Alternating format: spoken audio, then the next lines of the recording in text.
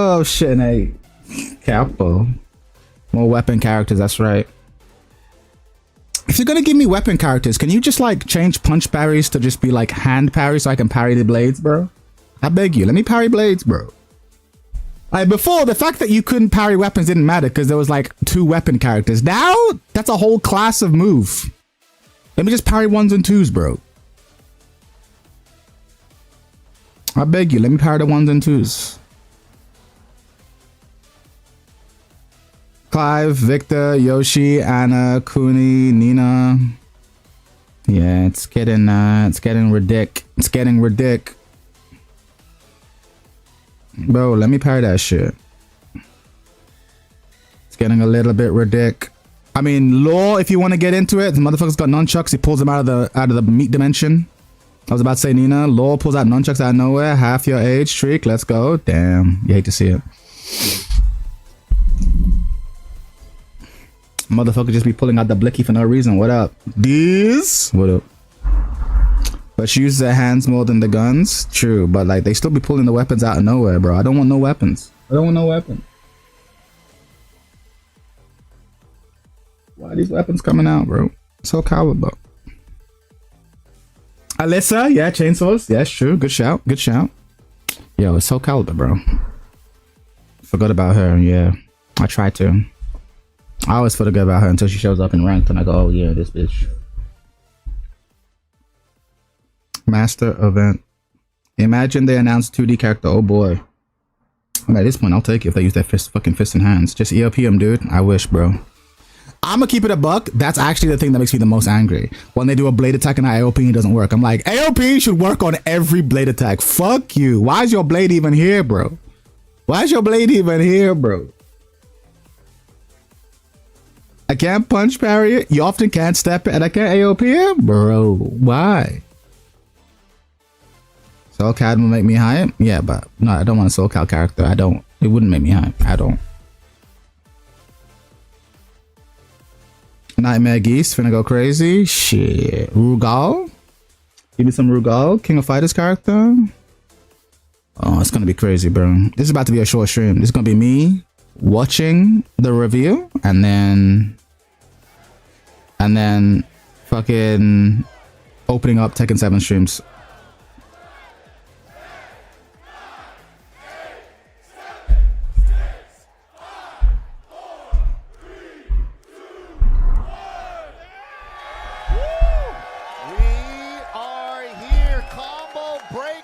Oh, Rip! Rapal? Yo, our man Rapal on the front row? I don't think they didn't get loud enough for that. You guys know better than that. Hit him with one time. You guys know better than that. I said, are you ready for some Tekken 8? Make some noise! Yo, they put the MVP at the front. Okay, I love the fact that, okay, he's not allowed to commentate, so we put him by the desk. I fuck with this. I fuck with this choice. Let's go! Alright, cool. We're not wasting no time. Alright, let's get into it. Let's get into it.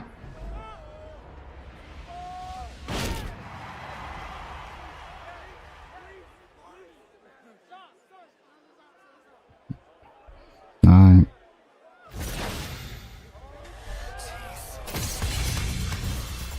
Okay. Okay. Speed and weight, sure. Water choice. Guest character. Oh, it's Baki. It's a good pick. It's a good pick. It's a good pick. It's a good pick. It's a good pick. It's a good pick. It's a good pick.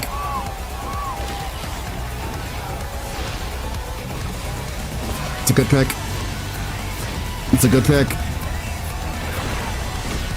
Yujiro's a good pick. I don't give a fuck about this franchise, but it's a good pick.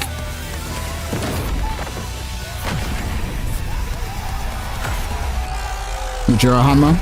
Good pick. Good pick. Good pick. Alright. Alright. Alright.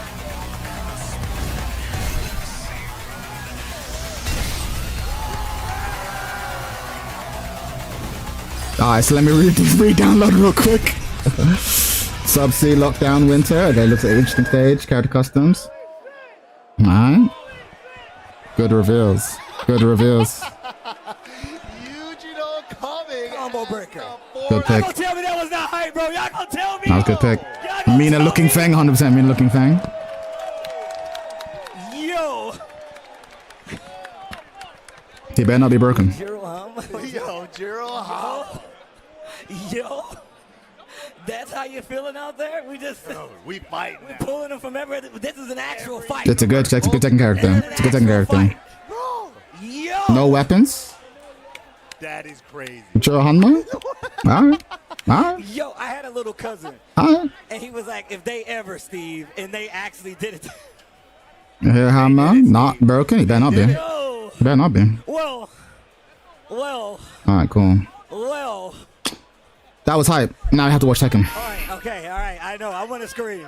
I actually want to scream. That was good shit. Character revealed here at Combo Breaker, but of course, this is a matter. So, man, niggas re-download it as we speak, 100%. We got business to attend to. 100%. Points are on the line. Yes, sir. EWC spots on the line. They're gonna give him Marduk shit. They're gonna give him the Marduk shit. Yeah, Tekken said, fuck it, we're doing anime, we're going anime. I mean, you might as well, bro. We got Super Tournament happening as well. That's gonna be in South Korea. France is up next with the mix-up. Evo, of course, happening in USA. Also, I have to go unsubscribe to Moonsault Slayer now. In the United Kingdom, CEO in USA. I have to go unsubscribe to that motherfucker. Immediately. Immediately. Frame one. Right after that, October 9th through the 11th. Good for the players, though. True. Trying to get out there in October, and then of course Punishment, and then Tiger Uppercut to round out what happens for the year. Master levels events, and we also have the Challenger levels events this year as well. A couple of them, we have Tetsu and Lee Mishima already taking the first two at Brussels Challenge. No, Kirito 0/10, 100%. We got Chain Shift coming up. It was Ultimate. That was shit posting. What are you gonna do, bro? Stars Cup. That's a knee tournament over in Korea. Mooring Takedown, one of Pakistan's strongest challenger events. And then we got Yujiro. I don't give a fuck about the franchise. It's not really my kind of character. But like, this is a villains. I did say before, this is a villains franchise, so it should be villains. It should be the Akumas. It should be the Geese Howards. It should be the Yujiro. So he fits in. He fits in well. But at the same time, they've not actually done anything. They're just giving us like an announcement. We've not actually seen anything. Bro, the floodgates are open for fighting games. I mean, yeah, kind of. But it needs to be villains though. That's what I'm saying. The guest character, like Negan, it's a villains fighting game. Like if you have a cool villain, we have to put you in the game. Like Darth Vader's coming. But they dead ass put an anime character in the game. I'm crying. Yeah, but it's a martial arts anime. I can live with it. Like if they put Hajime no Ippo, I'm like, no one's complaining. No one's complaining about Ippo. No one's complaining about fucking martial artists. It's a martial arts manga. I fuck with it. I fuck with it. It's a popular one. On the other hand, fuck you Miguel and fuck you Josie. Yeah, 100%. Fuck you Miguel, fuck you Josie, fuck you the Changs, fuck you Label Long. No, it fits. It fits. I ain't gonna front. It fits. I personally don't give a fuck, but it fits. It fits. Where we saw a lot of Pakistan go head-to-head with Korea and basically the Tekken world. They've been vying for who's number one in this spot. Oh, now I gotta watch Tekken 8. Can I end the stream now? So I'm gonna keep it a buck. I don't wanna watch this shit, bro. I don't wanna watch this shit. What are we looking at? Nina versus Nina. We've got Victor versus Nina. We've got Law versus just about anyone. We've got Claudio versus Jin / Josh. Who else is CBM playing? And then we've got Fakaram versus Eddie. This ain't it, Chief. This ain't it, Chief. Hop on Deadlock? I ain't doing that shit. Watch the Deathlam tournament? I'm alright, bro. I'm alright. I'm alright. I had my time with Deadlock. It was fun. It was fun while it lasted. The game takes too long. What up, Xbox? Yeah, and of course, Farzeen. Yeah, it's cool. Not really my kind of character, but we'll take it. We'll take it. And then he was able to beat him. Right, top 5 thickest yams. It's not just the Victor that we know him for. He has thickest yam for in Tekken or an old time. Been picking up a bunch of pocket characters. But Tekken 8, I just hopped off the game for good before season 2. I was like, fuck it, I ain't coming back. That makes sense. Makes sense. Everybody's catching up. Everyone's always but yeah, this top 8, I'm not really feeling it. I ain't gonna lie. There's no one in this top 8 that I'm like, I really want to see this person win. on a lot of the players out there, where you're going to actually have to study. It is what it is. To see who won, what character they I'll take a hater. what they took away from. But people are gonna get so hyped. People are gonna get so hyped for this, and I'm like, bro. But like, what? What does it mean though? Because again, it's like he's not a fighting game character. So like, there's a version of him that comes out that's really cool, and there's a version of him that comes out that's shit. Like with Akuma, you kind of know what you're getting, right? Fireballs, DPs. How they're gonna put it into the system is one thing, but you know what I mean? Whereas like, he's not a fighting game character, he's a fighting manga character. So are they just gonna put Marduk moves on him and call it a day? It's just like, well, Mike is happy. They saw him pissed off with Roger and apologized to him specifically. Yeah, people like this. It's not really my kind of character, I ain't gonna lie. Like, but I understand the appeal. I understand the appeal. It's the closest you get to the community. But yeah, he fits. He fits. But I ain't gonna give a fuck. Just like most of the DLC characters, I ain't gonna give a fuck. I'm gonna keep it about. I'm gonna sell season pass for me, but it's gonna see season pass for a lot of people.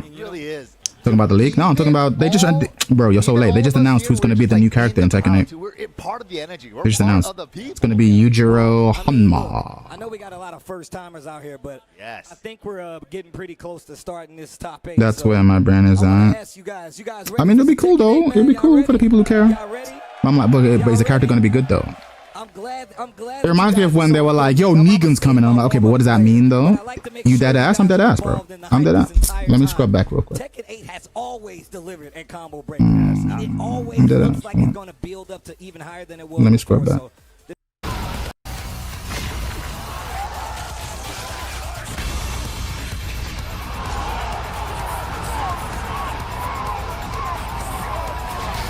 Okay, Negan was kind of funny, sure.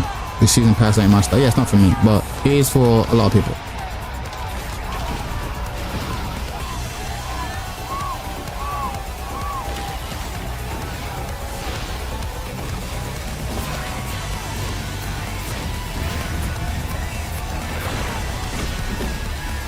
Oh yeah, a lot of people are gonna spooge their pants at fucking Yachi Mishima versus Yujiro. I watched Baki, I'm cool with it. Yeah, I didn't give a fuck about the franchise. I watched like a couple episodes and I'm like, yeah, this ain't it. I love this so much. It's good, it's good. I'm glad it's making people hype. I'm not one of them, but I care for the community. Could have been a lot worse. We'll take this. We'll take this. See? Yujiro. He's gonna be an ugly bastard in 3D. I mean, he's gonna look like Fang.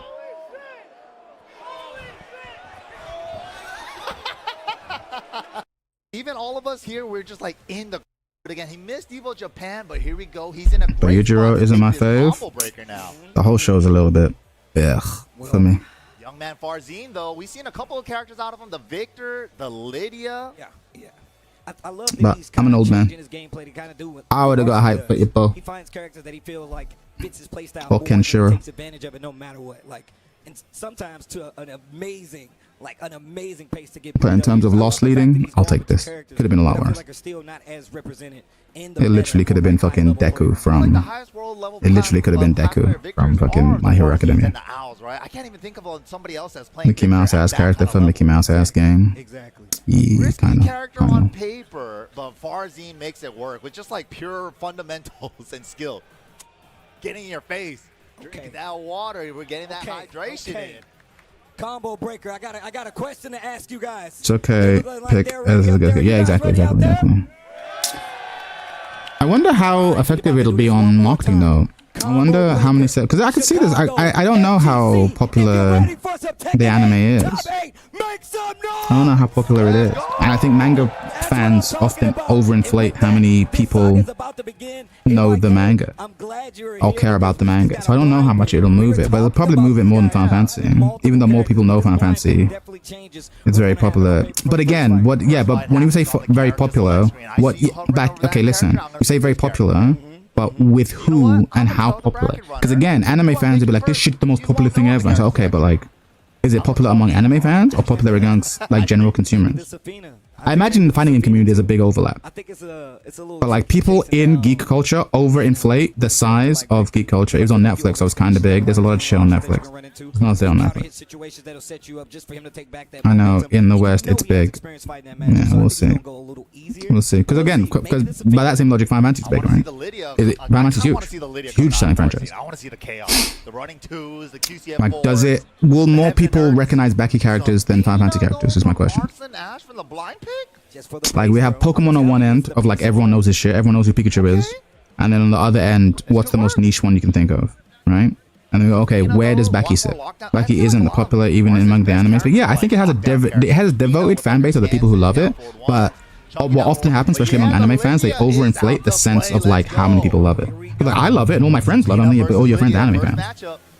If you went into a random coffee shop in the UK and said, who is this, name this character, how many people could do it? Or if people could be like, okay, can you name a character from this manga, can you do it? How many people could do it? To me, that's like the test. I played FF, had no idea who the fuck Clive was. That's another one, yeah, so Clive's that pool, exactly. The kind of people who play Tekken nowadays, that's the thing, that's the difference. I'm like, yeah, but I'm sure among the fighting game player base, it's probably like the Venn diagram's probably a lot larger. People know who Yujiro is, but most people never watch the show. Fair. But I know Baki because of the fitness community and the physique, right? So it probably transcends the show. That makes sense. Because I've heard of him and I haven't watched the show. So that probably says something. Oh, didn't get the tornado. Nice damage though with the running 1+2. With something and actually got. Yeah. It's like the show's called Baki the Grappler, right? So I'm guessing the main character is called Baki. Baki is generally ridiculous. Like people beyond ridiculous. I'm surprised how many people say they love it. I love it because it's idiotic to the point where it's brilliant. Yeah, it's not really mine. Not really my steez. I remember watching someone try to explain the show to me. I'm like, this sounds dumb as fuck. It's like, yeah, and I'm like, alright, cool, enjoy.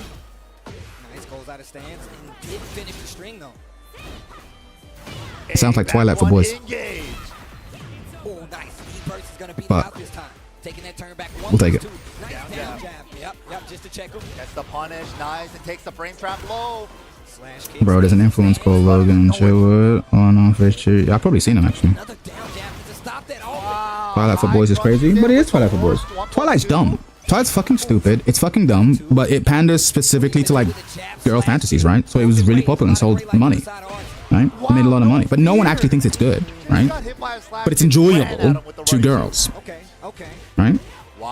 It's dumb as fuck. Everyone knows it's dumb as fuck, but it appeals specifically to sort of like puerile interests of girls, so it does really well, right? And it sounds like that's what Baki does, right? Baki's like Twilight for boys. It's like everyone knows it's dumb, but it's like, my boys like muscly people fucking shit up, so it does well. So alright, cool. And it doesn't pretend it's high art, right? Both of these franchises don't pretend they're high art. It's like, no, we're just doing dumb shit. The confidence on how they write their shit is commendable. There you go. There you go. So that's one thing. Twilight for boys. Baki is like 7 out of 10 popularity, I'd say. Cool. Baki is dumb as fuck. Like Tekken's non-mission story. Dumb as fuck. Yeah, that makes sense. Jab check, beating out the red tape. Baki, the villain Yujiro from Baki the Grappler is going to be the guest character. But we've not seen any gameplay. We just know he's going to be in. Isn't that Feng already is? Yeah, kinda. He's going to look a little like Feng. Fully loaded up and we're spending it on the dash. Little typo combo, adjusting it with the dash punches. Does he have an actual fighting style, or is it just like fight good? Yeah, swole guy. He'll be a swole guy between Feng and fuck around. He'll be another one. Baki is like 7 out of 10 popularity, I'd say. Cool. Second story used to be a story, but fun. Yeah. Well, it used to be a martial arts story with some supernatural shit, and now it's like an anime story with like Super Saiyan shit. It's all about the Devil Gene and the Panda and the Azuzel and the blah blah blah and the blah blah blah. It's like, okay, what makes you glow? What makes your character glow?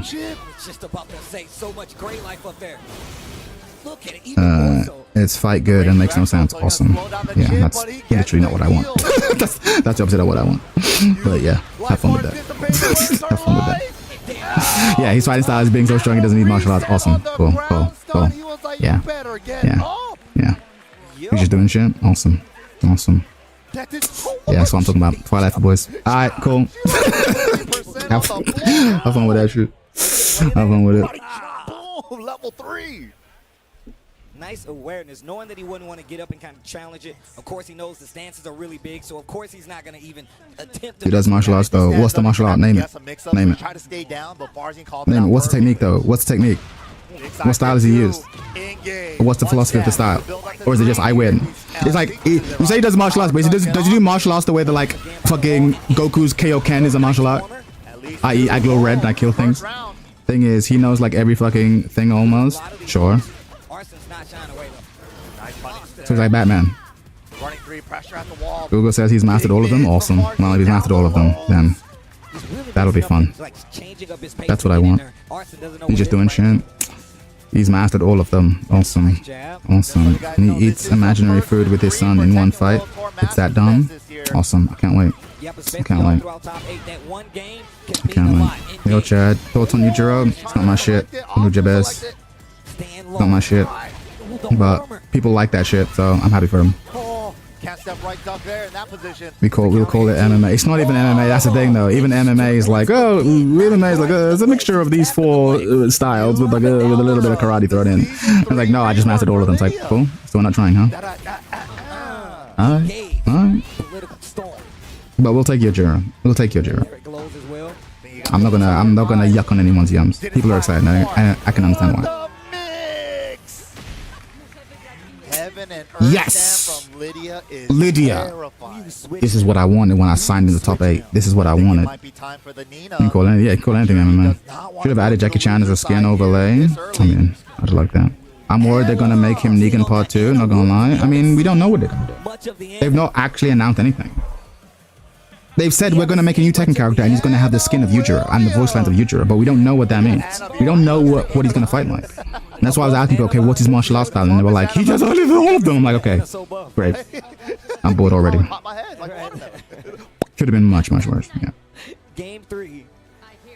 And right now, this is looking way too good. Dude, the Anna though, is it enough? We've seen how the Nina can do work with like the side step 1s and the down forward 2 keep out. Anna don't got those tools though. Wow. That was a kick. Wow, Farzeen's so sharp. To the wall. Nice. Oh my god, the pickup. No. Look at what's happening on our fucking screen. This is what it is at top 8, bro. You wanna win? You wanna win? You wanna win, bitch? That's what you gotta do, bro.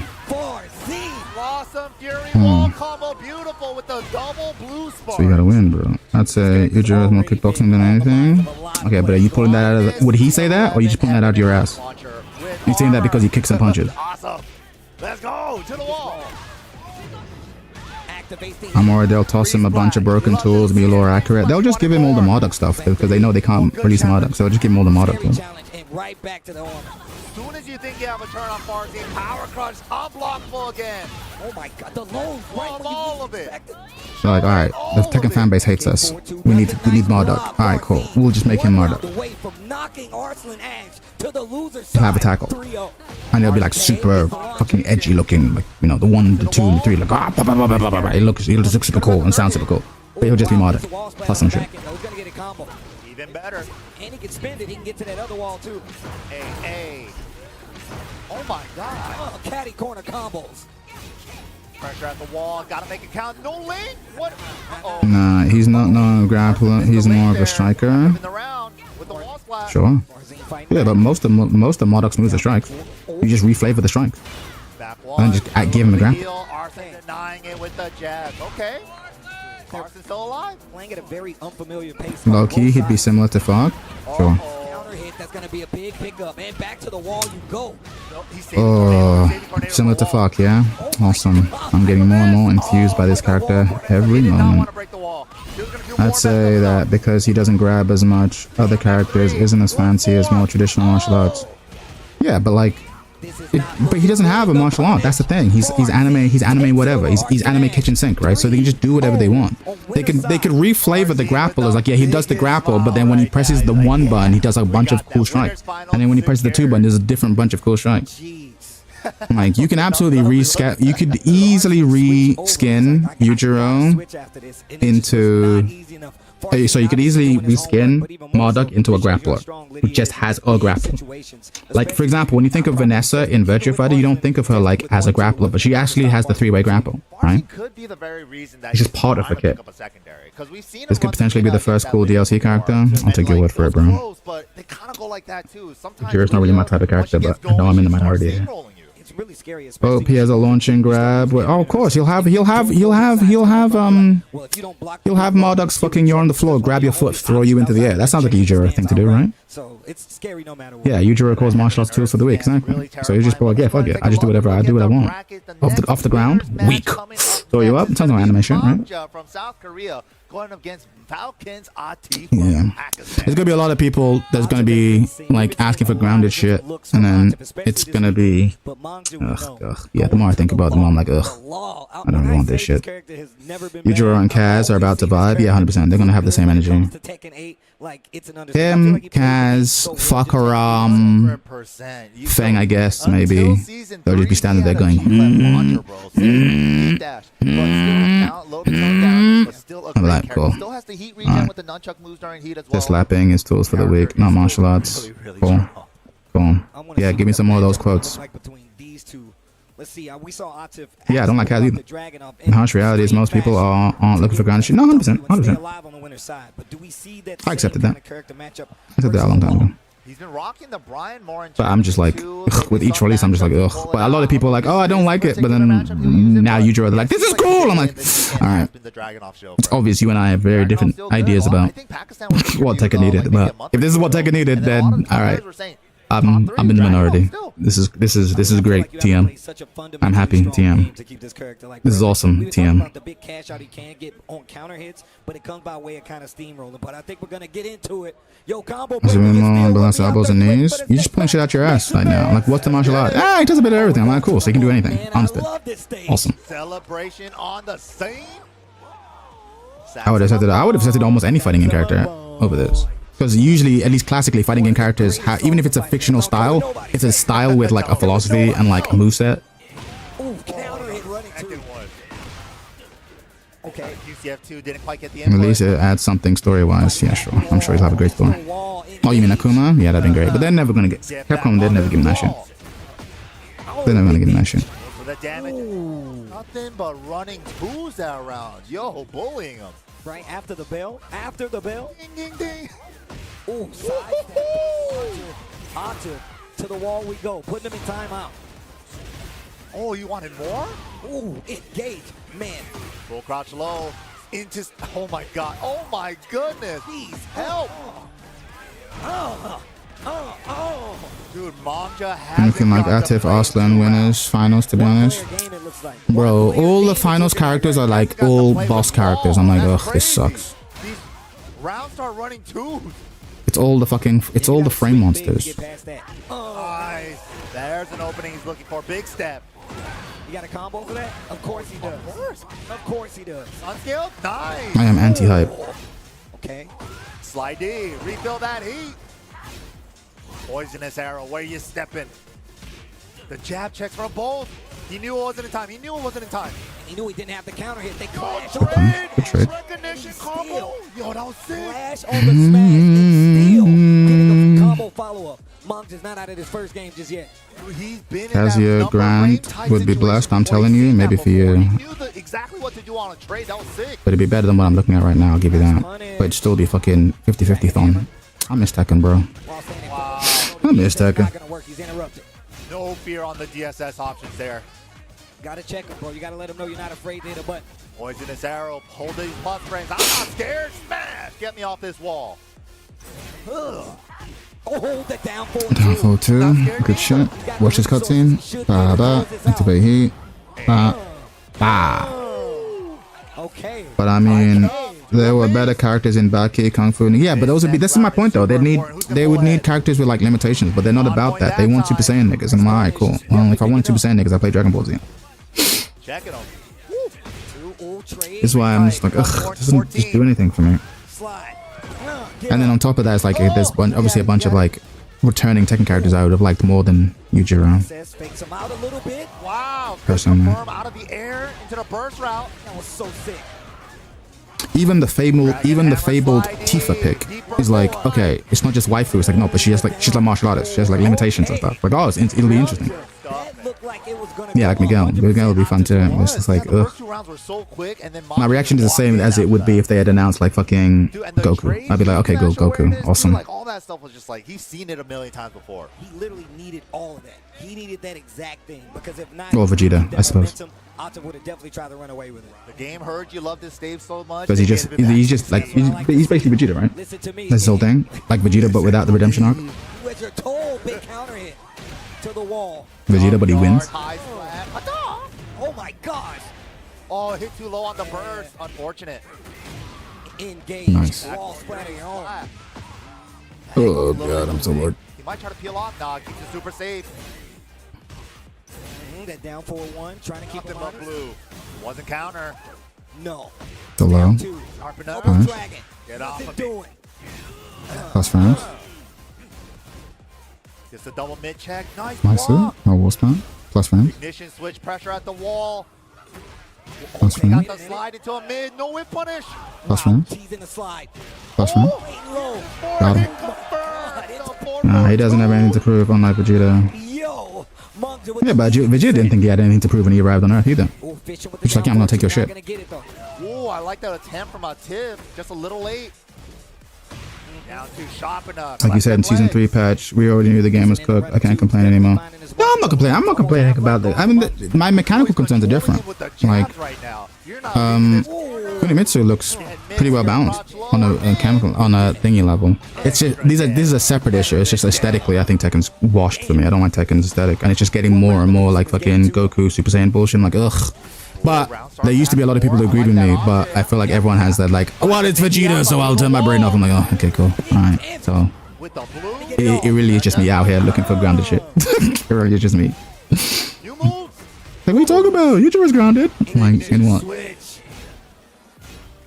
Vegeta wanted to prove he's stronger than Goku all the time. No, he fucking didn't.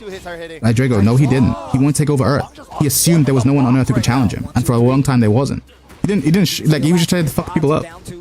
It was only when Goku beat his ass, he's like, okay, now I want to prove that I'm stronger than him. Like, his original thing was just, I'm just better than you. This planet's mine. Get away from that wall. Waiting for the last great punish. The two throw. Virtua Fighter, definitely better aesthetic now. Well, it's not even about better. It's just like, it's just more my aesthetic.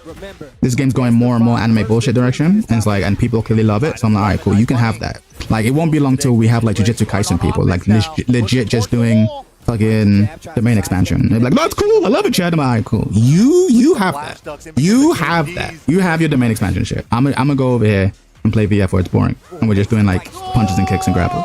I'm gonna just go over here. And everyone else is like an actual martial arts style with strengths and weaknesses. I'm gonna do that. You do whatever the fuck this is. No. Spring kick all tied up. We've been here before. Atif needs this tied up. You don't want Mongsha to pull ahead. 2-0. Oh, running two. I mean, throughout DBZ, not before. No, but that's what I'm saying. When he shows, yeah, but he only starts wanting to be better than Goku once he gets beaten up by Goku. And I'm saying his actual character, when he shows up, is like, no, I'm the best. I'm better than everyone. And he gets fucked up.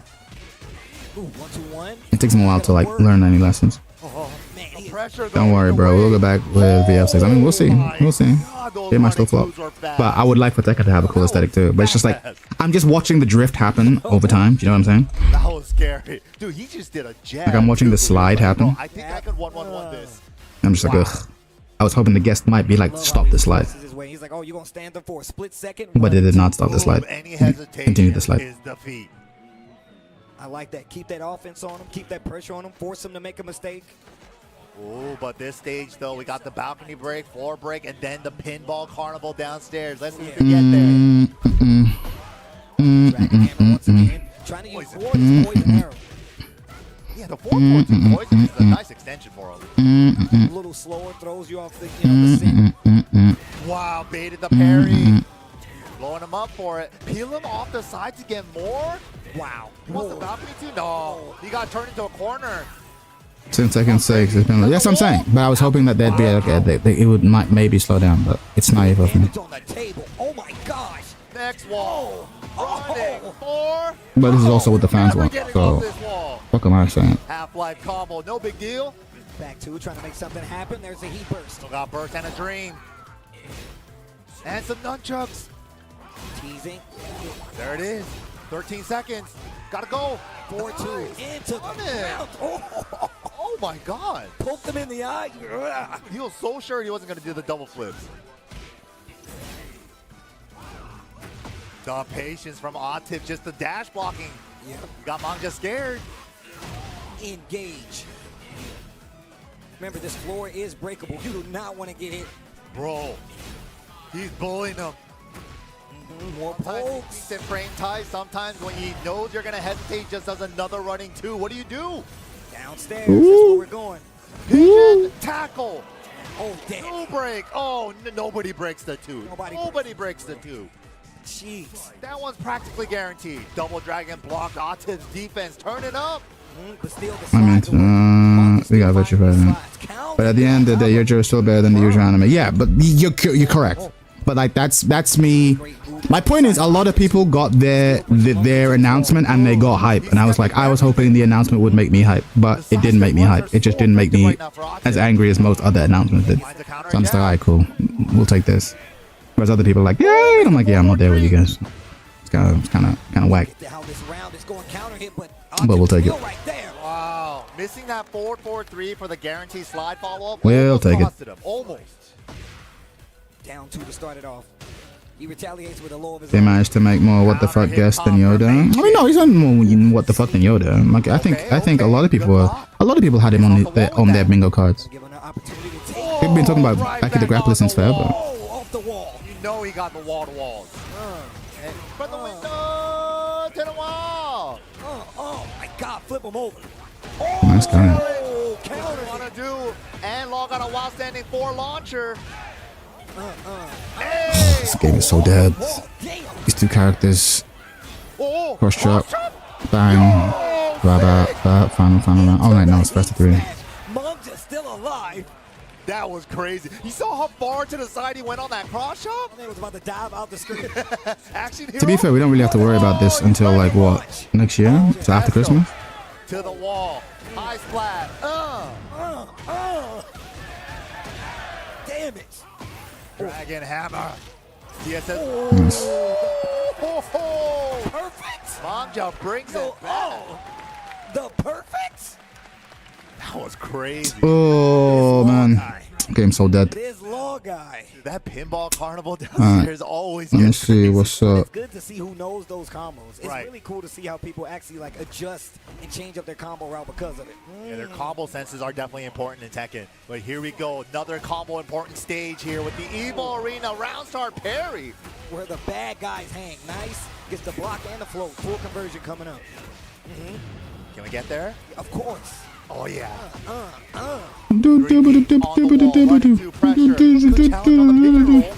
Yo, 20 was fun. They announced the 4th character. Yep. Yujiro Hanma. Low parry. One for the aftermath. Yujiro Yes, the Hanma. unscaled. And the refill on heat. That was so good. Oh, heat smash to close it out. Yo, Monks. So good. Give me a second. Down 1 to start it off.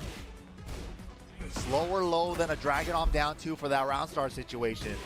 It's a good pace changer, I know that. Oh. Teasing with the down 4-1s. Actually slowing back down again. The lows are adding up though for Manja. Double Dragon! To the wall. I still got heat. Be enough. Oh my God, this is definitely blasted. Yup. To the smash. You're gonna watch this movie. Set point for Manja. No. Looking to make it into winners finals. Atif, final chance. Wow, what a sidestep right. What a sidestep Fly right. on the fundies, man. Create that whip.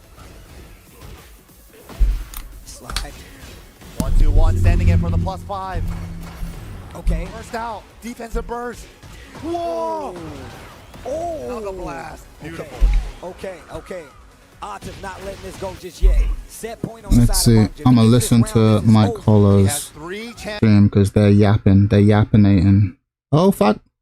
I'm gonna listen to Mike Hollow's stream if you don't mind. Sorry for blinding you. Gotta have to hold that.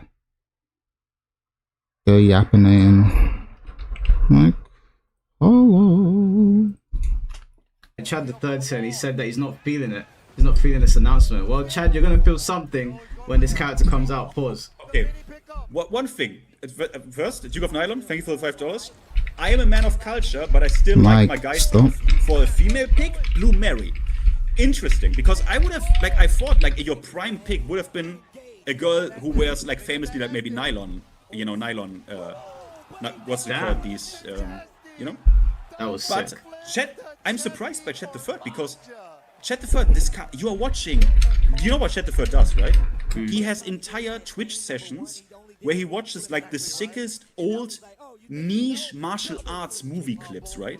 I mean, Baki is that just maxed out and alpha. How can you not? How is that not vibe? How does he not feel it? Let me add Chad to the call. Hold on. Let me make a group chat. Hold on. Let me add him. Let me flame this man. Taking the. Alright, hang on. It's about to be controversial. I'm surprised. I would have guessed he really feel. Mike, this is your stream. What's Chad, up? can you hear us? I can hear you. I can hear you. So how what the fuck? What happened to? Okay. Oh, Can you hear me?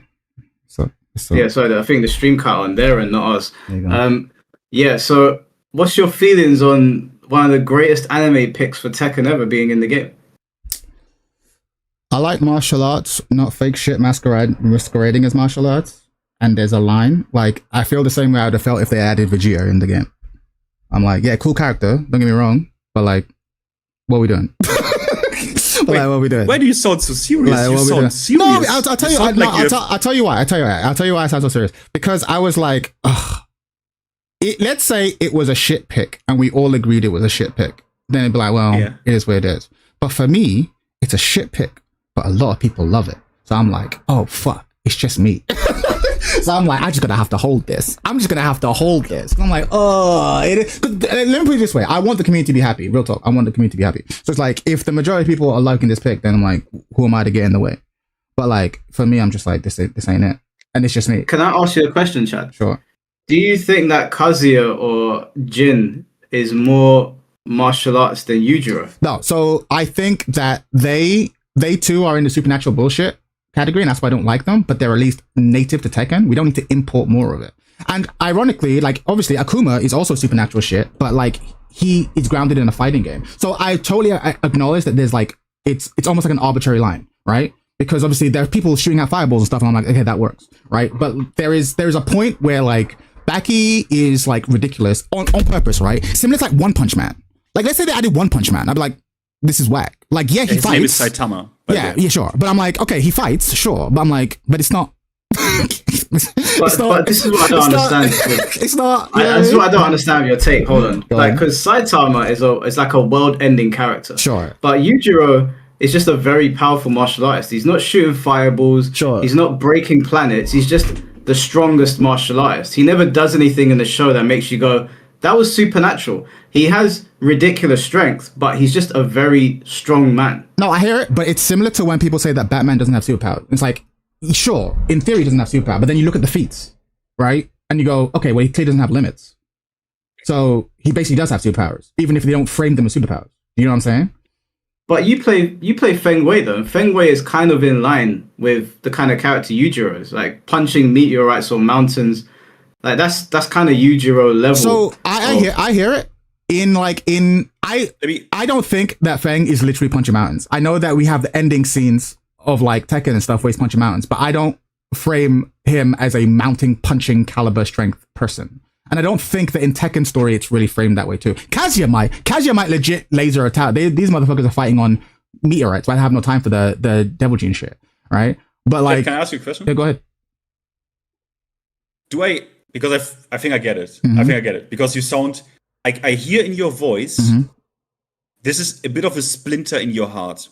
And I hear it. Let me ask. Wait, let me ask. Is it because you perceive Yujiro Hanma more like a caricature of martial arts? Yeah, kind of. Yeah. I think so. I think there's martial arts. There's a lot of things to martial arts, right? There's a lot of aspects to it, and there's a superficial take is I'm the strongest and I beat you up, right? Whereas like that part of martial arts that I like is kind of like I have these strengths, I have these weaknesses. Maybe I started weak and I get up to a level, and like there's a lot to it, and like it just seems like I can't even really put my feelings into words. But again, I totally recognize I'm in the minority here. But the stuff that I like about martial arts doesn't really exist for me. Then to be fair, I've only literally watched like a couple episodes of Baki, right? So like I literally, it just doesn't do it for me. But like, yeah, it's just not you here. haven't seen the anime yet? No, I've seen a couple episodes. People are like, you'd love this, Chad. You love martial arts. And then I watched like 3 episodes and I go, this ain't it for me. And they're like, no, watch this clip. And I watch the clip and I'm like, okay, cool. Okay, but watch this clip though. I understand, and I go, because I know how serious you are about martial arts, and also the shorts, also like not only real stuff, but also the right kind of respect to the form and sure. Yeah, I get it. It's the arts of the martial arts that I really like, and like but again, this is me. I also like pro wrestling. It's like, so it's not about realism in the classic sense. It's not about realism in the classic sense. I just find it kind of, it just doesn't do it for me. And like a lot of people are hype, and I wish I had their same hype, and I just don't have it at all. And for me, this is like announcing Vegeta. I'm like, okay, cool. Have you guys seen what Harada said to somebody on Twitter? No, what did he say? Fuck you or something? Someone threatened him on Twitter because of Moonsault's fake leak announcement. And Harada, I don't know what the post is because they've deleted it now, but Harada said, "You're the typical loudmouth loser on the internet. You're about 10 years too early to be threatening me, you piece of trash. I'm no longer involved, so don't ask me for shit about Tekken. Just sit there watching tournaments while your mummy holds you, you little shit." Good shit.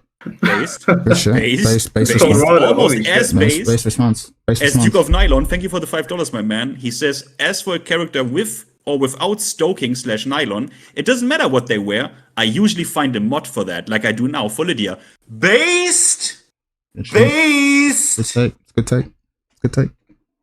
Chad, I need to express to you though, like when this game came out, I was so disappointed in the roster. Not because the roster was bad, but I just looked at it and I was like, another year, another 10 years of Feng? I don't want to play this character anymore. I'm so bored of playing this character. But I'm so picky that I couldn't move anywhere else. Sure. And now finally I can. You're also bad at real Tekken, so you can play another character, but let's not go there. Continue. No. Before you hold on, Finn.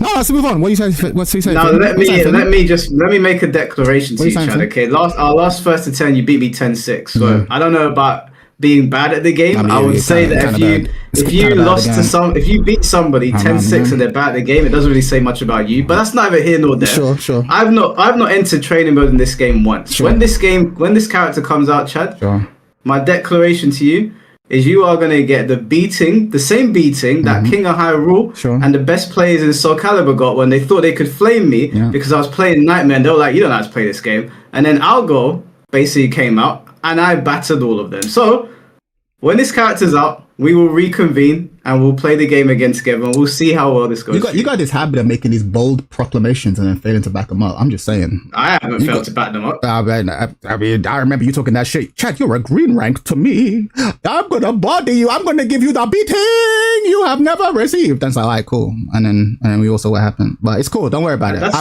fine. Listen, I believe that this happened on Mortal Kombat. I believe this that you believe. This happened on MK. This happened on Soul Calibur. It's going to happen on Tekken as well. I believe it. I believe that you believe it. And if anything, I admire your confidence. Your unearned confidence. I admire it. I think it's great. I wish I had that. Okay. I'd be happier. Question. Let me just make it clear to chat that if I was playing Soul Calibur and I called someone shit, they're getting 10-0'd. They ain't getting 10-6. They're getting 10-0'd. If I called someone shit on Mortal Kombat, they're getting 10-0'd, and they did. If I call someone shit, you ain't getting no wins on me. No one check who has played more ranked games, me or Mike. On the respective characters. Don't check. No one check that. Ranks is not a good place to really sit and practice. No, because you act like, oh, Chad, you've been playing Xiaoyu for 100 years. You play this character all the time. Like, bitch, this is my part-time character. I did not say that. No, but you act like, man, I barely even play this game. Meanwhile, I'm like, bitch, I play this game only slightly more than you. And when I do, I occasionally do Xiaoyu, not always. I was like, bro, you can use all the excuses you want. But it doesn't matter, because your boy Yujiro is going to come out. Your Super Saiyan martial art is gonna be great. It's gonna be great, and then we'll see what he does. But yeah, I got no time. I got no time for this character. That's not what I said. What I said was that I have a character that I don't like playing, so I can't really play the game that way I want to play it. That's all I said. Now, all I said was that when I get a character that I want to play, it's going to be the same result as the Soul Calibur scene, and it's going to be the same result as the MK scene. We'll see. So that's all I'm saying. We'll see. All I'm saying though is I got no time for this. I got no time for this pick, and I feel like we're officially in Anime Town, but it is what it is. But it could have been worse. It could have been a Sword Art Online motherfucker. It could have been fucking JJK motherfucker. It could have been a legit Super Saiyan. So it's like on a scale of like 1 to 10 of how deep in the anime bullshit realm we could have gone to, it's not the worst, but like I'm not hype. I still feel like we're sliding from the aesthetic that I love Tekken for, but a lot of people like, but it's fine because it's Yujiro, and I'm like, well, if you feel that way, I'm happy. Who were you hoping for? Well, I was mostly hoping for a returning character. More than anything. But if it was gonna be a guest character, then yeah, probably a fighting game character, like an SNK villain, or I'd take a Mortal Kombat villain, a fighting game villain, personally. Take your pick. Yeah, I wouldn't have been mad at that. Yeah, take your pick for whoever you want. But I wasn't expecting. Yeah, but Yujiro's fine. Like I said, if I'm comparing it to the bullshit it could have been, I'll take Yujiro. But like, I'm not hyped for Yujiro. I'm just like neutral, and I wish I was hyped because a lot of people are like, yeah, and I'm like, I'm not there. I'm just not there. But yeah, we'll see. And we don't even know what style he'll have, right? Because I was asking people like, okay, what martial art does he have? And people like, he's mastered all of them. I'm like, oh, I'm bored already. He's mastered all of them. He has declared all martial arts as something for the weak. He's beyond martial arts. I'm like, all right, cool. All right, sounds fun. I mean, so were you in the same, like, did you feel like this when you saw Akuma? Because he's kind of like an Akuma style character. No, I can name his bullshit fictional martial art. I can name it, right? I can name what he's going for. Like, don't get me wrong, I totally understand that my line is like weirdly arbitrary, because it's not like I need it to be realistic, but it's more, it just doesn't come across as like a martial artist. It's like, it's kind of beyond it. It's kind of like someone who doesn't really like martial arts, or how do I put it? You know, I tell you what it is, it's gonna sound super hipsterish, but like, it's honestly how I feel. There's a lot of people who are like, they're like, you know what, we just need a Superman film where he just fucking bodies people. And I go, okay, you don't actually understand Superman. Like, I understand why you think you want that, but like, that's actually not the point. Do you know what I'm saying? And it reminds me of like people who are like, oh yes, martial artist, he just bodies people. I'm like, that's not really the point of good martial arts storytelling. But for me, but I can understand the appeal. And it's just not. But Yujiro is kind of like that character that exists in a lot of martial arts films, where he's like the final thing for someone to overcome. Mm-hmm. And I think that like they've shown him in the anime to not have weaknesses, but that you can hurt him or you can like hit him and stuff. Mm-hmm. So he's not like invincible. He's just the strongest. But also this thing where it's like he doesn't really care for martial arts. I don't think it's that. It's like when I was watching the show, he's kind of like Akuma, where he's learned so much and he knows so much that he doesn't respect how people stay very linear.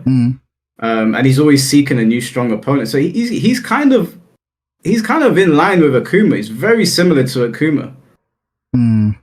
I'll take your word for it. I'll take your word for it. I think you should watch more Baki. I'm not saying that you'll like the anime, but just to understand Yujiro a bit more. Life is short. I've watched the episodes. I'm not a fan, but I'm sure if I watch more, I'll get around to him. Because again, like I said, and it's not just me being like sarcastic. Tekken needed a win, and I think this is a win. I think more people like this character. Like people are like, yeah, this is a win. So it's like I'm legit happy. I did not want another character that comes out and everyone goes, the character sucks. So I would actually consider this to be a W. I'm personally just like, yeah, I'm just not. I'm more interested in Bob, frankly.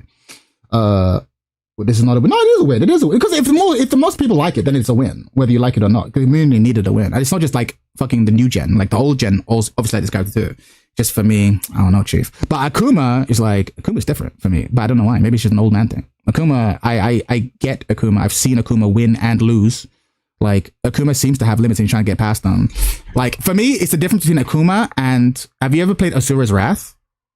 Yeah. Right, it's the difference between that guy. If they put Asura's Wrath, I'm like, yeah, that doesn't really interest me. That's just raw, pure power fantasy. I know Akuma was a DLC for that. Like, to me, that's two different things. You get what I'm saying? I can see how, at a glance, you might be like, oh, they're the same. I'm like, no. No. They might have leveled him up for that Asura's Wrath bit, which was sick. But... Yeah, it's just, if they announce the Asura's Wrath guy, I'd be like, yeah, no, it's not. He's definitely very powerful, I get it, but... The thing is that Akuma is way further into the supernatural realm than Yujiro is. Like, Yujiro, I would argue, isn't even in that realm. He's just a really strong human. Akuma is even further into that realm than I'd say the Mishimas are. He's like Dragon Ball Light at this point. So I mean, obviously we all like what we like, but like Saitama and those kinds of characters, those are like world-ending characters. Yujiro is pretty grounded in comparison to the rest of those characters. He's never done something where I'm like, oh damn, the entire city has disappeared. At most, he's like punched someone through a boxing ring or something. He's just like a really, really tough martial artist that nobody's been able to overcome yet. But Akuma is by far and large, like he's sunk entire islands. He's fought characters that are able to stop meteorites. He's way, way further into like the over-the-top powerful character than Yujiro is. I'll take your word for it. I'll have to see it. I remember, I don't know if I dreamed it, but I remember I was watching, because I watch a lot of videos where they'll just like look at like the highlights of like badass characters. I don't know if it was Yujiro, but I remember there was someone who was like, yeah, he's an amazing martial artist, but he's also like fucking special forces this, and he was also like the huge list of feats, and I was just being like, yeah, this show, and at this point I'd already watched a few episodes, so like, yeah, this show just doesn't seem it for me. I understand the appeal, there is an appeal in ridiculousness, I get it, but I'm like, I just didn't do it. But if you're saying that all he does is push people through rings, I'm alright, well, that sounds fine. But like, don't let me find out there's this fucking massive list of supernatural feats. But we'll take it, bro. And again, I'm not an expert. I'm not an expert. That's the thing. I've literally watched like 3 episodes and then like clips of other shit. So I could be brought around if I see some shit. But I don't know, bro. I'm not there. I definitely maybe don't watch the anime, but maybe just look a bit more into Yujiro. He's definitely not a supernatural character. We'll see. By the way, where did Finn go? Is Finn still here? No. Probably want to get some more older. Chad, I'm beating you with Yujiro. Listen, Cole, you're not beating me with anyone. Relax. I'm excited to play Tekken finally, guys. I'm excited to actually sit down and learn this game properly. But you still have to play Tekken though. Like you still have to deal with. You still have to deal. Like if he, and that's another thing. There's a part of me being like, oh, he's so popular that they could probably get away with making him broken. Like that's another thing. I don't give a fuck. So to me, that's a problem. To me, he's just gonna be a bunch of like lows, mids, and highs. And I'm like, but he's super popular, so they can probably make him broken, and then there'll be enough fucking TMM fans to be like, no, it's fine. Like when Clive first came out, he's like, the character's fine. I'm like, he's not fine. That's what happens. If a character's aesthetically like, they get away with murder, at least for the first month, and I'm just like, ugh. Yeah. It probably will come out and be, because they want to sell him. So he is literally going to be pushing people's faces through the floor. But I think in terms, like, because I am still going to be playing Tekken 8, but like Soul Calibur 5 is one of my favorite fighting games, and that's in part because of Algo. Sure. I acknowledge that Soul Calibur 5 as a fighting game was a pretty unfinished product, but Algo was such an amazing character, and I had so much fun that I could look past a lot of the issues that came with the game. And I think when you get a character that you really, really like, or one of your favorite characters, you can do that. So Tekken 8 is still going to be Tekken 8, but when you have someone that you genuinely want to play, you're like, okay, cool, it's not the systems that I would want in a Tekken game, but I've got my favorite character. No, I hear it. Aesthetics do matter. Like I feel the same way. Like I remember saying like Street Fighter 6 ain't my game, but I really like Kimberly, because she's like fucking 90s hip hop ninja, and I'm like, that's my shit. And the aesthetic was so strong, I'm like, I actually don't care what tier she's in. Like I actually just like this character, so I'm gonna play whatever they do. And there's no one like that in Tekken where I'm like, the aesthetic is so strong, I'll play it. Like I'm mostly playing any character for the mechanics, and I'm hoping that a character will come out and be like, no, I fuck with this character's aesthetic heavy, but I've not seen that. So I know what you mean. It'd be good to have that feeling. I've just not had that yet. I hear it. But the more I look at it, the more I'm like, yo, I need VF to bang, bro. I'm tired of these anime niggas. I'm sorry. Like I'm getting too old for this shit. I'm like, all right, I'm tired of fighting on meteors and shit. Like I need to get off this boat, because we're totally gonna be. Because if this bangs, there's gonna be more, bro. If this bangs, there's gonna be more. There's gonna be more, bro. There's gonna be more. Like if it had been like Hajime no Ippo, we're having a different conversation. If it's Hajime no Ippo, I'm like, I'm in. Oh, wait, why? Because those characters kind of fall in line with Baki characters. They're still doing ridiculous things that don't happen in boxing. Okay, listen. Are you okay? Are we gonna say that Baki feats and Hajime no Ippo feats are like 1-on-1? Are we really doing this? Come on. No, but like I think the maybe the clips that you've seen with Baki has painted a really like bad image, because I've watched Ippo and I've watched Baki, and I can tell you that even though the Baki characters will probably beat them in a fight, the feats are not so ridiculous that they're like from two different worlds. It's not like you're saying, oh, that shit's like Goku. Like that's a different world. Here's the reason I say it's different, right? Because in Hajime no Ippo, like the Dempsey roll is a real thing.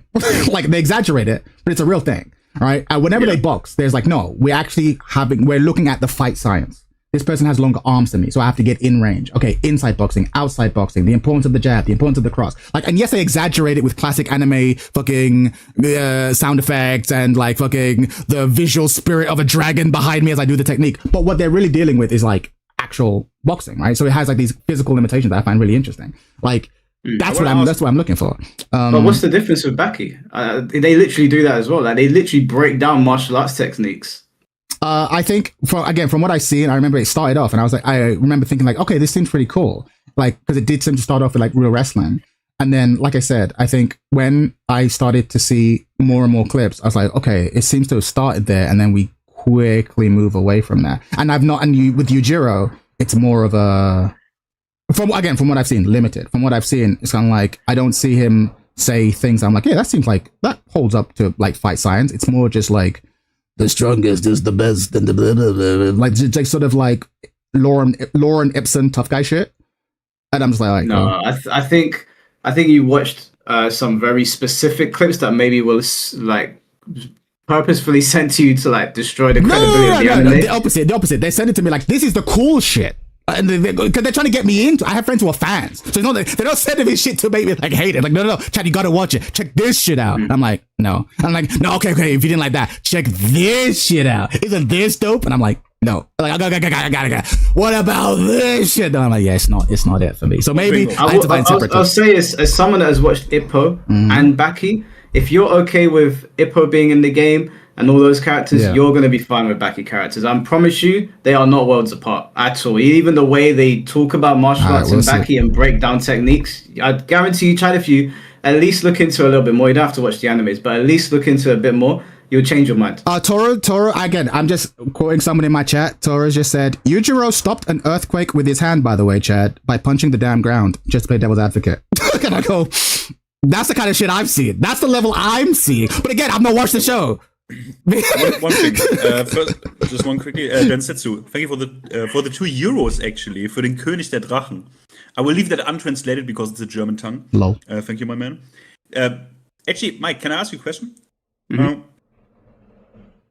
How hype would you have been if it wasn't Yujiro, but either Johnny Cage or Shao Kahn? Oh, now we're talking. If it was Johnny Cage, I would have been like, cool, I'll play him because he's an MK character, but I wouldn't have been super hyped. If it was Shao Kahn, as long as he's not got his Warhammer, I don't want to see another weapon in Tekken. Like, Shao Kahn can throw hands, so there's no need. I would have been pretty excited. I definitely would have played him. I would have taken. I don't mind if they put his Warhammer in his super attack. I think that would have been cool. But if they just made pure hand Shao Kahn, yeah, that would have been amazing. Hammerless Shao Kahn. See, I'm about to be a hypocrite. I got one other question. Hammerless Shao Kahn would have actually been kind of sick. What you said with the Harada tweet, right? Yeah. So am I under the impression that someone was mad that it wasn't Kiryu? No, someone's mad that it was Sword Art fucking Online. And he vented to Harada about it, who's not even in the company anymore. Do I understand that correctly? That is what I was told. That he's deleted the tweet now, but apparently he was angry that either that he was under the impression it was going to be a Sword Art character, or that it wasn't. Either one, he got pissed at Harada and then popped off at him. Yeah, so it makes more sense that he'd be pissed off that it was going to be. And then obviously it wasn't. So it's like. By the way, I'm not being funny. Understand? Go on. I'm just like, are there? It always shocks me because I'm obviously not on Twitter. Well, I had a good tweet yesterday where the artist even replied, but doesn't matter. It shocks me that there are people who don't understand that leaks are speculation. Yeah. Like, are there really people that retarded and that are that emotionally unstable that they crash? I mean, I don't even know why I'm asking this question. Obviously, like, it's just fascinating to me. It's just actually fascinating. Yeah, well, there was a guy in the chat just now crashing out because Yujiro is in the game. Like, actually, you're right, Mike. You're right. I take it back. Some people have body pillars of these characters. Like they get really invested in them, and then obviously I wasn't happy when I got trolled for Marduk, but I never went to other people's chats and started like flaming them. I had a moment in my video, and then I left it. I was like, oh, people got the characters they wanted, so good for them. Like I was happy that Ru Kang was so excited. They got 2 characters in one season, and I messaged him. I was like, I'm happy for you, bro. Good for you. Me personally, I was like, man, fuck this. I ain't paying for season 3. Now, I ain't paying for the season pass still. That's too many characters I don't want to use. But I will buy Yujiro. 100%. Oh, that reminds me. I had a thought. I think they're going to give tons of Marduk's moves to Yujiro. I think... Marduk? Yeah, I do. I think they have got that move set ready to go. But they know that if they release Marduk, you will piss off as many people as you make happy. Probably twice as much. But if you put that shit on Yujiro, it's free. It's actually free. It's actually a free pack. But that doesn't. I mean, although honestly, he doesn't actually up until now. He doesn't even fight that much, because he's obviously so fucking strong, right? You can't let him fight all the time because he's fucking Yujiro, right? But the Marduk moveset is too. It's too because this guy is perfect, right? Yujiro is perfect. He's fast. He's not like he's more of a striker. You know what I think? No, I know. I know what you mean. And someone in my chat said that, but I was like, at the end of the day, so long as it is a 14 frame high, you can reframe it. You can reanimate it however you want, because you have to create those animations anyway, right? So whether it's a 12 frame low or 15, my point is you could easily reskin his whole moveset with different animations and make it on the surface look like a completely different character. Whereas mathematically, it's Marduk. It's Marduk, you know what I mean? And you change you still has the grapple, but obviously when you press the 1, it's like a more anime-inspired whatever option. You absolutely could do that. Or you change the animation, but the math is the same. That's what I mean. I think they've already got a mathematically designed character. The hitboxes, the animation, but in terms of the actual game plan, it'd be like, I can see them doing the same thing. Because I bet they're sitting on Marduk being like, we have all this shit, but we can't use it because it'll piss a lot of people off. But at the same time, he's in the files, and like we've been getting warned by the player base, if you dare put this motherfucker in a game. I know there's people, I know you like him, and there's people who like him, but there's a lot. Exactly skill issue. But there's a lot of people just being like, oh, if you put this motherfucker in the game, it's like, we kind of need an unambiguous win right now. We can't afford to put in a mixed popularity character. But if we put him on Yujiro, no one will say shit. Like if Yujiro grabs a motherfucker by the feet off the ground and throws him in the air, he'd be like, it's Yujiro. It's Yujiro. I mean, this guy, like, if this guy, honestly, this is a good thing about the character, because no one would be that mad if he was literally top 1 broken and has like a safe low launcher, because it's Yujiro. I would be, yes, a lot of people would. But that's what I was saying earlier. That's the thing that pissed me off. So many people are happy with this character. They've had it kind of gives them a free pass to make a broken character. And I don't give a fuck. But like, for people be like, of course you could hold that. It's Yujiro. I was like, oh, okay. Chad, this is music to my ears, because Marduk was my main in Tekken 7. Yeah, of course. And if they put his moves on Yujiro, I'm laughing. I'm God 6. I'm God 6 by the weekend. Yeah. God forbid you have to play Tekken. God forbid. God forbid. You know what it is. A win is a win. God forbid. Fuck it. I'm out of here. I'm a VF streamer now. Fuck you. Wait a minute. I'll be on VF. I'll be on VF with you. Are you still gonna have the rematch on like Feng and Ling? We will at some point. I'll be honest. I ain't played much Street Fighter. I mean Tekken. I ain't lying. I forgot the name of the game. I ain't gonna lie to you. I'm waiting for the new patch. Chad, I gave your channel over to someone at Sega, by the way. Oh, why? What did I do? I said if this is the guy you want to talk to about Virtua Fighter, talk to Chad. He plays it. Oh shit! Oh, I appreciate that. No, I can't wait. I can't wait for Virtua Fighter. I thought what Mike is gonna say is, I noticed you have leaked footage from the VF. Yeah, exactly. Right? I saw you got me in trouble. I was like, what the fuck? I didn't do nothing. I didn't do nothing. I didn't even talk about the leak. Okay, cool. No, because Sega, people at Sega follow me on Twitter, so I was speaking to one guy, I see. And I was saying to him, I said to him, "This is the guy you want to chat to if you want to do something." I see.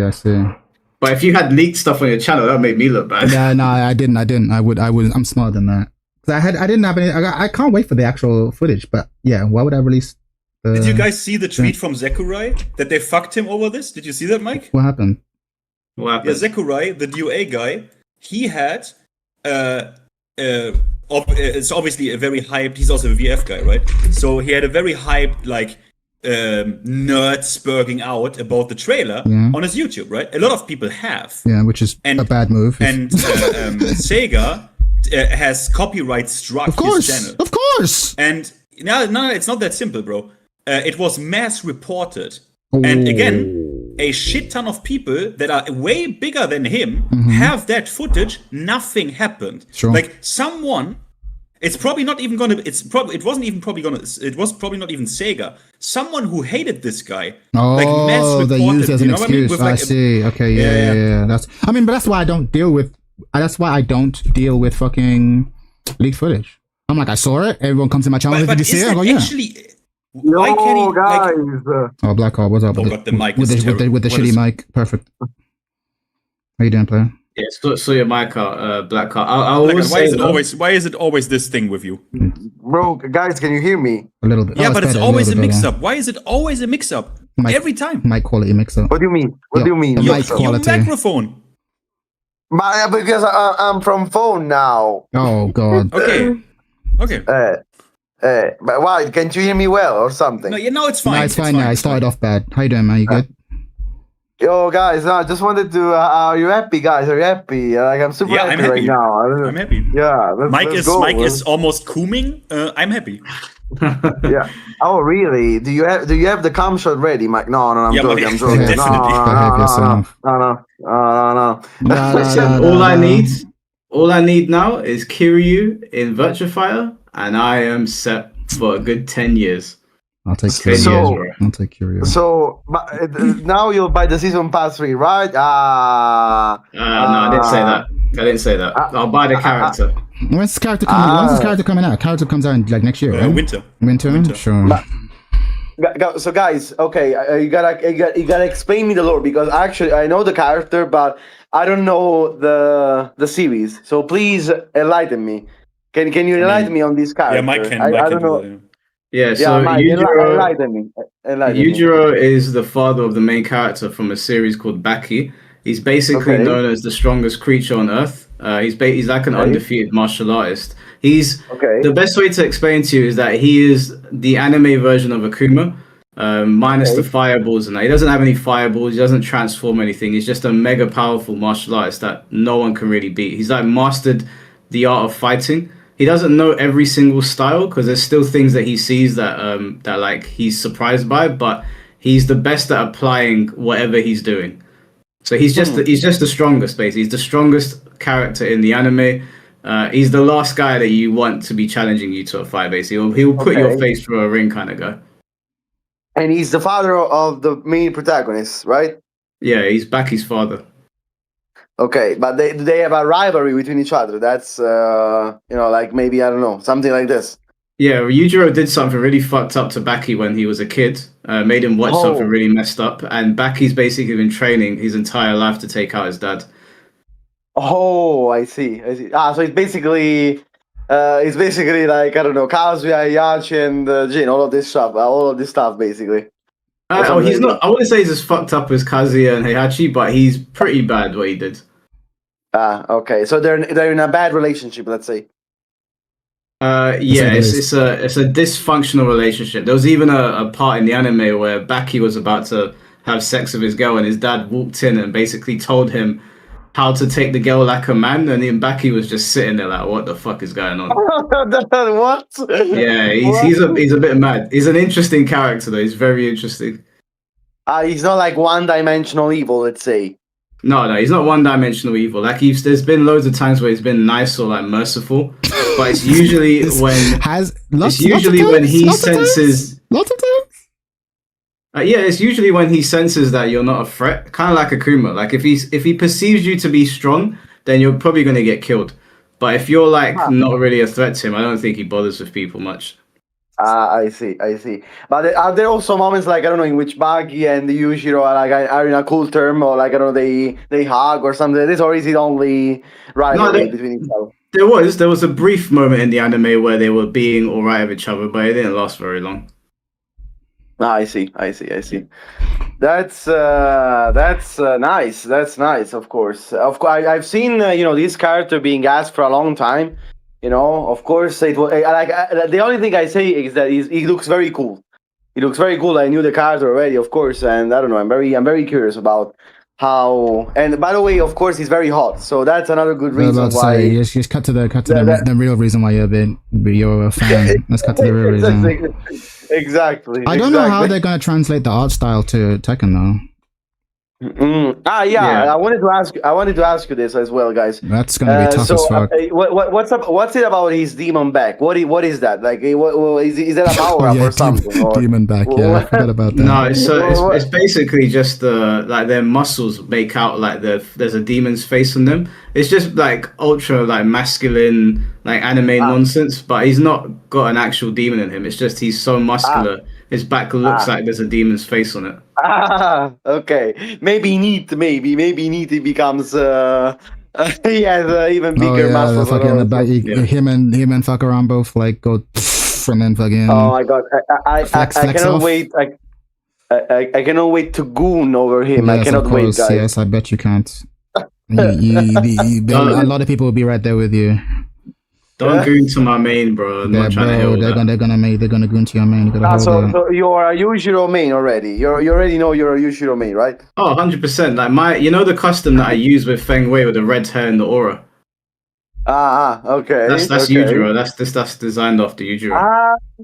It's now you have the OG. Mike, I challenge you to a day one Yujiro versus Yujiro. Like I'll give you 2 hours to. We both have 2 hours to understand the character a little bit, okay? And then we do a 1v1 immediately. Yeah, I'll do that. I'm gonna beat the brakes off of you. Let's go. Let's see who's the best Yujiro. Let's go, bro. Yeah, bro. Listen. I'm gonna tell you as well. I went through this same nonsense with Soul Calibur. When I played Nightmare, people were laughing at me. This guy don't know how to play Soul Calibur, blah blah blah. And it's true, like I couldn't lock in with a character. I just could not lock in with him. When I got a character I enjoyed, I beat them all. All of them. Kayane, Hyrule, King of Hyrule, Talon, they all fell. So I'm gonna beat you from pillar to post. And then we're gonna beat Chad. I'm ready. Let's give it 3 days. Okay, 3 days. Maybe 2 hours is still little time. Let's give each other a little bit of time, and then we're gonna do a 1v1. Okay, on Yujiro, both of us. Let's go. You can give it 3 days, 3 hours. Yeah, of course I'll stream it. I mean, the only demand I have. No, I mean, are you gonna stream? Are you gonna stream some ranked with him? That's what I mean. Are you gonna play ranked with him on a live stream? Or? I don't know. I kind of just stream what like my community wants me to stream. If they want me to stream ranked, I will. But everybody does ranked sessions. I feel like it's like how many more times can streamers do the same thing? So I'll probably do a stream where I'm playing with people. Yeah. Bro, I am so. Yeah. No, sorry. I'm so good at playing him out. Well, one thing that I demand, because otherwise it would suck. But usually the Japanese take good care of that it has to be his anime voice actor, the Japanese one. Yeah, probably. It has to be. It has to be. 100%. No, I absolutely 100%. It has to be the same voice actor. Let me just quickly catch up with my super chats, please. Where are we? Tom, thank you for the $5. Thank God it's Yujiro, bro. We finally got a win in Tekken. We finally got a win. Season 3 is not been too bad. I mean, Clive was already a win, but no, but actually, yeah. Okay, let's move on. Okay. I mean, look, I'm joking. Let me just read out these 3 super chats real quick. This man Chad wanted Rampage Jackson or some shit. Yep, that's what I said. Rampage Jackson. You know me. Known talented martial artist, Rampage Jackson. Got him. No, the real Chad, the third pick is like Pai Mai from Kill Bill. 100%. Like an old. I'd kill all of you. That would be cool. I'd kill all of you. If they got Pai Mei from fucking Kill Bill, oh, forget about it. I'd be reacting the way you're reacting. I'll be like, fuck all of you. That's my character. I will murder you all. Absolutely. Give me a martial artist. Give me a fucking mythical martial artist. I'm in 100%. So I got word from Dell, who obviously works in the games industry. Also, shout outs to Dell for dealing with an untold amount of abuse on Twitter and taking it well, because those guys were coming for his neck. I'll tell you in a sec, but Dell told me that Bandai Namco basically listened to the YouTubers that were complaining about swords and magic in the game, and they basically responded with Yujiro. Yujiro makes sense. I would like to think. I'd like to think that hella people. You were definitely one of the most prominent for sure, but I saw hella people asking for Baki generally, and then the most popular character it was Yujiro. Someone was saying Baki shit, Baki shit. And Yujiro specifically, yeah. Like not to talk shit, you're probably still the most prominent person asking for it, but you were not alone. Because they are already crying on Twitter about some of them. It's unbelievable. Wait until the stream ends. If I catch you crying about Yujiro on Twitter, I'm coming for you. Now I'm gonna do what all the Twitter folks do, where they go into people's mentions unprovoked. I'll be there. I'm gonna be under everyone's post. For example, I just saw now one guy saying, "If you're excited for Agri Fakumram, please go ahead and block me." Damn. The first tweet I saw on Twitter. Cody said Kuni versus Yujiro Grand Finals. I'm dead. They called the Yujiro Agir Fakumram, guys. Agir Fakumram. Look, there will always be people who don't like or think Baki is cringe. Like it's fine. But the majority of people like that shit though. That's the thing. Like you have to appeal to the majority of guys. At the end of the day. Yeah, we are living in an age where a guest character is kind of unavoidable, right? Let's be real. Like companies, it's not like we will have guest characters in our games, right? And now you can pick. Do you want someone who is actually at least heavy martial arts fighting inspired? Or do you want a fucking clown from Final Fantasy? Like, I'm sorry, guys. Like, what are we talking about? This is actually good. Sure. If my choices are between Yujiro and fucking VV from Final Fantasy IX, sure, I'll take Yujiro. Fine. Sure. If those are my fucking choices, Finn, yeah, I'll take Yujiro. Fine. I take VV at that point.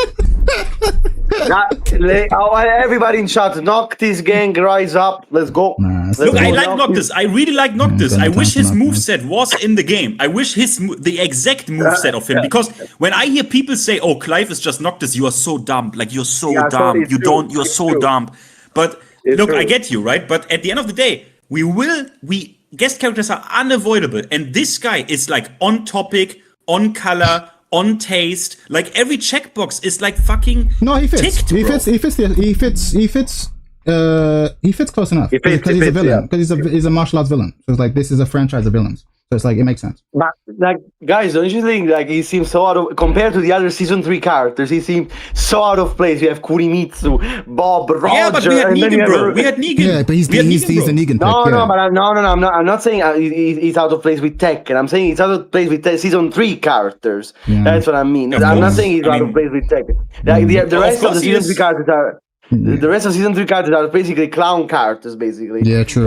Clown characters. That's true. And then let me just say this. That's true. Let me say this because I think, obviously Chad's only seen a couple clips, so this is not directed at Chad. This is more for the people on Twitter because I was looking at some stuff on my phone.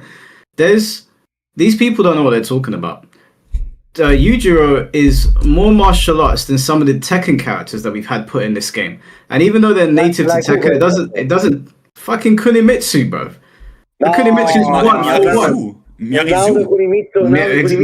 Hold on, Blackhawk. Hold on. Kunimitsu, Miyaruzo, Yujiro is more in line with what you would expect to see from a Tekken character. He's probably 100%. Closer to like the Mishimas, if anything. Yeah. And they're deemed as acceptable. That their supernatural stuff is deemed as acceptable. Whereas Kunimitsu and Miyaruzo, their whole aesthetic was a slap in the face to like old school martial arts fans or old school fans of Tekken. So to the people that are complaining, and again, this is not a Chad because he's already seen a couple of clips. You've either not seen Baki and you've just heard anime character and you've had an emotional crash out, and now I'd say that you're just ignorant of who Yujiro is. Or if you're complaining about how ugly he is, we're not here doing dress up on Tekken. We're trying to play a fighting game, okay? If you want to go look at pretty anime characters, go play an arena fighter or some shit. Mike, do you think it's one of those guys who is like, do you think it's one of those humans that are like, that say, oh, Yujiro is ugly, he is just blah blah. He's ugly. He's anime. And then the same people. These are the same people who say when Marizo comes out, "Oh, she is too beautiful. Why does she look perfect? Like why does she? You know what? These always complainers. These like always complainers. Listen, Dead or Alive 7 is coming. You're going to get loads of characters for you to jack the chicken as much as you want. But over here, we're playing a bit of Yujiro, and you're just going to have to know your role and shut your mouth and hold that shit. Listen, you got Kunimitsu coming out, so if you're into like anime characters and anime female characters or whatever, you already got a character coming out. Kunimitsu is a joke, if I'm being completely honest. Like when I saw her, I was like, really? Man, come on, why do No, we she's a fucking joke. Come on, man. Are we being for real? Do we not remember Tekken 7? Yeah, of course. But like, she's a ninja. Come on, like. Get her out of here, man. We already got Yoshimitsu. We didn't need her. And We got Yoshimitsu, we got Raven, and Victor is basically a ninja as well. We kind of had ninjas covered. We were fine. We didn't need any ninjas to be fair. But she's cute. She's cute though. She's cute. Not gonna lie. Like, did you see her combos, guys? Her combos seem kind of interesting. Not gonna lie. Her combos, like they seem to have a lot of wall carry. Like I don't know if you saw a little bit. She seems toned down, but like just this is mostly just a conversation about aesthetics, and it's just like we're kind of cooked. And sorry, wait, Blackheart, did you just say that she's cute? She's cute. Yeah. Okay, Blackheart. I don't watch King Boxer for cute characters, okay? I don't watch 4 Assassins for cute characters. I don't watch 36 Chamber for cute characters. I don't watch 2 Champions of Shaolin for cute characters. I'm there to watch martial arts. I mean, okay? I watch Lady Snowblood. I am with you. But you gotta understand that this game, of course, it also needs the Gooners part of the player base. You know what I mean? Like, you have the characters for chads, like you have the characters for Gooners. You know, you have everything. Everybody can play this game with their characters. You know what I mean? Like, by the way, Gooners, the guy who holds. Do you see the guy on the stream who was holding this like sign up that said "Pork Tillos"? Is that like a Gooner? Yeah, probably. Sounds like Porg is what is yeah, it? I know what it means. If you know, you know. Yeah, no, you know. If you know, you know, yeah. But guys, like on a serious note, right? On a serious note, the next patch, which comes out in like a week, right? With Kuni, yeah. I mean, I had like this defensive mechanism in my body, in my brain, where I was honestly, even on purpose, playing like really not a lot of Tekken 8 and like Grand Blue, Guilty Gear, because I wanted to protect myself from investing emotions and like hype, because this patch, we all in agreement that this next patch, when it concerns like the gameplay of Tekken 8, that's going to be the deal. That's going to be the make or break deal, right? Next patch. Well, like, we've said that for every patch, so I don't know if it's going to be make or break, but it's but this is the first time where, after Season 2 launched, the first time where, or since the emergency patch, I guess, the first time where they did something just so good, and the patch was outright 100% positive. Yeah. And they can now follow up and like say and admit basically that their vision has failed. Yes. And say we are changing the vision. So bro, if this patch is good, then I'm like really then I'm really fucking happy. Yeah. Like, I already like Yujiro, but sure.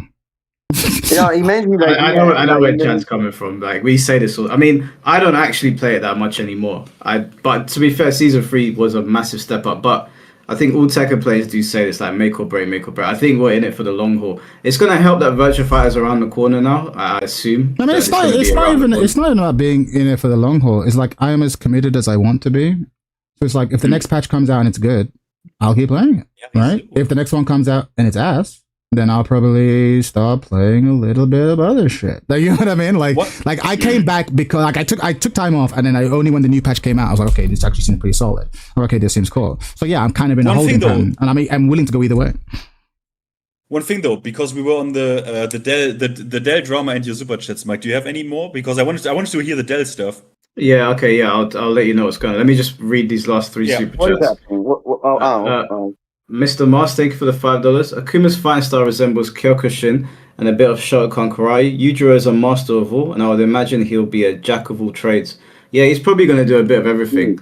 I think it's going to be a lot of like really powerful blows. Like, you know, Yujiro kind of chops you in the neck and you just fall over. He's not going to be doing long strings. I don't think. I think he's going to like give you one punch and you're like going to fly across the screen. Sounds like he sounds like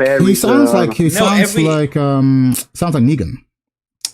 every not time with you the have bat. seen him, Go on. every time you have seen him do anything in the every time you have seen him fight in the anime, right? It was just every attack he did or every move he did was like designed to like destroy. Yeah, sure. Like it was designed like it From was what I've seen, yeah. like it was so powerful and like ripped you apart almost. Like it very very. You know how it is, right? For him, they hype up every strike has like full aura. But that's what I'm saying. It's going to be like Negan. Because if you think, again, if you look past the animations and just think about like frame data and what it meant mechanically, it was like big swing, you're -5. Big swing, you're -6. Oh, this counter hit you. The axe is the bat is in your head, and you have to pull it out. You know what I mean? It's going to be like that. This big swing bully character. So that's exactly what it is. So I think that's a really good. So I mean, if it was in lore, every single attack. Oh Jesus Christ! Every single attack he has, if it was in lore, he should have only unblockables. Sure, everything's gonna be like only unblockables. Everything's gonna be plus. Every other thing's gonna be unblockable. Can't wait. It's gonna be fun. Can't wait. I think that he'll probably be. I think he'll probably be more in line with like Marduk, where he'll be a bit of a bully character, but he'll have some bad matchups. Because Marduk was for as like, annoying as he was to fight. I think Marduk's only thing that held him back is that he had some really bad matchups. I reckon they'll probably do him like that. Hopefully, you can't make him lore accurate. I hope they did what they did to him with what they did to Kunimitsu, because Kunimitsu seems to be like, all right, you still get Kunimitsu, but how about we just make her numbers not retarded? From what we've seen so far, so it's like they'll probably hopefully tone him down. Retarded in Tekken 7, to be fair. I mean, that backdash alone was fine. Densetsu, thank you for the €2. I'm happy for your DLC, bro. Thank you very much, man. I'm very happy. Johan, thank you for the $2. I thought crazy like Shona from The Last Dragon. That would have been funny. But yeah, sorry, go on, Blackheart. Was this the character you were rating for the most? Like the character you were rating more than anyone else? Or yeah, like this was the anime. This was one of 2 anime characters that I said would be acceptable in Tekken. The other one was Oma in Kengan Ashura, but you're kind of getting Oma with Yujiro because Yujiro is like an amalgamation of all the tough guys between Baki and Kengan Ashura. So this was an absolute win for me. This was the cat. This is the one the cats asked for. The only other anime character I said I'd like was Kenshiro, but he's over in Fatal Fury, so that's cool. So yeah, I'm happy. I ain't no complaints. I got what I wanted. Can you imagine how Mike would be now if Roger would have been Marduk, bro, and he gets both? Yeah. Oh, Good times, man. Finally, Mike gets a W. I don't know how long it's been. But you wanted to know what was going on with Dell and people on Twitter. Yeah, what is that? So Dell made a post on Twitter basically compiling all of the reasons why Alyssa Makante, who is a games journalist who's very controversial. I'm actually not a fan of hers at all. I don't like her work. I don't like her attitude. But she's been in a back and forth with another creator who you've probably seen on this channel a long time ago called Smash JT. It's when I got into an argument with those 2 guys and I had them on my stream and we were like arguing about the words that were used. He's gotten into a legal battle with Alyssa Makante and she's suing him for defamation. Basically, I've seen Smash JT. I've seen this channel. Not a fan. Yeah. So she's suing him. So Dell compiled all the reasons why she's suing him, and Smash took exception to that. And then obviously Smash's fan base sort of started attacking Dell, and then everyone was watching, and obviously Smash has got a lot of detractors as well, and people came running to Dell's defense, so it turned into this big thing. I messaged Smash on one of Dell's posts, and I said, I think you guys should take this off Twitter and have a conversation like on a live stream, because Smash has got a fairly big channel. Dell's YouTube channel has just started, but he's got a lot of people watching. Take it off of Twitter, because there's just loads of like faceless people talking crazy right now, and you're both grown men. Just take it off. Take it off and have the conversation. Obviously, Smash didn't really want to do that. So yeah, it's just turned to this big thing on Twitter now. Like they're calling Dell names, saying that you're a cuck for or a simp for Alyssa. And I was trying to say to him, no, I know Dell. He's a good guy. He'd be willing to have the conversation. They don't want to have the conversation. They want to keep it on Twitter, because the thing is, I've spoken to Smash as well. I've had him on my live streams. Like I know he's not as angry as what he's portraying himself to be on Twitter right now. So I was just saying to him, stop with the Twitter finger stuff. It's really silly. But yeah, they're just they're dragging Dell right now. I said to a couple of them, stop talking about him like that, man. He's a cool But guy. is it a situation where, because I don't know Dell that well, but he strikes me as a type of guy who, when he sees what he perceives to be like bullshit, he's calling out the bullshit, no matter who the person or thing is. So to me, it sounds like he was just trying to point out, hey, the reasons you might assume why this person is suing the other person. Actually, there's a bit more to that. Dell won't survive on the internet because he believes in nuance. You know what I mean? And nuance will get you killed. You know what I mean? That's like the type of guy that Dell strikes me like, because I didn't see that. Yeah, but to be fair, Chad, like they're all attacking him and he's handling it very well. Like he can handle it well, but it's just like the internet is just like, yeah, because I've only had a few interactions with Dell and it's always like nuanced takes. And I'm like, yeah, that's why I don't do Twitter. Twitter doesn't know how to handle nuanced takes, so I'm like, I'm not interested. So it doesn't surprise me at all that this has happened. Yeah, also, let me just respond to 7-Star of Death. He said, Mike, do you not understand that Fist of the North Star characters are not just martial artists? They literally use magic stuff like Celestial Destruction is a magic attack beam, not martial arts. Okay, well, first of all, in Tekken, the characters are scaled down for the gameplay. So when you watch a Tekken cutscene, Kazuya's like moving around at some supersonic speed fighting Jin. You can't do that in the gameplay. So you can take a character that has like a martial arts base, remove some of the really dumb shit in their kit and make them playable in the gameplay. Because if they made Kazuya law accurate, he'd be zooming all around the stage, shooting satellites out of the sky. Yep. So yeah, like I mean, Fist of the North Star's base is martial arts. It's got a bunch of stuff tacked on top of it, just like Tekken, but its base is 100% martial arts. Yeah, even in base form, Mike, you remember it's the best scene in the movie, Tekken Blood Vengeance, the CGI movie from 2011. The best scene in the movie is the scene where Heihachi and Kazuya and Jin have this fist fight in their base form, right, in the Mishima dojo, and they even in their base form, what they are doing in that movie, they don't do in the gameplay, where they are like one throw and they are breaking through like 5 walls. Yeah, like with one the beginning of that fight, Heihachi, Jin, and Kazuya punched at the same time, and the building almost exploded, and Xiao flew out of the building. Like I don't think people understand. Like you can take a character that's really powerful, and you can. I mean, Yujiro is not going to be stopping earthquakes with his bare hands. They're going to focus on the martial arts aspect of him. Yep. Yeah, of course. Soprano, no, Iori would have been sick. Don't watch the anime, read the manga. Why? They're going to base him off the anime version. It's more popular. So, yeah, like I said, Fist of North Star characters are obviously very powerful. But, like I said, you can put a version of Kenshiro in the game where he's not doing Muso Tensei. Like, he doesn't have to do Muso Tensei in the gameplay, does he? Yeah, I mean, we do that actually all the time, right? I mean, you are all aware that Akuma can break mountains, right? Yeah. Akuma literally can split mountains. Literally. Yeah. He doesn't do that in the gameplay. Exactly. Like you said, if you didn't hear Finn's 7-Star Death, Akuma is literally he literally sunk an entire island. He sunk an entire island. Can you sink the whole stage in Street Fighter? No. Obviously not. Come on. I mean, he's called the Mountain Breaker, like, for a reason. I mean, also Heihachi, guys. Heihachi has destroyed a fucking meteorite with his own True. head, you know? True. Yeah. True. Even Feng Wei, like in some of Feng Wei's endings, he's punching meteorites, he's shattering entire mountains. But when he punches you in the game, he's not shattering you into a million pieces. Mike, why are you obsessed with playing broken characters in lore? Like what? Like you play characters that stop earthquakes with their hands, characters that destroy mountains with why don't you play a wife for once? You know, a cute little girl that. Why would I want to play a waifu? What do you mean? They're fun to play. Try one of them. Come on, I want to see you with Lily. I want to see you with with Kurimitsu. Come on.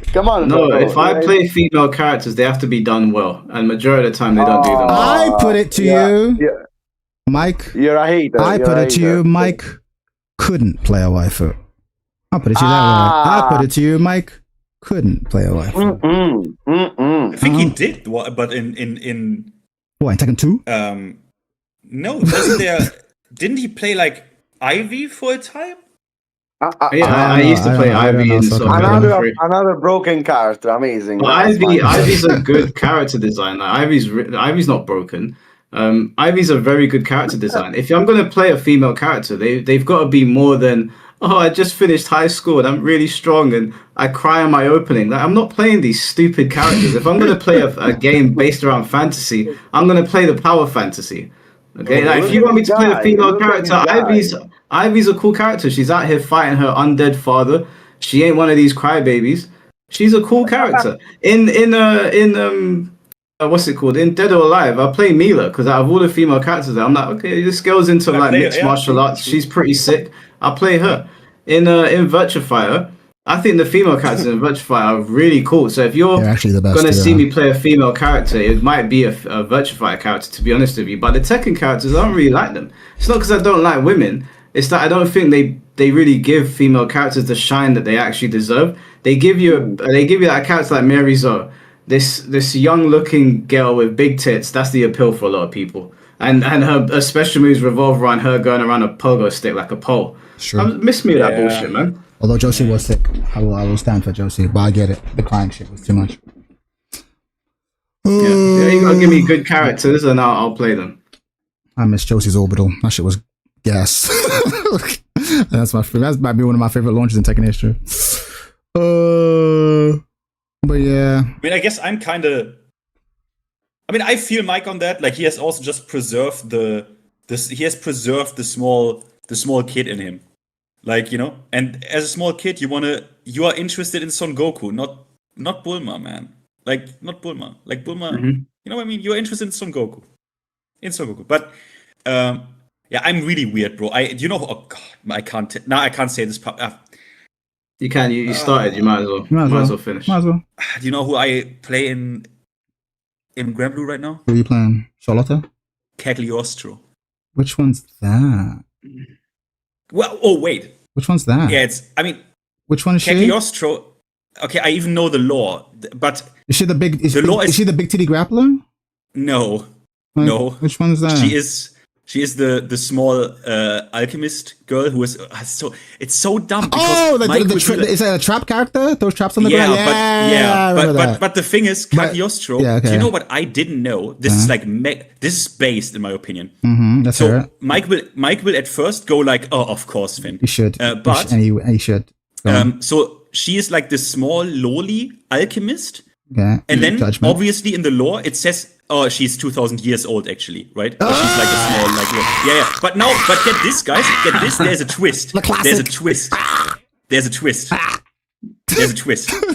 Actually, this small Lolita alchemist girl is actually, and this is sick in my opinion, a 2,000-year-old Shota alchemist. It's a boy. Oh, pretending to be a girl? It's a man. Oh, shit. And only because he got that sick in alchemy. He made himself so a girl? Sick that he could. Did you watch Full Metal Alchemist? Chemical trance? You love to see it. Pretty good. Yeah, because he got so broken in alchemy. Alchemical trance? Pretty good. I'll take it. He literally transfigurated his own body.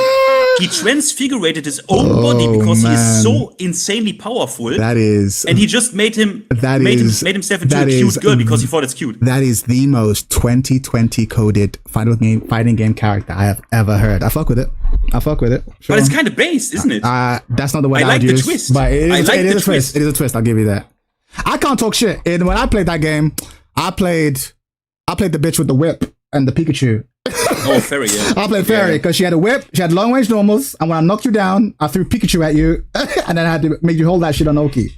That was another game where I was like, mechanics. I thought it's based because when I read 2,000 years old, I was already, of course, they are doing the, she's a lowly, but she's 2,000 years old. Secretly 2000. But then you read more and it's like, wait a minute. Actually, it's a guy she's also trans. who is so broken in alchemy. No, but she is trans in the real sense. He changed his body on a molecule level. On the real sense. Hey, yo, the shit's about to get cancelled. What you mean in the real sense? Look, I'm just saying, in the realest sense, because he changed his body on a molecular structure. I'm calling HR, bro. What is it called? In Full Metal Alchemist, the equivalent exchange. I hear it. Sick. Sick. How do you say this? Absolute cinema. Went into the equation, turn an X into a Exactly. Y. I hear it. It's exactly, bro. Or rather, turned a Y into an X. I hear it. That's just why I think it's a cool character. Also, the character, it's so funny that there's such a cute detail about the game because they really care in Grand Blue about the characters.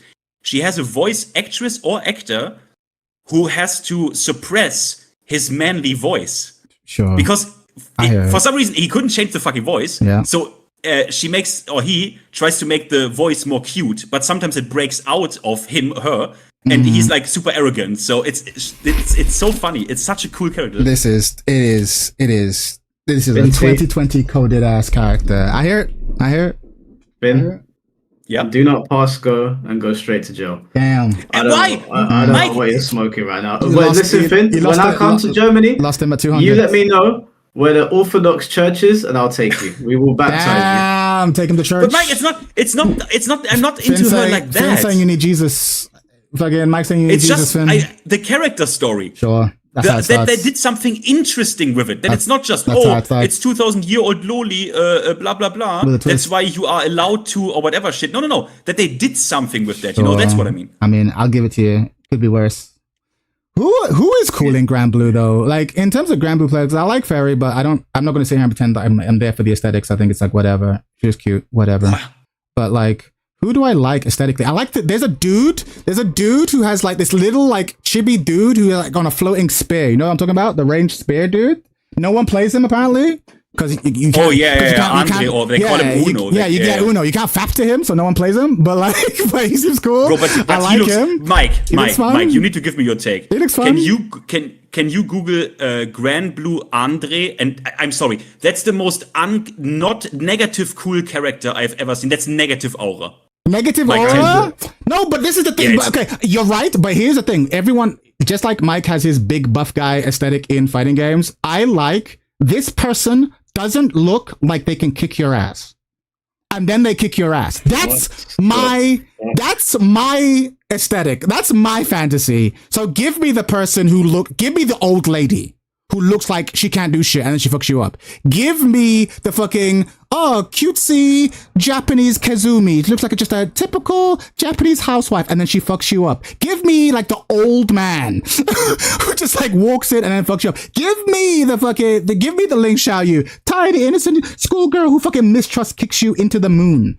That's my aesthetic. Because that's the fantasy of martial arts. Martial arts turns someone who isn't physically imposing and makes them imposing through the application of like technique. You know what I mean? That's my shit. That's the fantasy for me. So that's why my players are all over the place. Like I'll like for example, I prefer the way Lei Fei looks to Feng Wei, because Feng Wei looks like he can fuck you up. Like Feng Wei looks, he's fucking buff as fuck. Like even if he wasn't dressed like a monk, he'd be like, yeah, he's probably gonna fuck me up, right? But Lei Fei, you saw him in the street, he looks like a regular dude, and then he starts pulling out the Northern Shaolin shit. Like, oh fuck, that's what it's about. So that's me anyway. So I do get it. And Enri does that. I hear what you're saying. Like, I think obviously there's limits. Like with Mia Rizzo.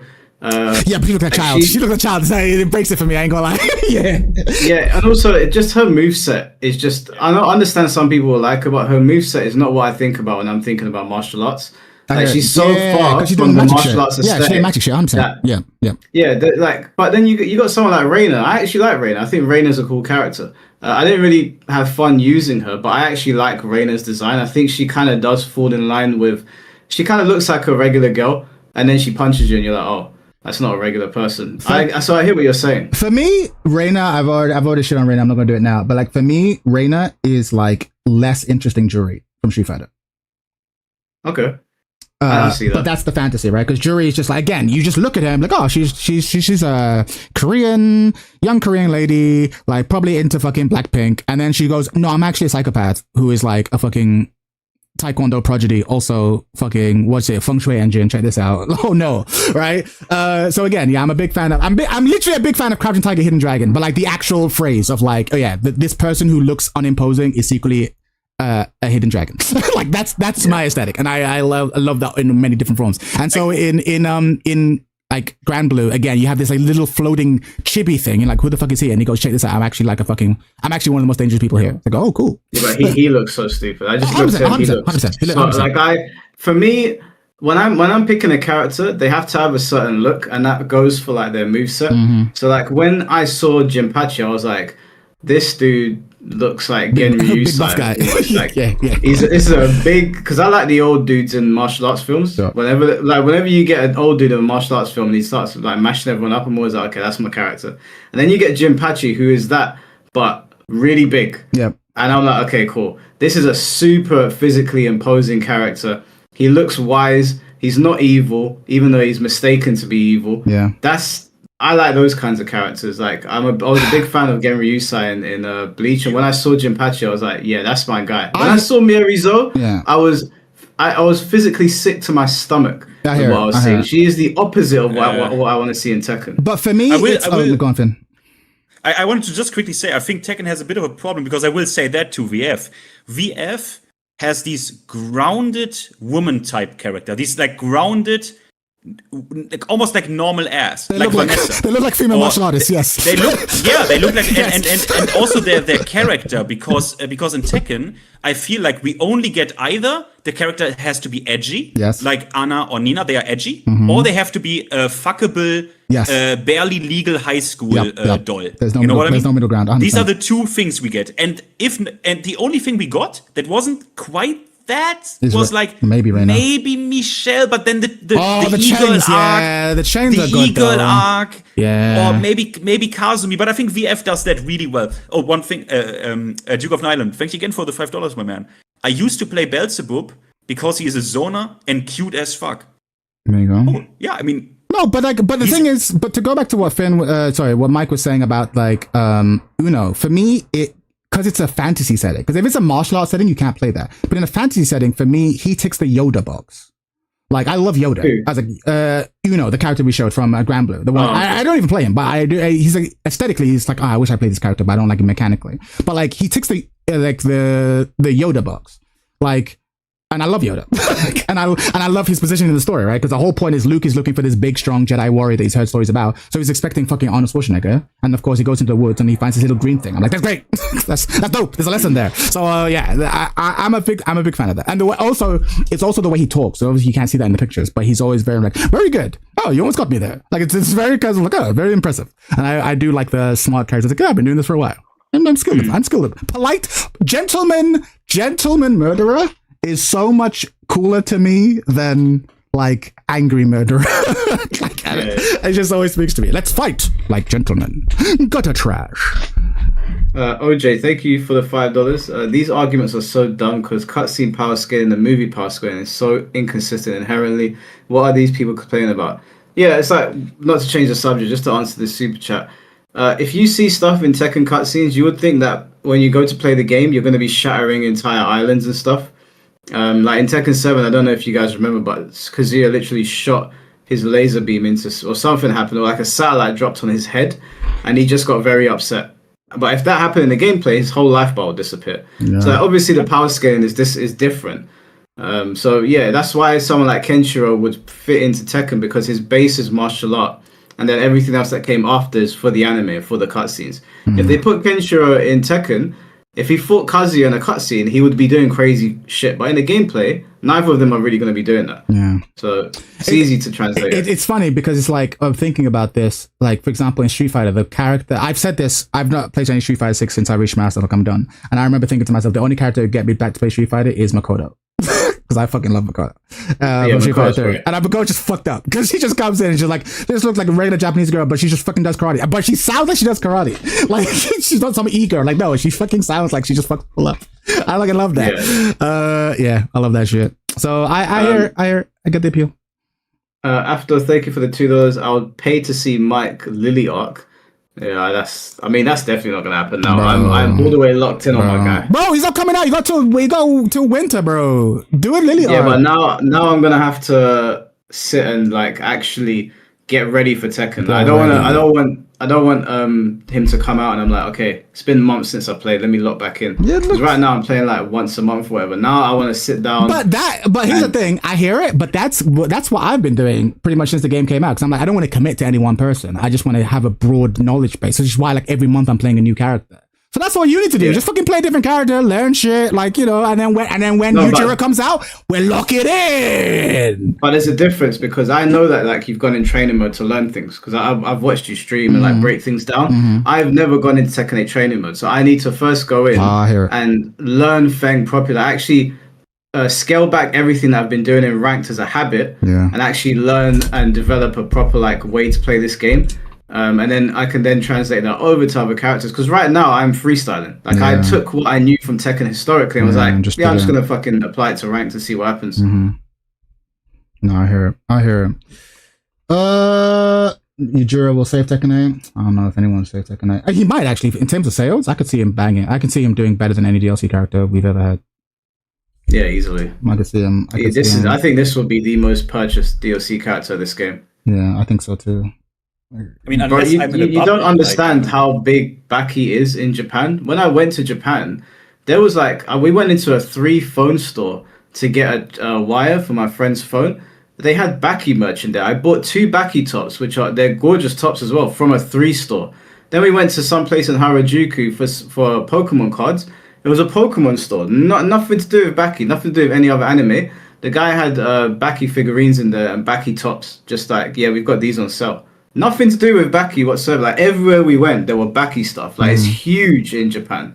So yeah, it's gonna be big for Tekken. Chad, will you play Yujiro? No, I will not play Yujiro, but I will lab him so I can know how to fucking defeat him. But I don't know I don't even know who I'll play because I don't like any of the characters right now. I'll play Feng and I'm like, I don't really like this character. I'll play Xiao, I'm like, I don't really like this character. I'll play. Why don't you why don't you play Kazuya? Bro, because why would I play characters? I know you're trolling. I'm tilted already. Don't do this to me, bro. Fuck that character. How about, yo, you know what's funny? Go on. But you need then this needs to be like a challenge run, and we need like maybe we need an incentive for that. You know what would be actually funny? Like something like you on Kazuya against Mike on like Lily or Ling or some shit. No, because here's the thing. Here's the thing. So even funny. When I play the characters who I like mechanically, I want to kill myself a lot of the time. So why would I then choose to play a character who I actually don't like? Like to what end? To what end? Like, you know what I mean? Even when I play the characters I like, I don't like this game. What are we doing? Like, what are we doing? At that point, I'm like, fuck it. I might as well just go play a completely different game at that point. Yeah, I hear what Chad's saying. What if Virtua Fighter 6 releases before winter? I'm going to be playing both. There's no way my most requested anime character for this game gets added and I don't play it. That would be mad. I'd deserve to get flamed if that happened. So I'll be playing both, but I don't think VF6 is going to be out until like late 2027. Oh, I hate that you said that, but it's so true, bro. I'm kind of waiting. I'm not gonna lie. I'm super. I think it's a good thing. I'm waiting to become a full-time VF streamer. I ain't even gonna front. I think it's a good thing. Think about it this way, yeah. Tekken will probably be approaching. We're probably going to be entering season 4, which I imagine is going to be its last season. And if VF comes out when Tekken has gone into its sunset season, I think that's better for VF. Maybe. Rather than competing with Tekken, because I mean it's always good to have competition, but VF is coming back into the conversation against something that has been dominating the conversation for years. Try Brian chant. No, because I don't like Brian. The thing is, I've realized this, and the more I play different 3D fighting games, the more I realized why I play 3D fighting games. I like evasion, right? And I like being able to, if I know what you're going to do next, I like being able to kill you, which is why I've gone to the characters I've played. Asuka, if I know you're going to do a punch, I have a launching punch Sabaki, all right? Or if I know the move's going to come next, I can sidestep right AOP and murder you for it, right? Leo, that one of my favorite things to do with Leo was using like either the reversal or the Sabaki, and he had a bunch of reversal options. So for me, it's like, the kick reversal is... Yeah, the kick reversal is new in Tekken 8, which I love. So the thing is, like, I need characters like, that's what makes me hype. Like, a lot of people are like, oh, I do a fucking perfect electric, and that sends the endorphins in their brain. For me, it's like, I know your predictable ass is going to do X, and I also know what beats X. So check this out. Bang! And then my brain goes, yes! Did you try Libra? I haven't tried Leroy. He's on the list. There's a lot of different characters I need to play. Leroy would be interesting. He might is one of the characters. He's on the list. Like people have told me, try Leroy, try Lily. I'm like, okay, but at certain points, like it takes a lot of time to learn a new character. I feel like, and so it's like, so. Nah, you overestimate the. Well, no, sorry, I take it back. No, it takes a lot of time. It won't take long to get a character to GOD, right? Not for you. Right, okay, fine. But then you reach a point like, okay, now I'm playing really good people, right? And it's okay, now I have to put, like, I can beat up a lot of people with Xiaoyu. But then when someone comes up who's like who's been probably playing the game, then I get skill gapped, right? The only people I can go against real killers in this game is probably Leo. And even that has gotten really rusty because I've not been playing much Leo. So I reached the point like, okay, do I want to be intermediate or let's say upper intermediate with 8 characters, or do I want to be a killer with 1? Yeah. You know what I'm saying? And so let's say I pick up Leroy. Okay, cool. I'll get Leroy to an upper intermediate level. Great. Then what? Go to Lily? Okay, get her to an upper intermediate level. Okay. But at a certain point, I should just pick one and get up there. But I don't like anyone enough to do that kind of work. Because I keep going, this ain't it, this ain't it, this ain't it. And the character I loved and associate Tekken with has been made dumb, which is Leo. So I'm like, I don't know what to do. So I'm kind of homeless. I'm character homeless. Which I'm I constantly treating different people. Let me just respond to what they're saying in the chat about Ivy. Now, actually, I'll ask you, you guys as well. Do you think Ivy would be considered a waifu character? Yes, 100%. Some people would. I would consider what's the difference between like a regular female character and a waifu character? Because she's explicitly, her core character design is explicitly there to appeal sexually. What she's wearing is not at all practical. Objection. I would say she falls slightly more, not into the waifu category, but the mommy category. But that's just an older waifu. Like we're talking. Like no. The waifu is also more associated with the cutesy shit, and I would say she's more of the mommy type. I hear it, but I think when people are talking about waifus, because you're right, I do know what you mean. It is she has MILF energy, and we need more of that in Japanese fighting games because they're scared to have women over the age of 25, and I've been against that since forever. But at the same time, it's like, yeah, she's super sexualized. That's kind of the whole thing, I feel like. Right. So just to like make it clear to people why I play certain characters, I play them because of their stories a lot of the time. Like if I don't feel like a character has a cool story or they don't fight in a cool way, I won't play them. So that's one of the reasons why I think Miri Zoe is just a disaster. I think the way she fights is goofy, and she looks goofy as well in this kind of fighting game. But Ivy's story is really cool. If you know anything about Ivy's story, it's a super, super cool story, and you actually feel sorry for her a lot of the time. Like, I know people look at Ivy, and I think some people even assume she's a villain sometimes. But if you look past the sexualized costume and the whip, her story is really interesting. I have no doubt. But that's true for a lot of waifus. A lot of waifus can have a really interesting character and be written really well, but it's like... Which one? Please give me one. Oh, you put me on the spot now. Now I have to go. If you can give me one, I'll concede the point. But most of them have bullshit stories. Can it be from I can give you one. Can it be from an anime? I think Melina's story is legit. Melina? Yeah, Melina from Mortal Kombat. Yeah, I think her story because she's designed. She's like born a monster. It's a Frankenstein story. She's like a monster. Yeah, I've got no issue with Melina whatsoever. But she's absolutely got waifu energy. 100%. Yeah, but she's got a cool story. So yeah, I'm saying that's both. That's what I was saying. I say you can have both. You can have a character who's absolutely a waifu and there to be sexualized, but also have a legit great story that you're emotionally invested in. You can do both. That's what I said. That's what I was saying. I wouldn't put Melina in a waifu category myself, but maybe my understanding of waifu is a little bit. I would. Because she's literally. Okay, maybe I just don't get what waifu is, but if it's just an attractive character, Melina doesn't really fall under that. Because once you don't think she's there to be presented sexually in her aesthetic at all? Yeah, no, I agree with that. She is, but I thought that a waifu character was like had to be cutesy. Yeah, like I thought they were like Miri Zoes. I wouldn't put Melina in the same category as Miri Zoe. He's right. No, usually are, but the reason they usually are is because that's how the video game industry typically presents those characters. But people consider Chun-Li a waifu. Do they? Yeah, I would have thought so. Yeah. And she's a MILF. Yeah. She wasn't always a MILF, of course. She originally started off as a cutie, so maybe she also counts, right? Maybe she just aged out of it. But I think people view her as a waifu. You can totally have an older woman who's just a waifu. You can marry older women. Yeah, I wanted to say... Oh yeah, just really quickly. I need to, just because I'm following what's on screen.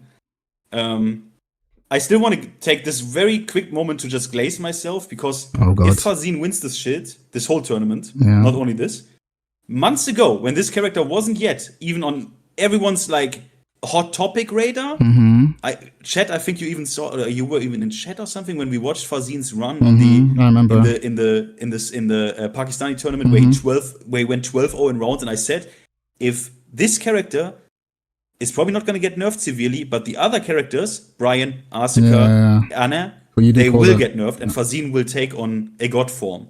And maybe we are witnessing this today. I'm just going to say, sometimes I'm allowed to glaze myself. No, you absolutely called it. My prediction, which people are laughing at me about, but I am confident of, I think by the time Tekken World Tour is over, you're going to see hella Fox.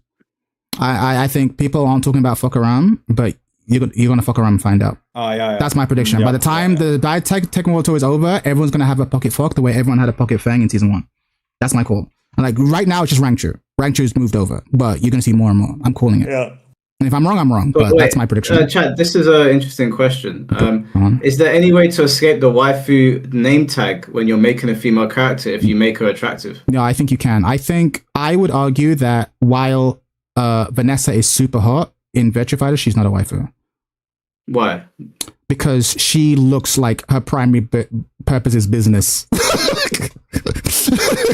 Like, what? Doesn't she walk around with her top open? Does her default costume have her top open? I'm pretty sure it does. Hold on, Vanessa VF5. She is hot though, don't get me wrong. I don't understand how Melina would be considered wifey material when she's literally a because she literally flirts with everyone when she talks to them. Oh, come play with me, Johnny Cage. Not in your life, sister. I've searched the intros when she says stuff like that. Okay, well, when I play a female character, no, you know what? Vanessa's absolutely got her titties up. No, you understand right? Yeah, well, I don't care about that. For some reason, I don't see it. My thing is that I don't like playing characters that are presented like super young. I just, even with male characters, I'm not too into it. Yeah. I don't like it when their backstories are like really basic and their whole personality is based around them either being cute or attractive. Yeah. There's got to be something deeper there, and I feel like Ivy fulfills that. If you know anything about Ivy's story, there's a lot of layers there. Sure. And I also like characters that are quite tragic, and Ivy is one of those characters. No, but that's why I challenged you, because I was like, you're almost saying, no one's disagreeing with you. A waifu does not mean that you can't also be a legitimately interesting narrative character. Like, I don't think that's, I think that's, what you're saying about Ivy, I think, no, I totally believe you. I don't know Ivy's story, but I can also check that. You can. The more I think about what Mike said, go on. The more I come to the realization that, honestly, if you are a female character, and obviously also if you're a male character, but if you are a fucking female character in any fucking game or comic, people will goon the fuck out of you. It doesn't, it doesn't even, everyone is actually a fucking waifu. I have not, like, you know what I mean? Honestly, I don't know if that's true. I was gonna say, is Sarah from VF a waifu? I guess kind of. Is Eileen from VF a waifu? She ugly, but kind of. She does have the cutesy girl thing. You know who's not a waifu? She'll be cool. Who's not a waifu? I know one. Go on. But that's unfair. Dural. Okay, fine. Yeah, I'm sure people will probably goon to her. Liquid metal, bro. You just gotta get enough polygons. I'm sure there's someone out there who that's their fetish. Yeah, hot woman equals waifu 100%. Now you got a point. You got a point. Yeah, well, I mean, you guys know me now. I don't play characters for how hot they are, so this whole waifu thing doesn't apply to me.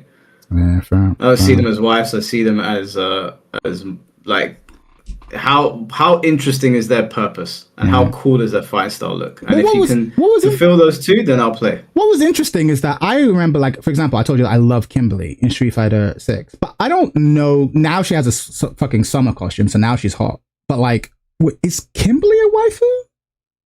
Yeah. Oh yeah. Because for me, she's dressed like a member of TLC, like 90s hip hop group. Look at the screen, Chad. What am I looking at? Look at the screen. Are you looking at the screen, Chad? Hold on. Look at this guy. Probably delayed. Hold on. Which screen? Discord or? No, just YouTube. YouTube. Hold on. I'm probably behind Yujiro. Oh, fuck Yujiro. You know what I like about this? You know what I like the most about this? That basically exclusively showed also manga panels and I not don't even, like that. Even the anime. I don't like. Oh no, the manga Oh, in wait, terms of anime.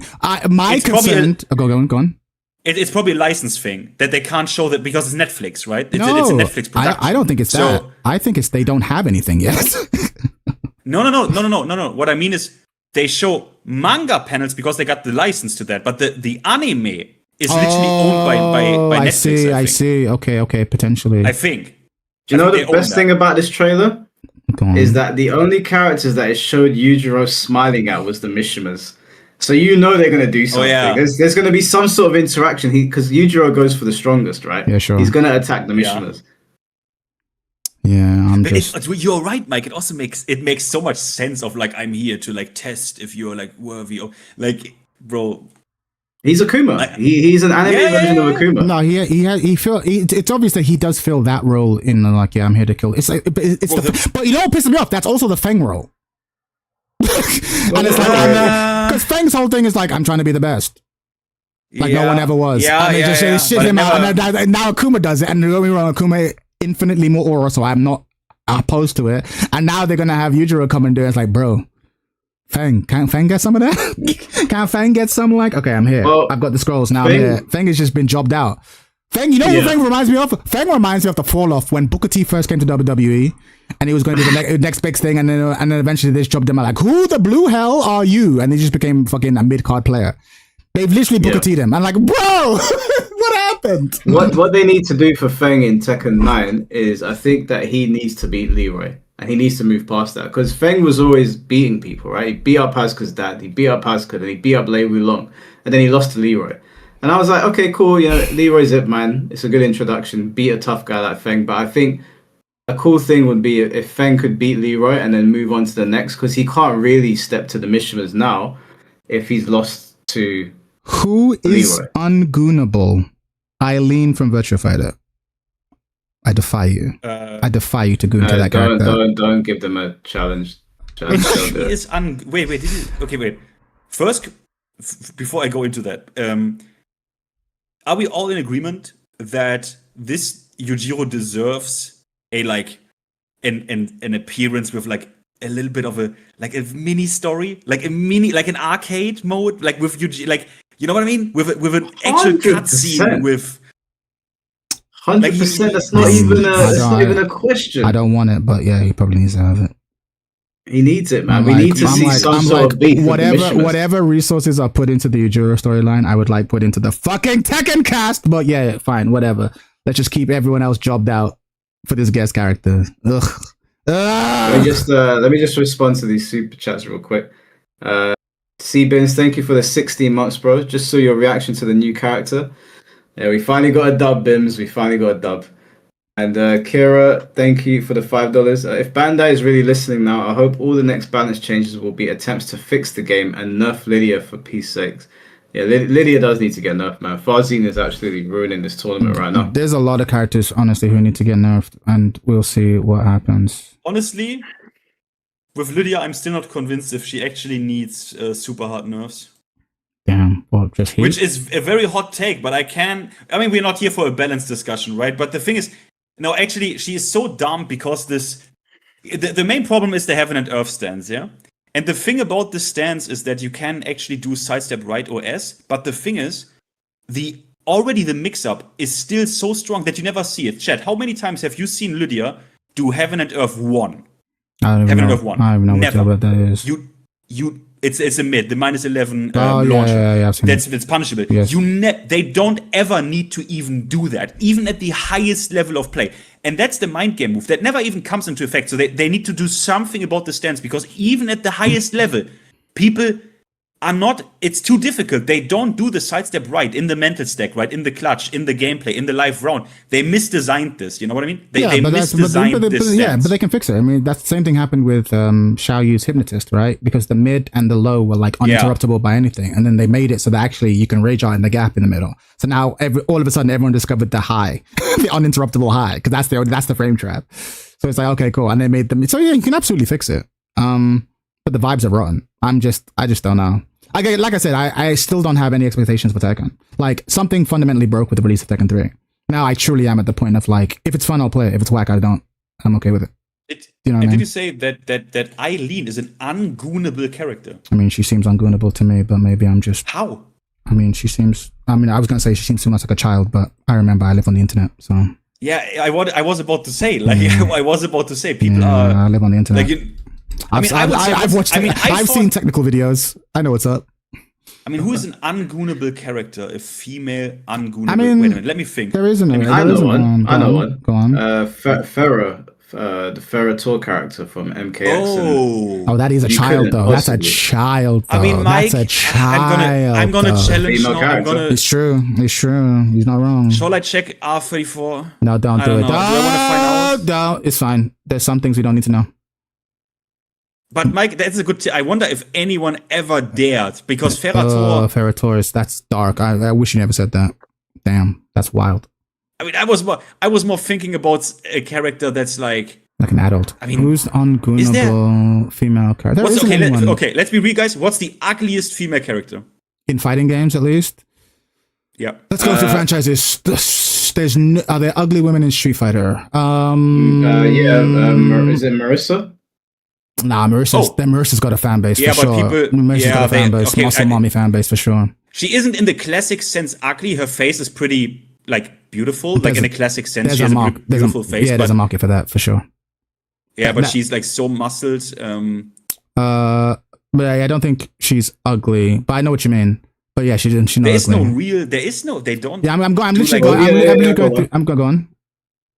Shiva and Devora in Mortal Kombat. Nah, no, I have a soft spot for Shiva. I ain't gonna lie. What about Devora? Not me personally, but I get it. But she's well designed though. Bro, but I don't know. Devora is. I don't know. That's a good one because I wouldn't like. I goon to Shiva. I would not goon to Devora. Like Devora's kind of hideous, but she looks different though. Has she been in 2 games? Bro, she will lay eggs in your pee-pee. Listen, you don't. Melina will eat you. Like that's not stopped anyone. Yeah, that's better than laying eggs in your pee-pee. She looked better in X. In X, she looked more female. In 11, they really bugged her up. There are coming parasites out of her. I don't even know where out of everything. I'm looking at these pictures. I'm like, no, there's enough female form here. I could see someone gooning for X. 11, no. They truly made her alien, which is a good thing. No, I think because I like Shiva because Shiva has one of the most beautifully modeled faces I've ever seen. Like which game are we talking about here? Because in MK11 she was ugly. Which one? MK11. MK11. Yeah. Wait, did you ever do you think her face is ugly? I think she's the most beautiful woman I've ever seen. Oh, you're crazy. MK11 Shiva. Because real women don't exist. No, AK Shiva. I know women don't like this. like if you just look at the face, yeah. This is probably modeled on face is beautiful. This is modeled on a real face. Like, yeah, no. This is I didn't the eyes, fine. Yeah, the eyes, no, like a reddish eyes is beautiful. No, I've seen Shiva. No, she looks like a real person. No. This guy picking Mary Zoe in losers finals. What are we doing here? Fucking Blackheart. When I talk about Falcaram being like a sleeper pick, he was saying I think Marizo is a sleeper pick, and I was like, I don't.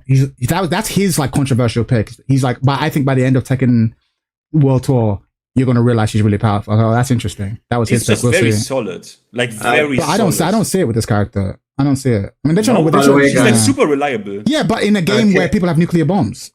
That's what I'm saying. Reliable in a game like this. Less and less nuclear bombs, and then reliability becomes. I hear. By the way, guys, KSRD said MK11 Sonya is the only answer. Of ungoonable? No. Sonya's never been ungoonable, like ever. Like she's been. Yeah, I think it's because she's Ronda Rousey in MK11, but still. I mean, Ronda Rousey's a beautiful woman. People will 100% goon to Ronda Rousey. 100%. She's a good-looking woman. Like even if you don't like her personality, she's a good-looking woman. My number one is MKX Cassie Cage because she's like, bro. I love the haircut. I love everything about her. I love the bubble gun. I love the ass kicking and nutcracker shit. Like, she's S tier. I can see why people like her. I don't like her that much, but I see why people like her for sure. I like her personality. She's definitely funny. The character. I like Sindel. I like every Sindel. Sindel is definitely like in terms of just like Sindel is a character most likely to make me buy a Mortal Kombat game. Because I'm just like, bro, I love Sindel. That's my type. I love Sindel. Have you seen the movie? All versions. I've not seen the new movie. No, is she hot there? Okay, you like the actress in it. Okay, cool. Yeah, it was a good pick for Sindel. Who'd they get? Is Devora? They get Michelle Yeoh. Or like, Who'd they get? Devora can't be in that movie, right? Probably. I like all Sindels. I like the is it X where everyone was complaining about it because she became an evil bitch, and I'm like, I like her. She's great. I like evil Sindel. I like good Sindel. I like Asian Sindel. That was the 9, new one. right? Whether she resurrected her? Bro, it's so good. It's so good. That was in 9 they resurrected her and she was basically Broly, and then in MK11 she teamed up with Shao Kahn. I love that one. I can't lie. That's my 11 Sindel is great, but I understand. I'm not. If you grew up with the story, then them changing the characters like that would fuck you up. So I get it. But the idea of like, yeah, my husband was weak, so I replaced him with a strong one. I'm like, I fuck with it. But yeah, if you grew up with it, it would ruin it. But I'm like, I fuck with that. Because Sindel was another like tragic character where she took her own life because she just couldn't deal with what Shao Kahn had done, and then she got resurrected and basically forced to be his concubine. Essentially, from what I can remember, and then just switching it over to, yeah, he's just strong, so I'll go with him. I was like, oh, okay, whatever. Seen girls xenomorph gooning. Nothing is sacred. I mean, the internet's a big and scary place. What? Gooning to xenomorphs?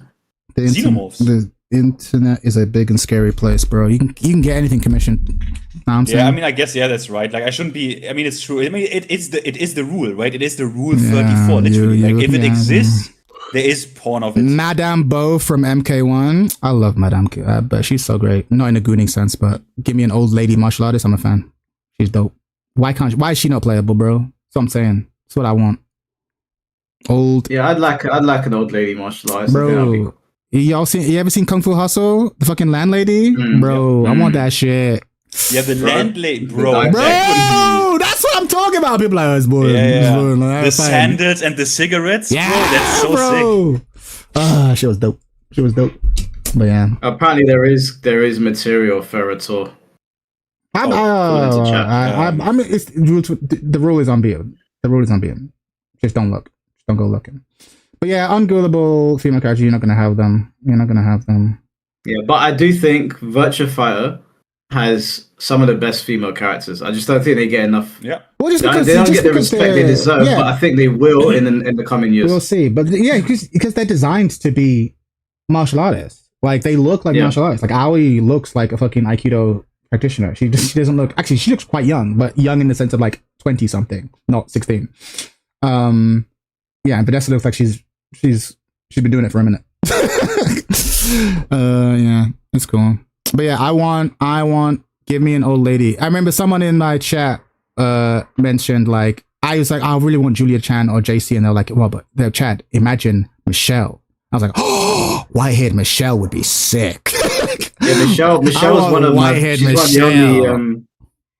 literally said that. I made a video about this. I said that the characters I wanted for season 3 were Miguel, Michelle, Shinoga, and Jinpachi. And I said for Michelle, bring her back as an old lady. Like give her white hair, a little bit grizzled from her encounter with Ogre. Yeah. That would have been so sick. I want that shit. Give her an eye patch. Give her the fucking Balalaika eye patch. Like she's seen some shit. But go ham. Yeah, I love that shit. Fucking Party Crasher, OAP Party Crasher. Hold that. 441. What? Mad Axes? Old lady giving you mad axes? Bro, that'd be sick. Yeah, I would have liked that, but I don't think they're going to take chances on female characters too often. Never. It's always going to be, for the Japanese market specifically, they're always going to be fucking minus 25. Unless they die, in which case they can stay minus 25 forever. Or they're going to put all the female cast in cryo, like they did for Nina and Anna.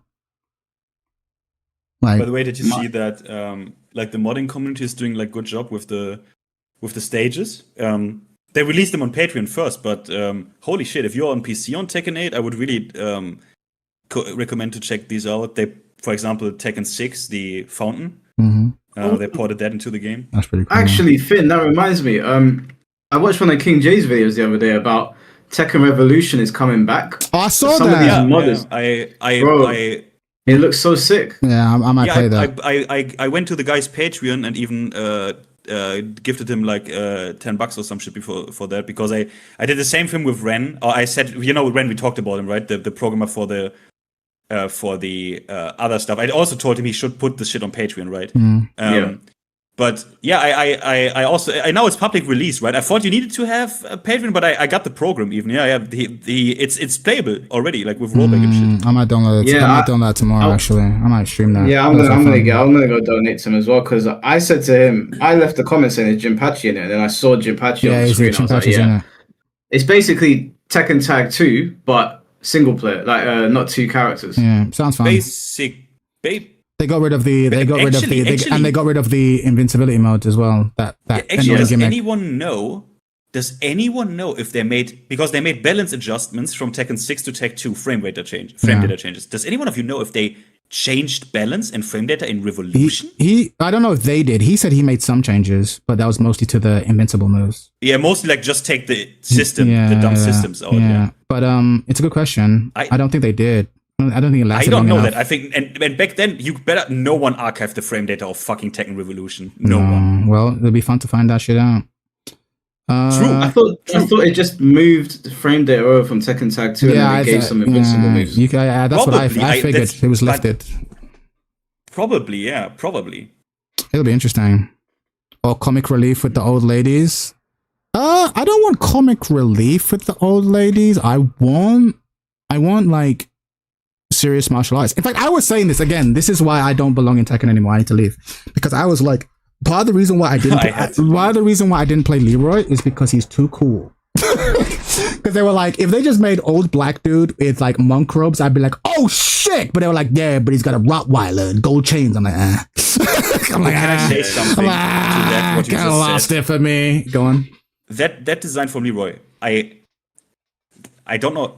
I'm very unfiltered, right? Yeah, so I'm just gonna say it. When I watched that design, I thought people would actually be offended by it. Yep. Because it's like so on the nose, like black pimp culture stereotype. Do you know what I mean? Kind of.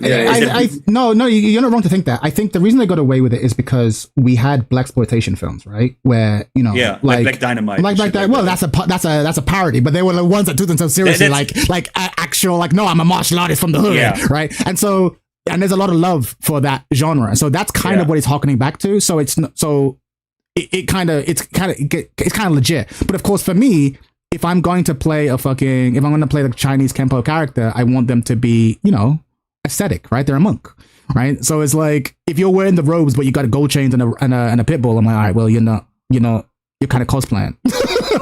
You're kind of cosplaying, which makes it less cool for me. But for a lot of people, it's the complete opposite. They're like, this is the coolest aesthetic character we've ever had. And those people aren't wrong. Like, I'm not hating on them, but just for me personally, it's like, I guess I'm a Chinese weeaboo, I guess. Is there a term for that? But I'm like, but if you're going to do Chinese martial arts... He's over-designed. Over-designed. I think it's valid. I think it's a valid design. I think it's good. It's just that for me, if you're gonna speak to my love of Chinese martial arts, then you got to do it for real, right?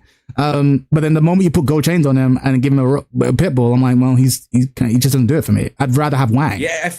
Right? Like, Pai Mei is really cool. If you put gold chains on Pai Mei, he's 3,000% less cool. Get what I'm saying? Like, immediately. It's the fact that he's nothing but his beard, and fucking that makes him so dope. It's a weird one. So maybe I just need to mod Leroy and just take away his cool shit. Just put him in the most basic gi. But it is what it is. Make him dress him up like Master Shonuff. Master Shonuff. That's it. Let's do it. Bruce Leroy.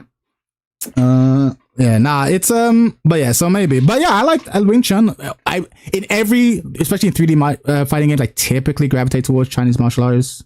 I do love that shit because I grew up with it. I should like it. I love their style so much, bro. I love their style. And even in Virtua Fighter, Lei Fei was like, I want to go for my waifu, but Lei Fei is undeniable.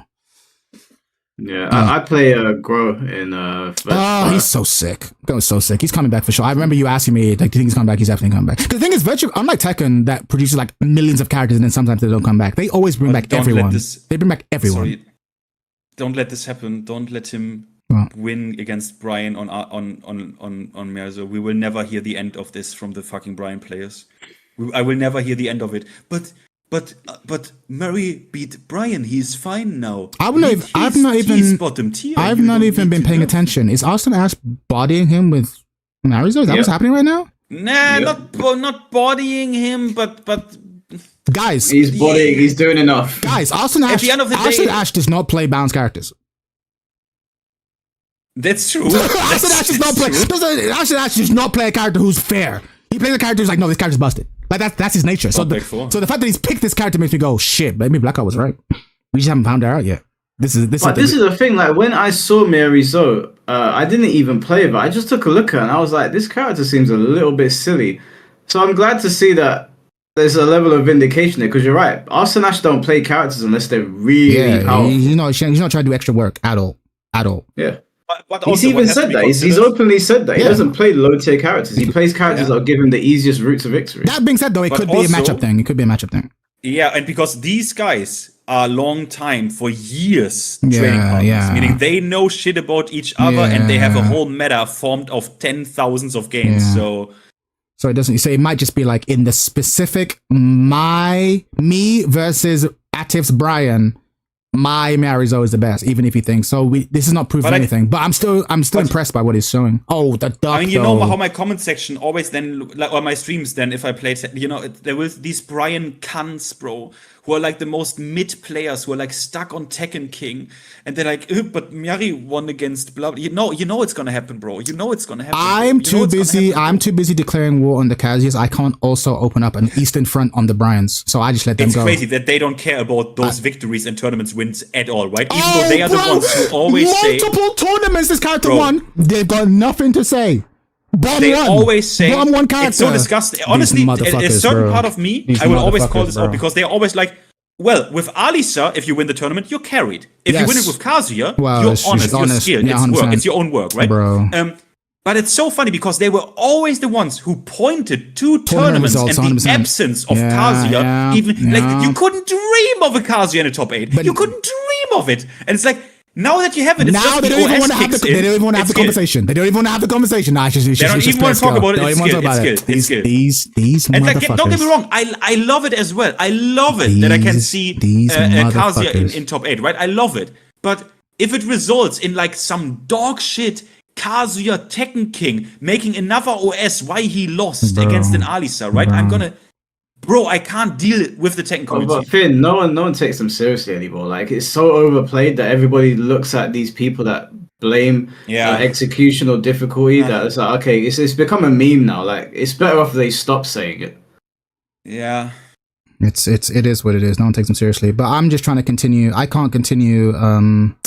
No one can replace Frame Whisperer, but I am continuing his war on the mission boys. Like that's the torch. That's the torch I'm picking up because he was one of the few. To be fair, he was on Brian too. I can't do that. I'm not man enough. What the fuck? As well, counter. It was a counter. The extensions hurt box. If VX is right, that's not. That's oh my god. Oh man, what are you gonna do, bro? What are you gonna do? That's some nonsense. Oh man! Oh, I'm delayed. I'm behind. I'm like, he's dead. Oh wait, because I just realized I'm watching Mike's stream. Whoa. I should just watch. I should watch the actual stream. Give me a second. Oh god. But yeah, it's Marizo. But yeah, Blackout. I mean, I take Blackout's opinion seriously, and he was like, I think people are sleeping on Marizo. All right, cool. I'll keep my eye on this character. Because before he said it, I was like, I don't believe in this character. I would have put them in the bottom 5. I don't believe in this character at all. She just looks so awkward to fight. She looks awkward as well. I mean, the numbers don't back it. The numbers don't back it. I mean, she looks awkward to fight, and especially if you're not labbing, then it could be overwhelming. When you actually play I'm like, there is counterplay to all this shit. There is, but there's counterplay to everything. No, but when I say counterplay, I'm not one of these assholes who says, oh, well, there's a thing you can do to stop it, so then you do it. I'm saying, when I say there's counterplay, I'm like, these stances, she's often taking risk with all our options are also risky for her. Wow. Oh, that was nice. Oh my god. That was unfortunate. He had the round. Yeah, he did. Yeah, that was such a clutch. Yeah, that was the clutch. That was the absolute clutch low parry. Holy shit. Kazuya Glaze takes its toll. It doesn't. They've been doing it for 100 years, bro. They'll do that till everyone dies. I just mean the Marizo. What I mean with her is that Mike is right. Like the way I'm always, literally, every time I boot up the game, every single time I fight her, I'm literally asking myself, every single time, look at this. I'm asking myself, are her tits actually that big? Oh, it's like ridiculous. It's such right? it's ridiculous. This is the thing, and I'm probably sensitive about it because of the nature of my work. Like, I can live with a child character. I can live with a sexy character. Don't do both. Don't do both. That's not like what that's so creepy. It's like, but child, she's 18. Then why is the voice? It is a bit why creepy. is, why is the voice actor 14? Where her tits were like, it's fucking gross. It's fucking gross, bro. It's actually fucking gross. It surprised me because look, I'm fine with something like what you described, sure. but the trailer, she's like, what is she like? They present her as a child. I mean, they probably say she is like 18, but okay, fine. They present her as a child. The way the trailer was like, where her tits were like, it's swinging into the fucking camera. It's gross. Like, what the? It's fucking gross. It's too much. And I don't know why they don't. They could have easily aged her up and just made her like Elena in Street Fighter. Like, I don't see why not. Like, if you wanted to be sexy African girl, you can totally do that. Like, and no one would complain. And like, it is what it is. But like, it's Japan, man. Every country is allowed to have its own culture, and every culture is different around sex. And just Japan's comfort with like childlike qualities and sexuality just makes me uncomfortable. Just keep that on the island. Just keep that on your island, like respectfully. Like, I'm not gonna go to your house and tell you how to live your life, but don't export that shit. Because that shit is nasty. I'm not a fan. I know there's a lot of weeaboos who are like, oh, but it's fine, fucking no. She's secretly 300 years old. To me, it's really just the size of it. Like, I'm like, I can't even take this serious. You know what I mean? Yeah. Like, I can't even take it serious. Because even if they want to do like fucking female Jungle Book, like fine. But like, the tits though. Like, it's obscene, bro. It's actually obscene.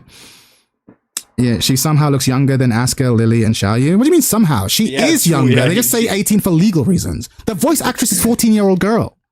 Like, okay, wait, don't make no mistake. Go on. But that, I wouldn't care if she was 90, the voice actress. I don't care about that. No, my point is it's evidence to be like, no, she's a child. But you can't say she's a child, so we say she's 18. Wink? I mean, Goku is voiced by a 100-year-old, Absolutely. I mean, yeah. And again, she's still alive, right? Yeah, I'm with, no, she passed away. I thought she passed away. No, Goku's VA. She's still going strong. Oh, shit. Good shit. But like, yeah, but I'm not just saying like, oh, the voice actress is 14, therefore she's a child. I'm saying she looked like a child. Her trailer language is childlike, and the voice actress is 14. Yeah. That's my point. In combination, it goes, okay, it's hard to deny. If it's just one aspect, I'd be like, yeah, whatever. But it's all of it combined. I'm like, no, clearly she's there to present as a child, but then for legal reasons, she's 18. Wink. And I'm like, okay, I saw the wink though. Like, fuck you. Yeah. What a clutch low parry! Holy shit! He needed this low parry in the last game to even get this done. Yeah. Nice shit. All right. Insane. Good shit. Austin's out. Goddamn. Was that not finals? That's grand finals, no? That's it. No, that was losers semis. Oh shit! We got more plus frames. Let's go. Yeah, we got two more sets left. Let's fucking go. Oh, really? Was that only semis? I thought we were at the grand finals. Yeah, I could have swore that was grand finals. Are you sure, bro? No. That was not grand finals. I thought we are now. Oh, now we get. Oh, yeah, you're right. Loser semis. You're correct. You're correct. Yeah. But I mean, it's for to me. Oh, like, someone just said that's why I love KOF female characters. 100%. KOF female characters. Yeah. You were right. You were right, Mike. You were right. They're actually sick. KOF female characters. Yo, give me Vice and Mature. Let's go. I say I need it. Vice, Mature, Chizuru, I mean, hey, it's better. Whip. Let's go. Although I don't even know it's better. I mean, I want to say I prefer Brian and Miyazo over like Clive Eddy or some shit. Over Clive Eddy? Yeah, sure, 100%. But we have Lydia, Law. Yeah, but I hype for Farzeen. Farzeen is my man. I like Farzeen. I hate his character, but he's doing the right thing. I want him to get paid, got people to take care of. That's fine. But I hate watching him play. He's not wrong to do it. I just don't like it. I don't like what this game incentivizes, but that's been true since season 1, so nothing new. Whoa, this Eddie slander? What do you mean Eddie slander, bro? Eddie's annoying to watch, bro. We had like ugh. Eddie in this game. Eddie in this game is just annoying. You can't tell me that you watch Eddie in this game and you're like look. I played Eddie. I played Eddie in Tekken 7. I played Eddie in this game. You can't tell me there's any decision, any moment in an Eddie player's round that like that you couldn't do. You know what I mean? It's Yeah, like I know you what you see mean. this and you're like, it's so. Yeah. It's so. Eddie turns Eddie has the Victor thing where he turns games into Final Fantasy, where it's just like there's a menu. It's like, do you do this option? Do you do Blizzaga? Do you do Firaga? Do you do like, you know what I mean? It turns into like, okay, you're -6 in relax. What do you pick? Okay, you're -6 in relax again. What do you pick? Okay, you're -6 this time. Force crouch in relax. What do you pick? And also, if your opponent is like, every time your opponent is -9 or -8, whatever, or -6 or -7, what every good Eddie player does is back one. Back one. Yeah. Back one. It's like, back one. Because it's homing. At this point, it's unbelievable. 15 frame count. It's so boring as well. It's also so boring. Holy shit. It is. It's not. You are not happy with Moonsault's reposting of that fake leak thing. What do you guys feel about that? What do you feel about people posting leaks? I'm gonna keep it a bug. No, that's fine. I didn't know if I was gonna say this. I said in my Discord, if this leak, he just posted a leak about fucking Sword Art Online. If it's not Sword Art Online, I'm unsubscribing. And it's not, so I'm gonna unsubscribe. I'm tired of this motherfucker. Like, at least in this context. Just like, here's a leak. Here's a leak. Yeah, I'm like, bro, what are we doing? What are we doing? I have no time for it. That's me. Moonsault is a clickbaiter, right? But I mean, he doesn't make any excuses for it. And I mean, hey, he wants to do YouTube videos. The YouTube videos shall be clicked. I want people to click. So, but I hear it. I get it. You got to get paid. Economy's rough. I hear it. For me, the use of Moonsault is that I don't have Twitter. So he tells me the dumb Twitter shit, so I don't have to go into that cesspool. So I watch that shit. But then every once in a while, I was like, hello guys, here's this leak and this whole shit. The leaks just trigger me in a way that none of the other content does. And I'm like, I'm tired of it. So I'm like, okay, I'm just not going to have it. I'll find someone else to give me the Twitter news. Because the leak shit just gets on my nerves. I was really disappointed that he put the Virtua Fighter 6 gameplay on his channel. Same. I'll go like when I saw it, I was like, come on, Moon, man. Like, why are you doing that? I mean, you know why am I... Like, yeah, because for revenue. Well, of course. We understand the game, but it's like, it's short-sighted, it seems like. But yeah, I was not a fan. But like that gets me. Again, I'm subscribed. I've been a long time subscriber because I'm like I said, I don't have Twitter. I'll hear stories. I'm like, damn, I didn't know that was a thing. Thanks, Miso. But like, yeah, because there were two separate ones. Like, okay, the character is, I forget what the first one was meant to be, and the second one's like, no, it's Sword Out Online, blah blah blah. I'm like, okay, what are we doing? What are we actually doing? Oh, the first one was Daigo Kazuma. Yeah. And I was like, okay, look, you know what? All right, here's what we're gonna do. If it's neither of these two characters, I'm unsubscribing. I just said it to myself. If it's neither of these two characters, I'm unsubscribing. Objection. Slight objection. Go on. My perspective, because when I also either someone sent me or I actually saw this tweet, right? Daigo Kazama, he got me to install Capcom Fighting Game Collection 2 and play Project Justice. There you go. That's kind of cool. That's cool. I like there can be, there can be some cool, because I didn't know Capcom had a 3D fighting game. Also, wait, you didn't know about Rival Schools? I didn't know about this Project Justice. I knew Rival Schools, but I didn't know it was 3D. But to be fair, it isn't. It isn't actually 3D because I watched how this game is played and people don't sidestep. It's not. It is a 2D. It's a 2D game. Yeah, I was but it's dope though. It's dope though. It has some of my favorite character designs of all time. I love that shit. Yeah, very very cool. All I used to do was spam Crush Kata. Wait, did you guys? That game was fun, Did you guys bro. play Project Justice? Because in that game you can sidestep. That was Dreamcast. This is a 3D game. That was Dreamcast. I don't think I played that one. I watched CEO and Evo Japan for this game for Project Justice, right? Yeah. And they don't sidestep. They don't use because you have a super jump. Yeah, so the jump is so much better than a sidestep that you never sidestep. It's funny, right? Yeah. Project Justice, you do it way more. Like it's definitely more prevalent than the first one, Rival Schools. But yeah, like they're great fun, great characters, great character designs. Yeah. But if it was Daigo Kazama, I would have played him. I thought he was a cool character. Yeah. But. Like I understand where Chad's coming from. I like Moonsault. Like I think he's as a person, he seems like a cool guy. I enjoyed talking to him. I agree. I really, and this isn't just Moonsault. Like Rufomonger, I hope Sega takes action against him because this guy put it on his big ass channel and says, "Oh, please don't strike me." I was like, "You motherfucker! These guys have been good to you, and you put their work up." Yeah, Rufomonger posting it seemed because he's savvy. Say what you want about him. He's savvy. I'm like, you should know better. Like that seems, even if you think you should be able to, why take the chance? That seems so wild. And to be fair, he loves VF. Wow. Like he has a genuine love for VF. Like he's been a shill of VF all the time. He'll make content even though like 6 people watch it. I'm only half watching it, but I should because I do like Brian. even though he's he's been doing a lot, and he does. To be fair, like, I don't like Virtua manga, but he does good VF content, as far as I could see. So when I saw that, I was like, really? Yeah. Like, it seems like you're spitting in the face of the people that, oh no, you like champion their game, and that they've put their work up 2 weeks early. It seems a bit disrespectful. Yeah, it seemed short-sighted. I do hope he doesn't get in trouble though, because he is a big fan of Virtua Fighter, and he will do a lot of work for VF. And anyone who shows VF love, I love. Because people will be like, no, there can't be consequences for Moonsault and not consequences for him. If anything, it would be worse for Rufal. Nah. No, it should be worse for him, because he has done work with these companies. It's kind of like they struck other channels. Other people have been struck.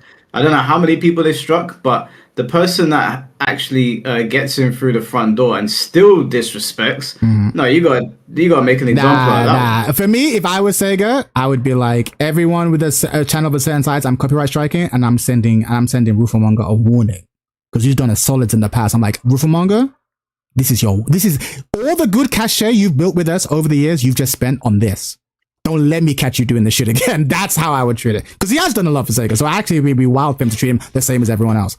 But at the same time, though, nah, bro, you can't be doing that shit. Yeah, Hellhacker, I was about to say, but then I got reminded of the Atif game where he against Saudi Arabia, where he pulled out the Brian, and he just did like 17 taunt uppers in a row, and I was like, well, one taunt upper is actually not that impressive for Atif, because he did like 7 in a row at that time. So yeah. Justice for KSRD. Thank you for the £2. Sega needs to take action against people like Roof. They need to take action against everyone that did it, bro. There's something like I did that interview. If Sega goes against Roof, that's dumb on their part. I truly think that. They something needs to be done. Like, they should at the very least tell, like, maybe give him a starch warning for doing that. But to be honest with you, he knows better, because like, when I spoke to Dell about the ramifications of uploading gameplay early, they were actually quite serious. Like, it wasn't just a case of it came out 2 weeks early, people like or don't like it. Like, there's like 10 different things that we went through. I saw that video. It's a problem. Yeah, it could cause VF to be a worse product because of what he did, and people don't consider it.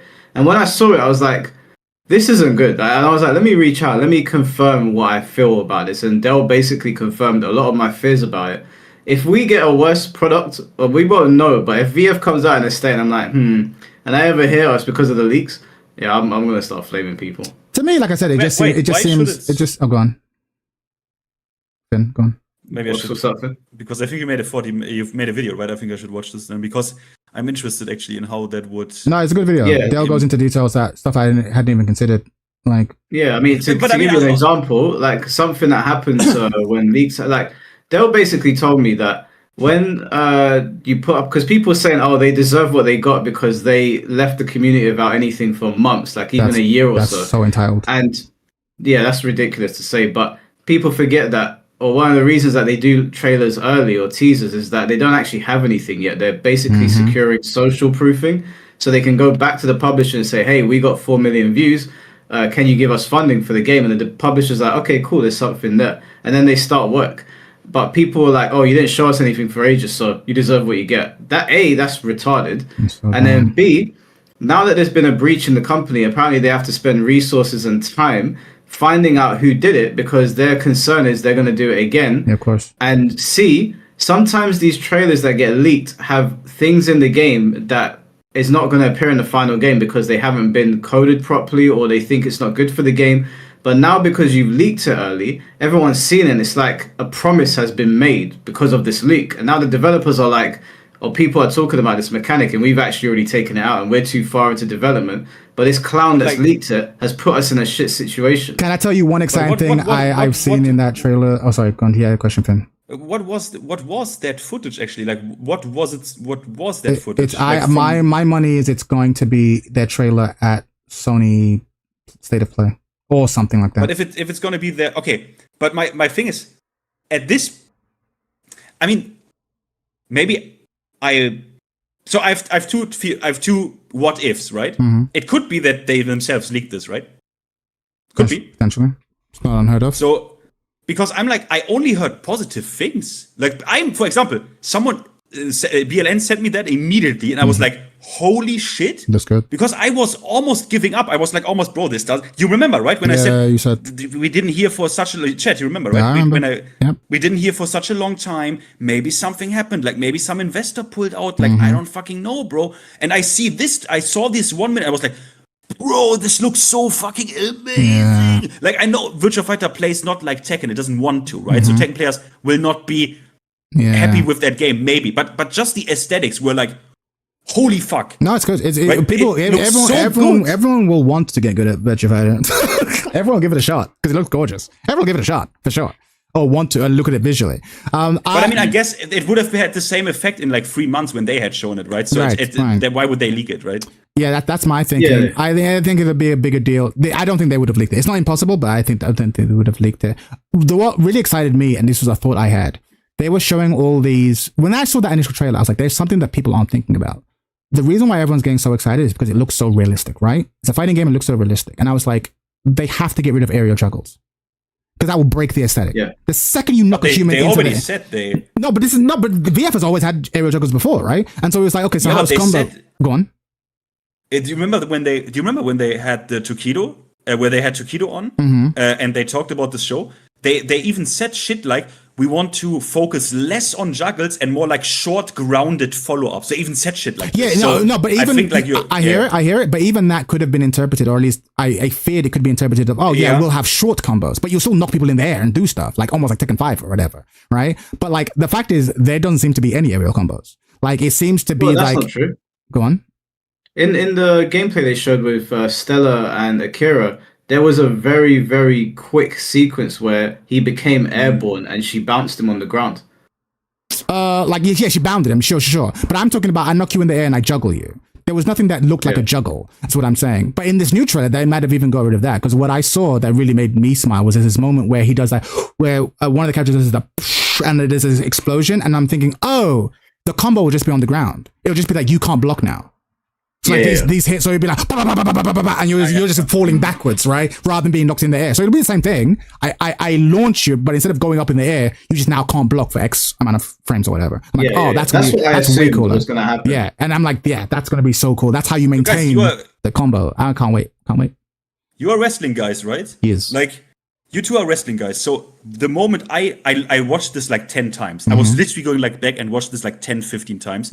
The moment where I don't know how this is called, but I think the wrestler guy just runs up to him and gives him like this elbow in the fucking face, like on the ground, right? Yeah. Like it's called the hidden blade. Yeah, it's fucked up. Bro, the hidden blade, motherfucker. Yeah. It's like Shining Wizard. The camera angle, right? The distance, everything about it was like so good. And what excited me is that I'm like trying to turn it into like, can they do this in game?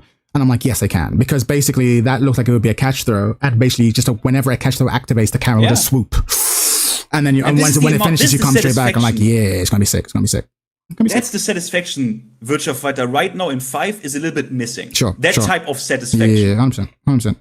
It's gonna be. I can't wait. The more I see, and like you said, I remember you saying that. Yeah, you kind of like losing hope, and I was like, my hope hasn't changed, only because it's like the real crime is that they announced too early. So so that's the real question. Which is why there was a large gap, and they acknowledged this. They said, okay, look, we're not going to show anything until we have a lot to show. Which is probably why they feel as salty as they do about their leak. Because I remember we all stayed up to watch them watch the same trailer again in slow motion. We killed them online. And it was like, okay, what's his name? Maximilian even made a video. I was like, that's not it. And they're like, okay, cool. We're taking your lesson. We're not doing this. And like, people don't know this, but Virtua Fighter every month, the lead developer writes a letter to the community. I've seen it. Yeah. It's so good. And it's just like, here's what we're thinking about. Here's what we're looking at. Here's what we interplay. Here's what our thoughts. Thanks for reading. It's just a super mature thing. I'm like, man, I wish we got this from Tekken. Because it's like, here's what we're thinking. Here's what we're working on. We've heard your complaints about this. Every month? Michael Murray's tweets. Oh, it's Michael Murray's tweets. That's our version. Yeah, but we get like it's written. It's clearly gone through a team of translators, and they clearly thought about it. And it's like it just feels so mature. And it's like, oh man, it's really cool. They announced like, we're thinking about bringing. They just randomly announced they were bringing Replay Takeover once. They didn't promise it. Just had a letter like, we're planning to bring in Replay Takeover, and then the next patch, it was in the game. We're like, wait, what? You can just do that? Yeah, I just thought about more when I said the tweets of Michael Murray. I literally thought more about like, hey, fix Kazuya N-word and all this shit, like the dumbest shit, right? The dumbest, like, shut the fuck up, please. The craziest shit. Right, so we're in grand finals now. So who we put our money on? Farzeen. My money's on Farzeen. Yeah. Yeah, he seems a bit too strong. But you know what? If there was a man who could stop him, it is Atif. Even though I'm very, very disappointed that we didn't get to see a proper Virtua Fighter trailer via leak, at least we know now that it's well into development and it looks fucking sick. Like, it looks incredible. So at least there's hope. I need that game now. I would pay money for access to the beta.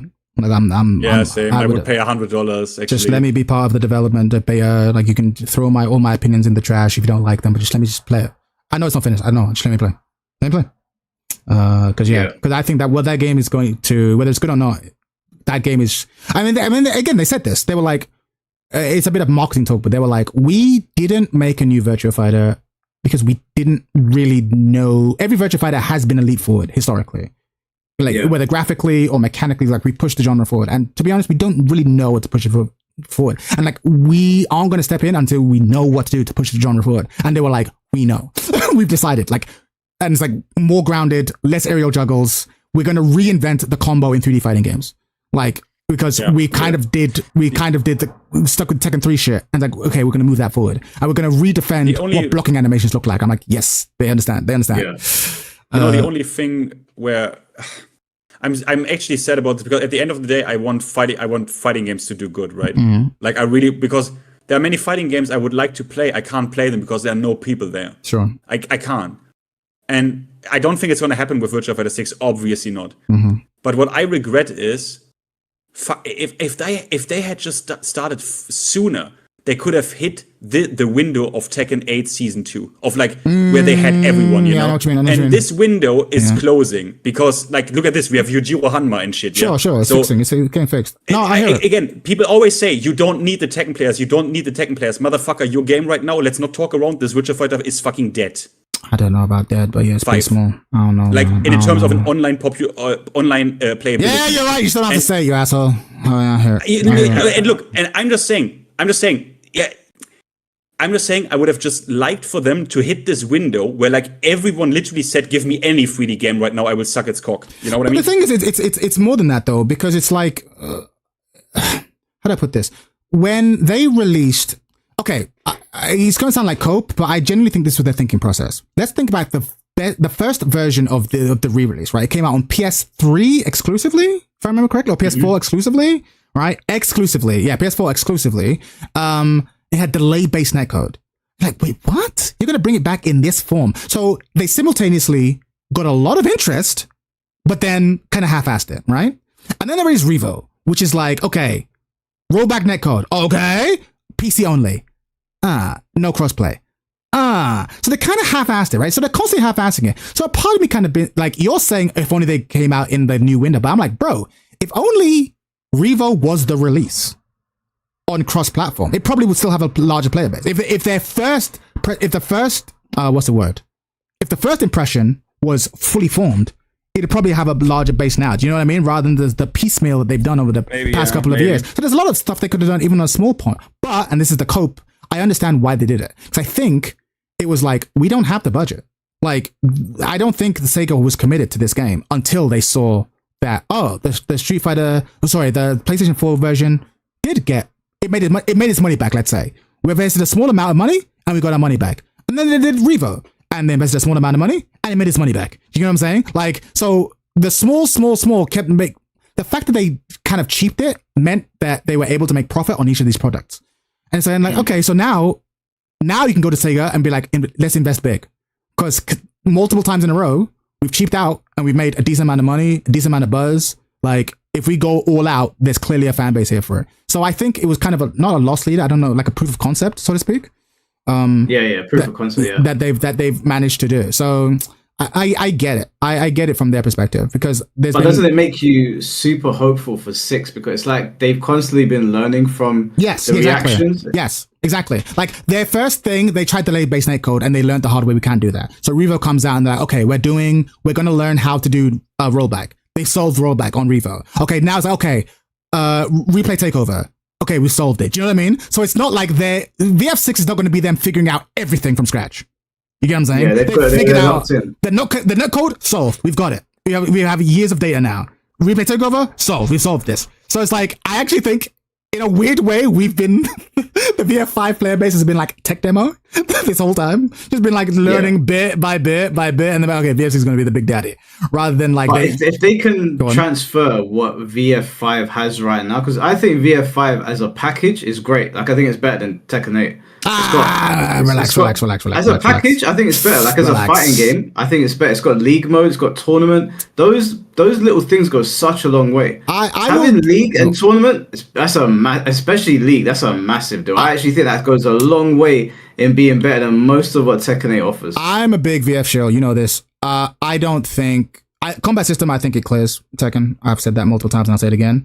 I think I think as a package, no, because yes, the arcade mode, whatever, like thing is nice, but like you need a story. Sorry, people need to get emotionally invested, and if you don't have a story, it's in the short term, 100%, a story is needed. But I'm saying like long term fighting game player, VF offers you more. Yeah, I don't know if I can even say that. I mean, I don't know if I can say that. I think. Yeah, I don't know. Again, I want to be honest in my criticism. It does though, because think about it. Like they both have. If you look at them and put them 1-to-1, there's a lot of similarities there in terms of like lobby system and whatever. But then after that, VF starts to pull away because it has extra modes, it has extra things for you to do. Kind of. Like there's definitely stuff I like the Kumite mode is really good, especially if you're a streamer. And just be like, everyone fights me. Like that's fun. And yeah, you can do fun stuff there. Yeah, for sure. I can give you that. But Tekken 8, I don't want to shit on it Tekken 8 completely. Like the story mode is a big deal. People get emotionally invested, even if it's shit writing. Tekken 8 training mode is really good. It's really good. I think it's better than VS training mode.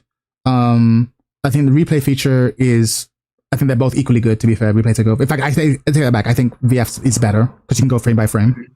So I think it's competitive, and I think the fact that it's competitive is the win because this game's 100 years old. But I do think Tekken does the product. There's a lot of good stuff in the product of Tekken 8. There is a lot, just not as much as you'd want for the budget. But it's great to know that VF and do you know what? The one thing that I'm most excited for, and I don't think a lot of people have spoken about it, although I know you will appreciate this, Chad. Sega sound team have been killing it for years. They don't miss. They don't miss. Yeah.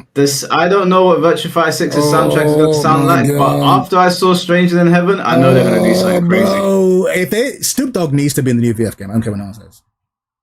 How is RGG? No, 100%. He's going to have a track. He's going to have a VF track. He has to, bro. He loves games. He loves fighting games. He needs to be in as many games as possible. You don't bring him to your studio in Japan and not put him in VF, bro. They've got to. Like, I mean, you know he wants to dress in a Chinese gi or some shit. Bro, you are absolutely going to talk to Snoop Dogg. He might even be the announcer. Listen, if Snoop Dogg wants to produce a track and it's anything like the Stranger Than Heaven track he's got, Stranger Than Heaven. I've listened to that. I've watched that trailer countless times because I need that song in my veins, bro. That song is so. I didn't even know who Ado was, and I'm like, okay, well, she has to be added to my playlist immediately. Yeah, it's one of the best video game soundtracks I've ever heard.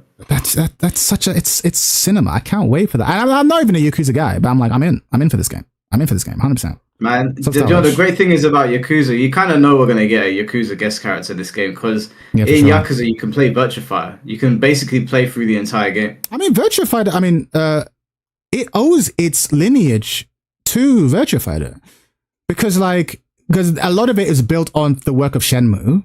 And Shenmue was literally going to be Virtua Fighter Adventures, and until they reskinned it. So like, there's a lot, and obviously, famously, the only way you could play fucking VF5 for the longest time was in the arcade mode in one of the Yakuza games. So it's like, yeah, of course, they owe a lot of the lineage to Virtua Fighter. Is so important to Sega, like Sonic. They never want to release a bad version of that game. They never want to. And so, yeah, I'm really excited. I'm super excited for this game, and I'm super excited for a new generation of people to jump on. Because even though I do believe that like Tekken and Street Fighter and Mortal Kombat will always be the biggest in terms of numbers, I also have this not a theory. we have not had a Virtua Fighter game in the internet social media age. And I think games that require you to learn stuff have benefited from social media and, you know, content creators and blah, blah, blah. And so I think there's a lot of, I said this before with VF5, there are a lot of people now who have never played VF5 or may even turn their nose up at VF5 aesthetically, who if they gave it a month would become lifelong VF5 players. And it sucks. It's a similar thing to, obviously, you know, we've been playing that D&D game, right? We've been playing Superhero one. And I've often said there's plenty of people in this world who, if they ever played a tabletop RPG, would become fans. But they've never played one. They've never had someone to explain it to them. And so they don't know that they love this yet. They don't know. And they just need to be introduced. And I feel the same way about tabletop RPGs. And I feel the same way about fucking Virtua Fighter. They don't know. They don't know. They may have, they have an impression of it. But if they just gave it a shot, they'd realize, oh, this is the truth. It's like, I've been trying to tell you. I think they're going to be forced to pay attention, because even when you look at the aesthetic of Virtua Fighter 6, it's so like different and in your face now and like very current. Whereas the old, the one thing I loved about Virtua Fighter is it always made me feel like I was back in an arcade. I always felt like when I turned on Virtua Fighter, it's the 90s again. But I know that feeling is going to be very exclusive to people like me and you. Yeah, sure. But they've clearly looked at modern martial arts things and they've implemented it. I think it's going to catch a lot of people's attention. I don't think it will beat Tekken, but I definitely think Tekken is going to step up its game in fear that Virtua Fighter could start to creep. Yeah, I could see Virtua Fighter having Strive numbers plus or minus. I could see it having just a dedicated fan base. It's not like a Discord fighter. Like, it has its dedicated fan base, but it's not like the big four. And that's enough. That's enough. Once that happens, I'm like, yeah, Tekken's been fun, guys. I'm out. I made a play a real 3D fighting game. Let's go.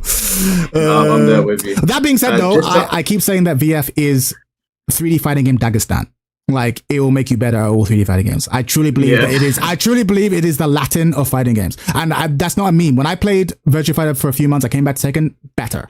Because I understood it more. And when I was able to pick up DOA in like no time. Because I'm like, oh yeah, it's like VF, but this. Oh, Tekken's like VF, but this. And you go, okay, cool. So yeah. Dell, then he said the Yakuza director said he doesn't want Kiryu to be a guest character because he never wants to see him hit a woman. He did say that, but Nagoshi don't work at Sega no more. And as far as I'm aware, Nagoshi doesn't own Kiryu. Sega owns the character, even though he made him. So I think. But you might get some real life Yakuza knocking on your door if you piss off the wrong people. Know what I'm saying? Sega. Yeah, I think he did say that, but I think Kiryu is too big of a name for them to not utilize him. I think they'll probably drop that. I think Kiryu will appear in Virtua Fighter 6. He's such a popular character, and other than Sonic, I don't think there's many other Sega characters that are as popular as Kiryu currently. Yeah, I think we'll definitely get a DOA character because they owe them for 5. Yeah, I wouldn't be mad at a DOA character. Which DOA character would you like to see in? The thing is the systems are very compatible. It wouldn't be that hard at all. So you could take anyone. In terms of who you'd like, you probably get Ayane because she's the main protagonist, right? And maybe a Hayabusa potentially. Like you could just be a voice actor. She passed away. Yeah, sure. But I'm thinking you could be cynical and just get the main characters. Maybe you get a Zack if you want a comic relief. It's up to you. But the thing is, DOA is like diet Virtua Fighter. It's like Virtua Fighter, but with a lot of like Tekken shit. Actually, it combines the two, so it fits in quite nicely. There's a guard button and everything, so they could take anyone. Yeah, if I was going to take a character from, I would take Ryu Hayabusa. He's so like Hayabusa makes sense. Yeah, 100%, because he's the biggest name for marketing reasons. Yeah, Hayabusa makes the most sense for sure. Yeah, it would benefit Virtua Fighter more. Like if you imagine you had Ryu Hayabusa, Kiryu in one game, like they're not the biggest guest characters of all time, but they're massive. Yeah, people will pay attention.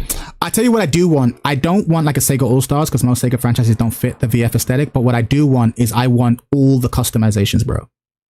Oh yeah, I want to be able to dress up. Yeah, I want to be able to dress up as fucking Shinobi. And you know what? If they really want to win, they go, hey, how about we just have the soundtrack from like all of it?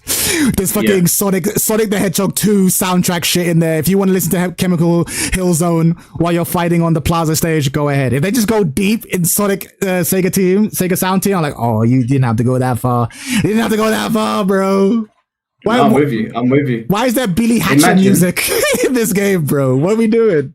I don't think it's far-fetched though, because I think they're probably going to want to cross-promote a lot of things with their own IP. I think it's very possible that we hear Stranger of Heaven music in there, we hear Yakuza, we hear Sonic.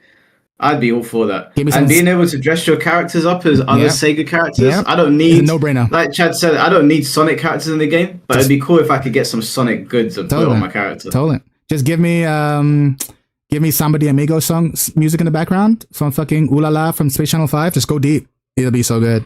Sarah had a Space Channel 5 custom and victory animation with her ray gun in FS. Yeah, they definitely... Again, Virtua Fighter invented the 3D customization.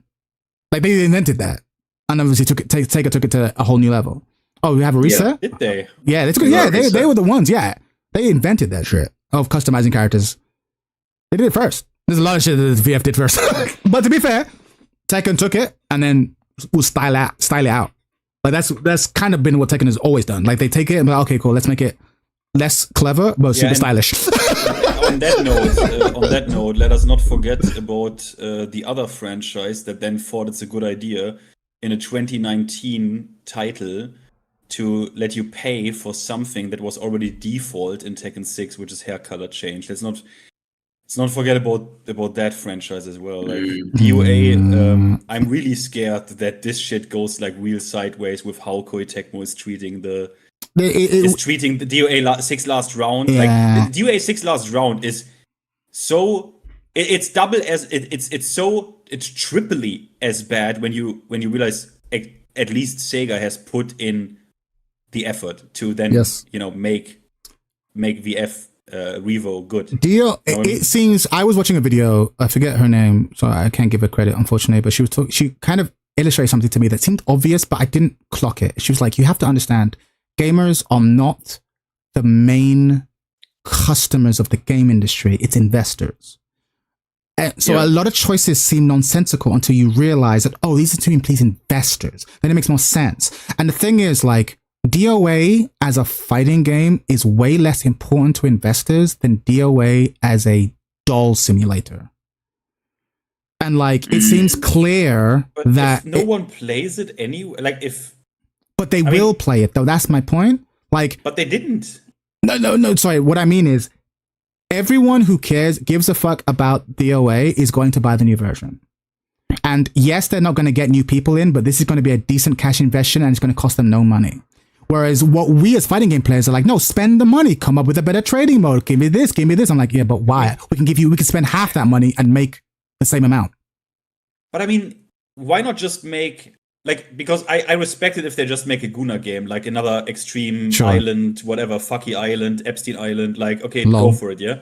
But when you make a fighting game, extreme. isn't that like, low? Like, I almost can't believe with how DOA 6 performed that they actually may even have been like at a loss of money with DOA 6. I can buy that. Yeah, I can buy that. They probably were. One sec, just before you guys continue the convo. Mike Solid, thank you so much for the 10 gifted memberships, man. That is really, really kind of you. I appreciate it. Yeah, shout outs to Mike Solid. Sorry, go on. No, I'm just you're surprised that they're bothering. The thing is, this is my point. It doesn't make sense until you think about it. It's like, oh, they're not making a new fighting game. They're re-releasing the old one. Literally, all they're doing is they are going to make everyone. You now have to pay a fee to remain part of the community you're interested if you're a DOA player. But that is so. That's all they're doing. That's all they're doing. Finn, that's all they're doing. But okay. But if that is all they are doing, right? That bodes so bad for DOA 7.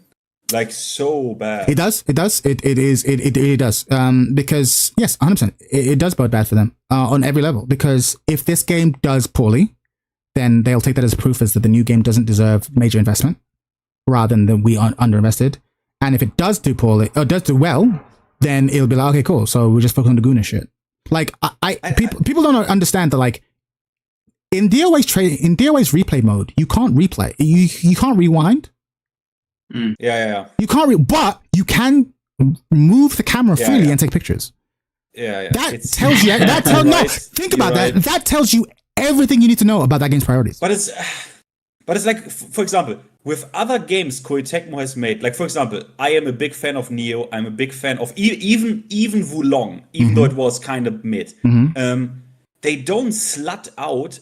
I mean this. They don't whore out these games. I mean, I don't mean in a sexual sense. I mean in a microtransaction sense. They don't whore out these games like that. Why do they treat DOA like this? Because the DOA. I'll tell you why. Because you already know this. Maybe you've not pieced it together. The DOA fan base are two fan bases. I know that you know this. There's the Gooners, and then there's the fighting game players, right? The reason why they exploit is because there's a lot of Gooners who will pay all the money. The fighting game players are like, I'm here for the fighting game mechanics. But you have to bear in mind that there's a lot of people who are just there for the gooning, and it's that population that will pay to change the hair color and then pay to change it back. Like, it's them. It's the whole system is to milk them. So we're out here talking about frame data. We're talking about training modes where you can't replay. We're talking about shit that, okay, but do you think we make more money from you, frame data nerds, or from gooners? And we know the answer to that. He's right. Venus Vacation's got more players than Tekken 8. There you go. But exactly. But then why not make a Gooner game?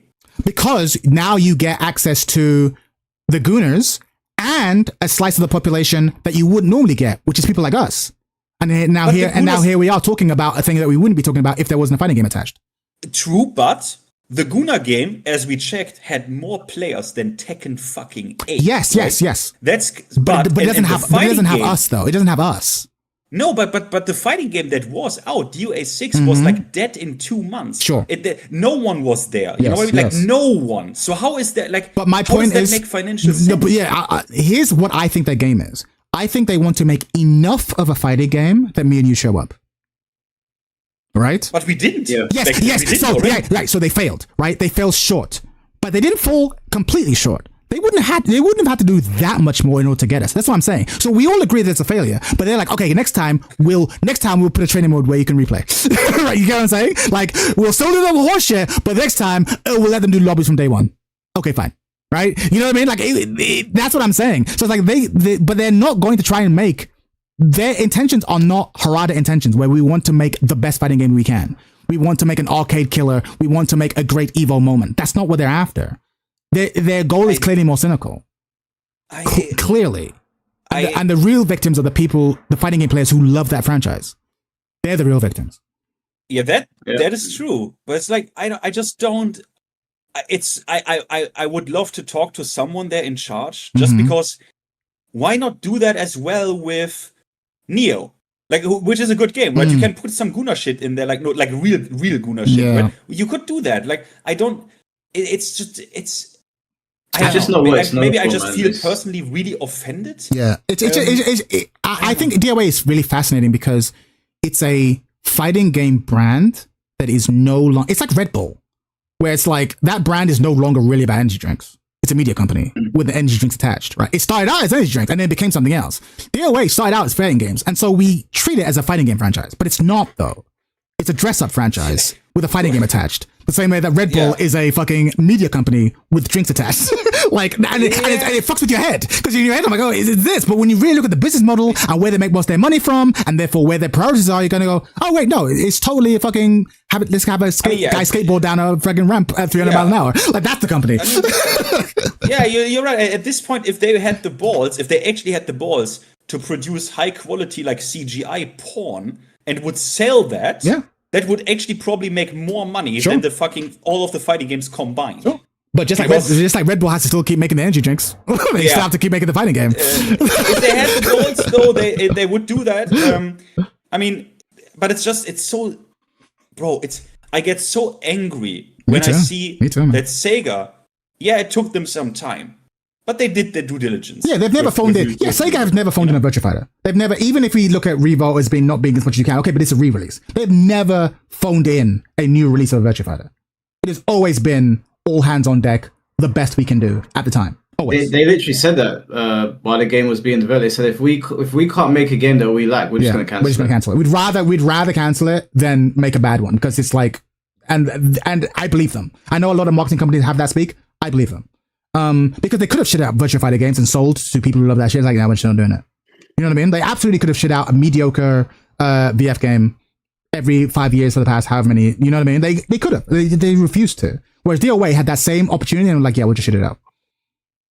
Yeah. You know what? Like, I'm not optimistic about a new DOA game right now. I'm excited at the idea of one, but given how they're treating DOA 6, I'm not optimistic. But Sega, like Chad said, did not phone it in, and they're not going to with VF6. I think we might not get the DOA game that we're hoping for, but at least there's like you said, DOA is like Virtua Fighter Lite. At least we're getting really, really good 3D fighting games soon. I've never played a Virtua Fighter game where I was like, this isn't a good game. Yeah.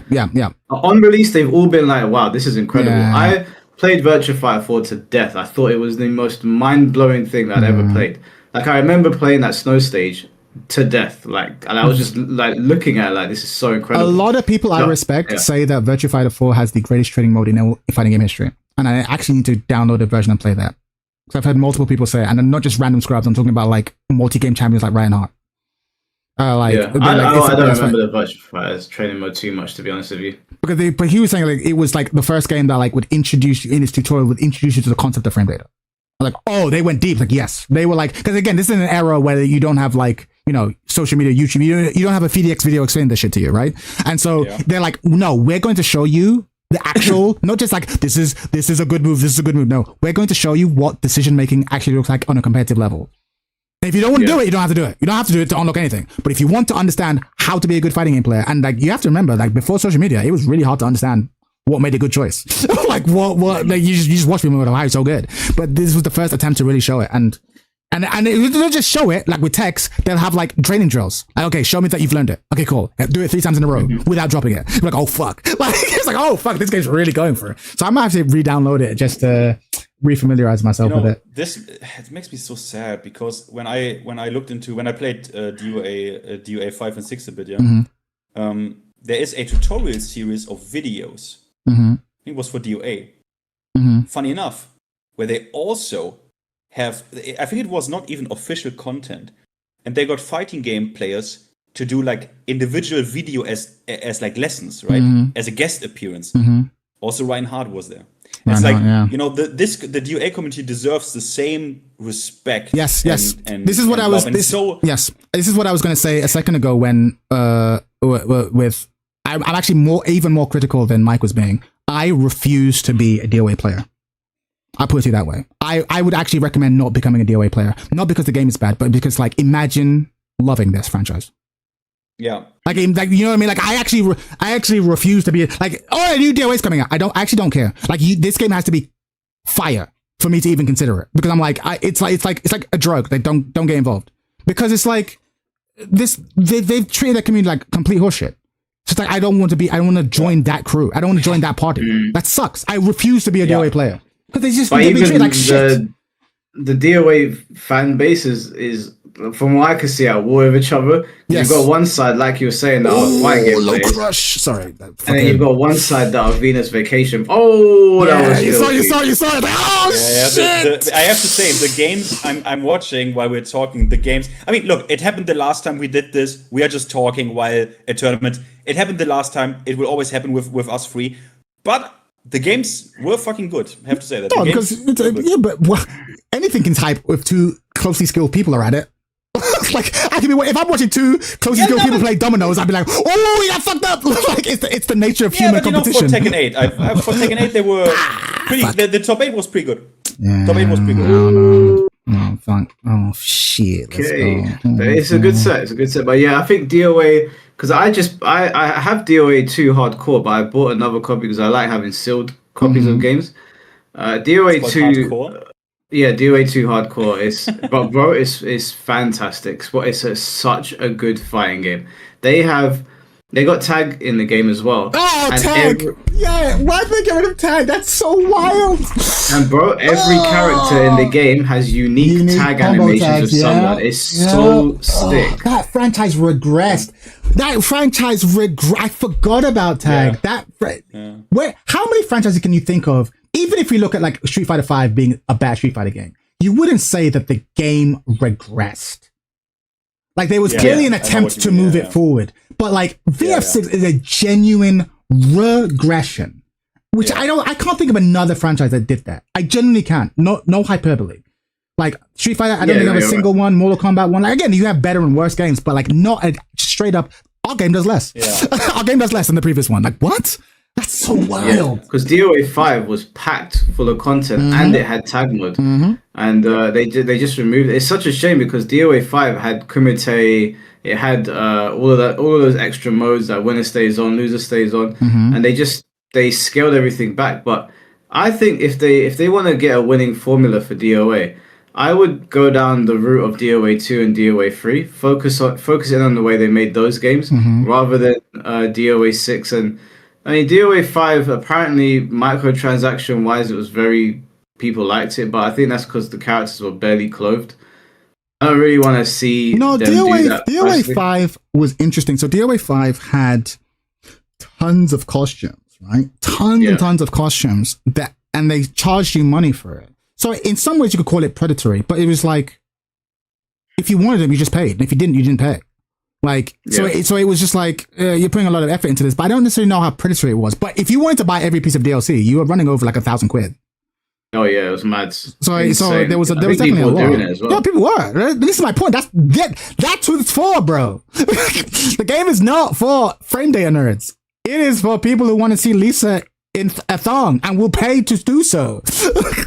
And so once the investors have realized that, I'm like, fuck your frame. You want money to improve the replay feature. Oh, you mean you want to improve the camera features? Like, no, we want people to rewind. Why? So they can study the matchup. We want to implement replay takeover. What?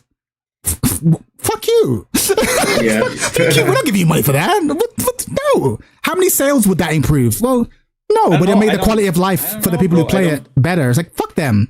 They'll buy it regardless. I don't buy that.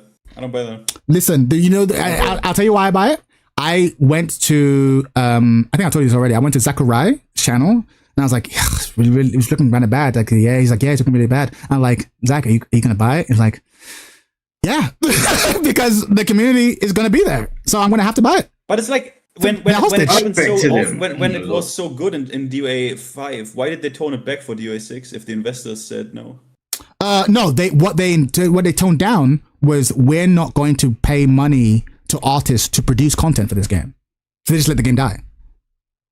That's what they did. They just stopped. Whereas VF5 is like, well, there's enough of a player base that we can actually keep bilking people.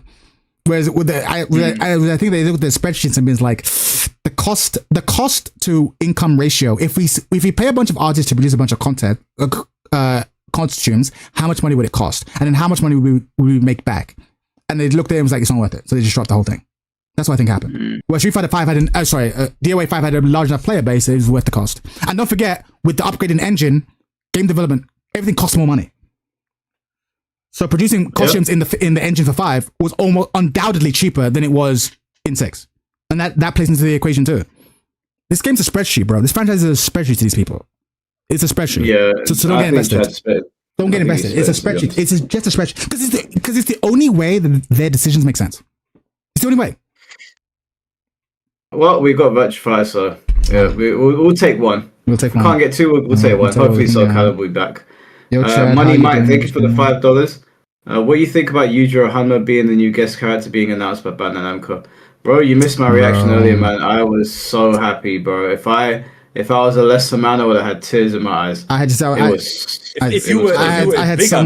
had someone on YouTube just being like, "Yo, Chad, hope you're doing well. I just came here to say hi. 3 a.m. in South Africa. Yujiro Hanma is now my secondary." I'm like, look, I can't show on it. People are happy. People are happy, man. I'm not trolling. I'm happy people are happy. I don't know, fuck.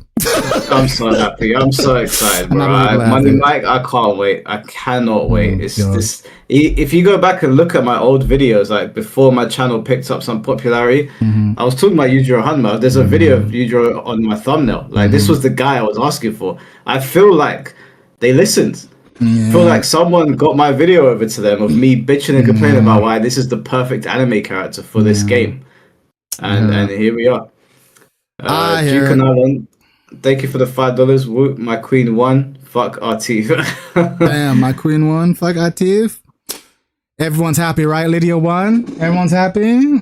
Everyone's happy, I right? don't know about that. Everyone's happy. This is what you wanted. This is what you wanted. I predicted it. It was the logical outcome. Of course, that this would happen. a god player picks up a god character. It is how it must be. No, but he's a good player. True. We can't talk shit. He's a good player. Like, I don't want to hear people talking shit about him. He's doing what he's meant to do. He's playing the game optimally. Bro, people actually did that already even in the Pakistani tournament. Bro, fuck them. He's playing the game optimally.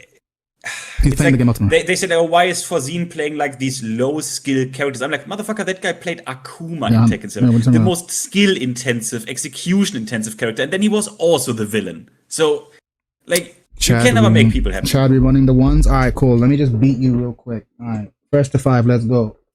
Let's go, 9 do. In fact, you know what? I'm picking up Lily. I'm gonna fuck you up with Lily real quick. But yeah, I'm gonna leave you guys now. I gotta put some people in the Hopkick City Dojo in their place. But yeah, it's been a pleasure, guys. Until next time, peace. Enjoy, bro. Alright, let's fucking go. You wanna run the ones? Let's go. Let's fucking go. Can I join Chad? Yeah, let's go. You can go after. Let's put on some music. Well, it'll only be music for the Twitch guys. Oh, sorry, you won't be able to hear it. YouTube!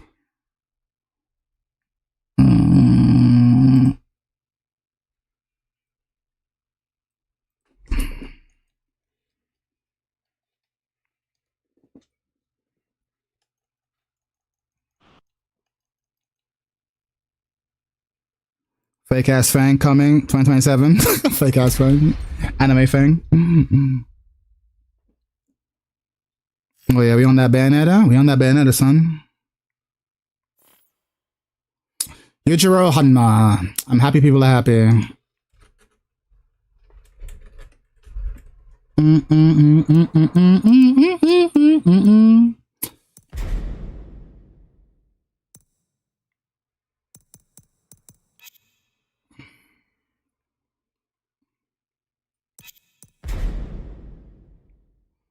Man said, you made me sad, and man said, good.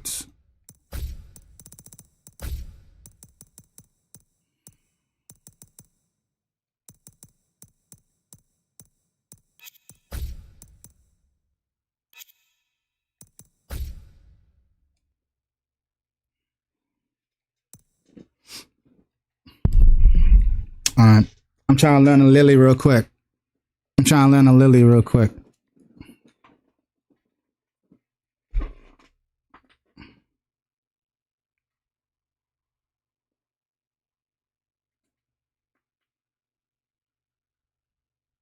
Just Matterhorn, bro.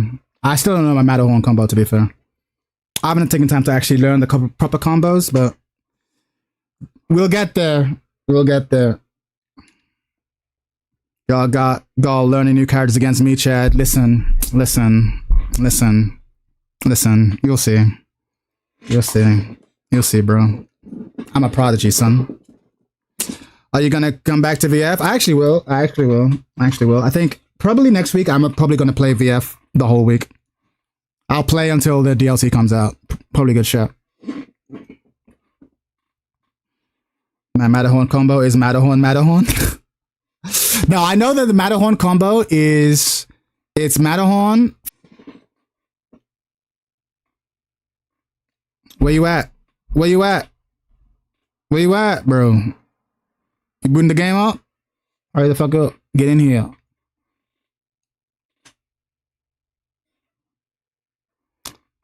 I love this song so much. Listen to that saxophone, bro.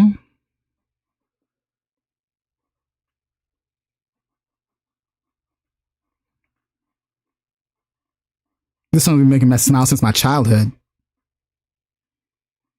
That reminds me, Lily's sidestep 1 is insane. I mean, her sidestep everything's insane. I didn't know the room is up. Black screen. Oh yeah, you can't see shit. Oh, my bad. I'm such a scrub. Yeah, I'm a bad streamer. Let me go bathroom real quick.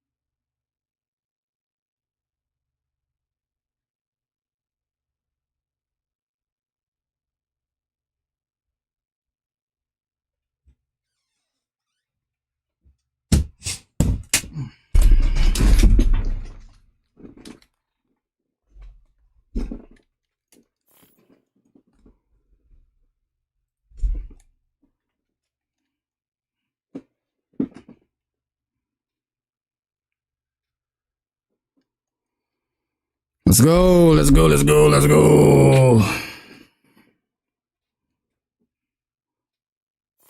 The question is making me go insane if Tecmo's DOA vacation does hella bread and DOA fighting games seem to be a pain in the ass to make. Why are they making another one? Because certain aspects of the franchise. Oh fuck! Which character? Oh yeah. Certain aspects of the franchise exist to exploit the user base, and certain aspects of the franchise exist to expand the user base. And the fighting games will get more people into it. There's a lot of people who don't know anything about DOA, but a fighting game will reach a lot more people.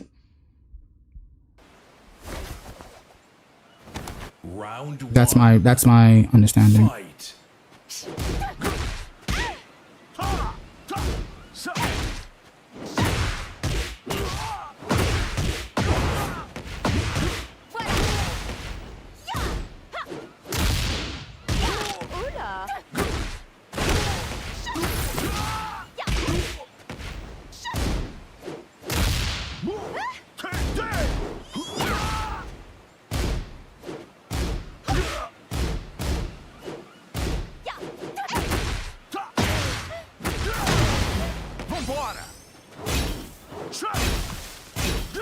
Oh.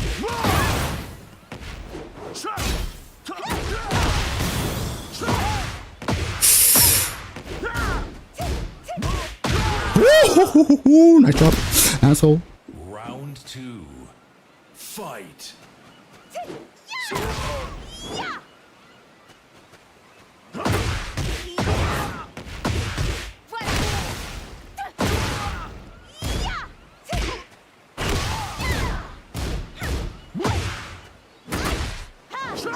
That's it.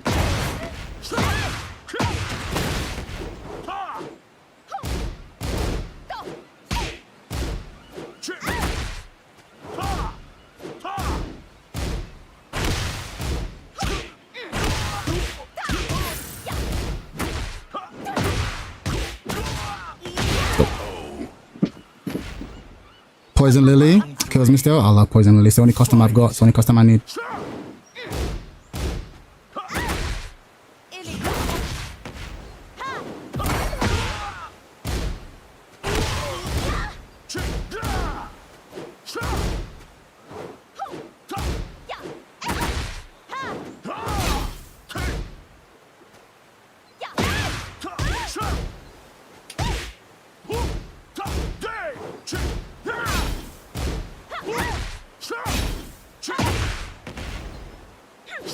Oh, that was clean. That was clean by attacking.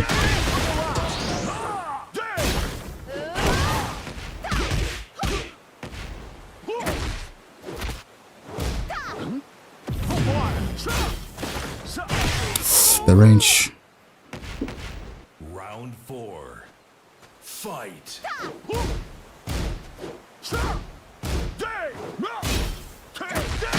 Can stop that.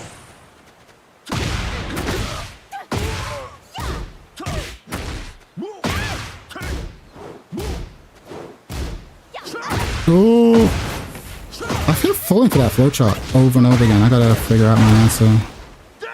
Oh god.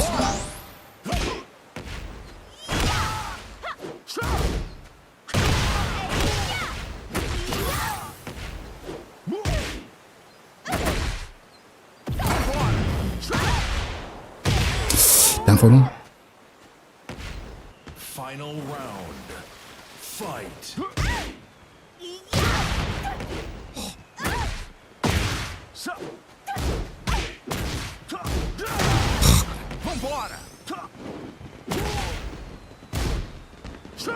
Nice it.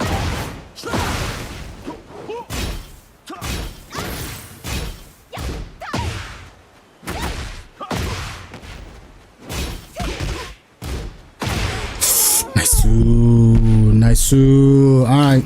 Yeah, he's not that good. I'll beat you with Lily. Yeah, he's not that good. Yes, I get it. I'll beat you. I'll beat you. I'll beat you. I'll beat you with this, Lily. I'll beat you. I'll beat you. I got your number. I got your number, bitch. I got your number. Fight.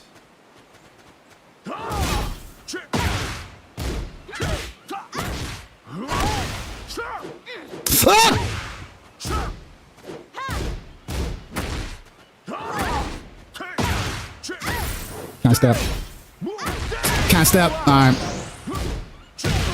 Trying to work out how to step. Alright, we're learning the hard way. Can't step. Alright.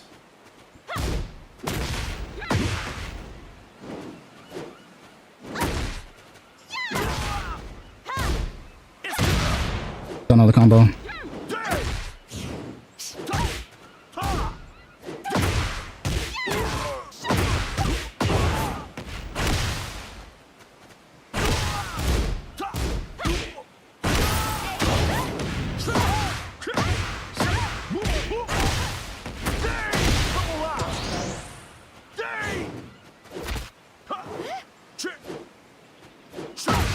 Oh my god.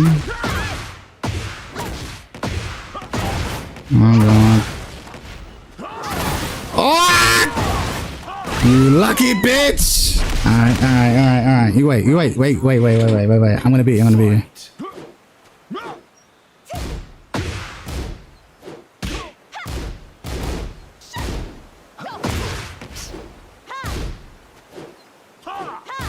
Fuck!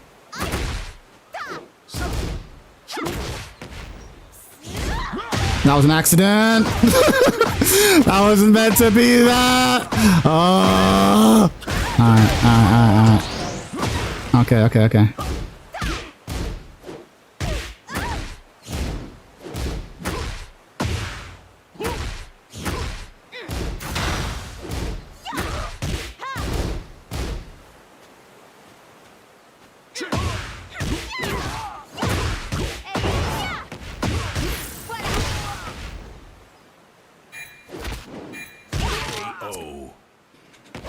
Don't lie to us. You want the snake edge? I did not want the snake edge.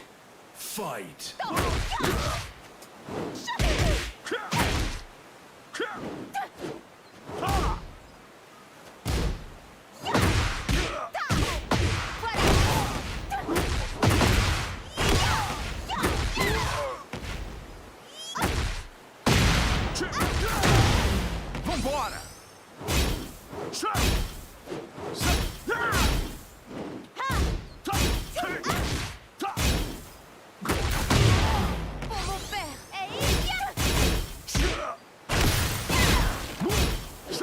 Nice.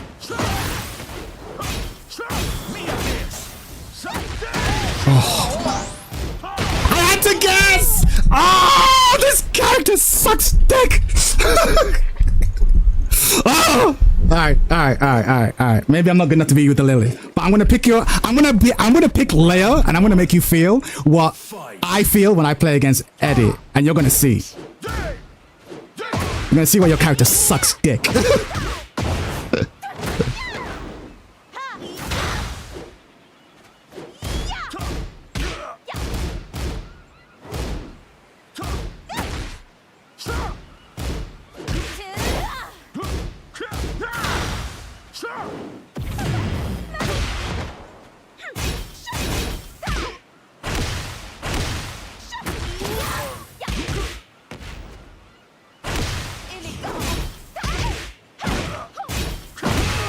Let's go.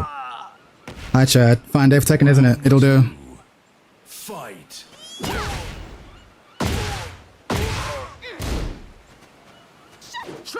Oof. Nice.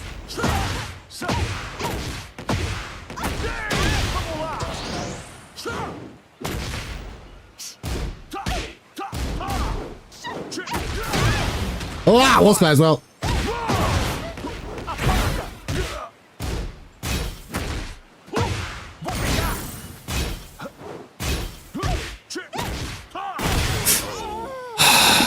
You can't step anything, even with Lily. Oh, God.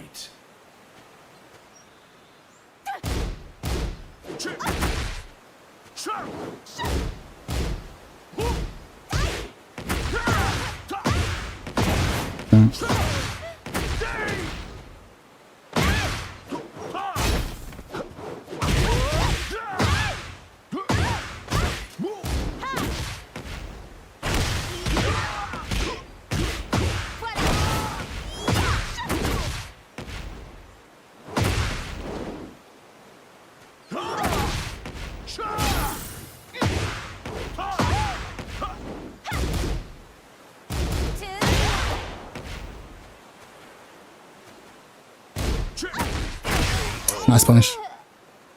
Alright, alright, we'll get there. We'll get there. We'll get there. We'll get there. Fight. Die. Wish I learned my proper combo. Oh, no.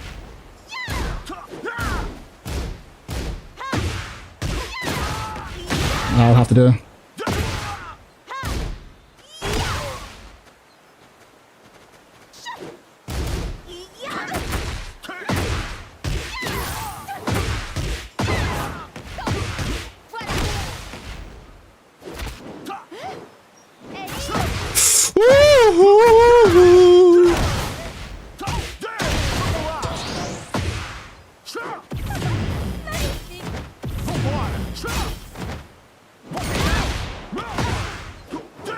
Ah, you can't stop!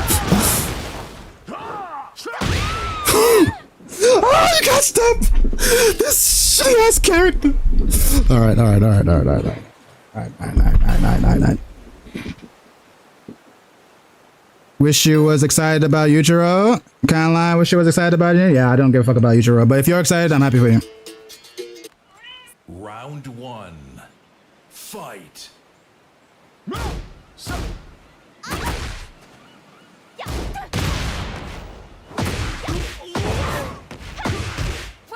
That's obviously not the best combo.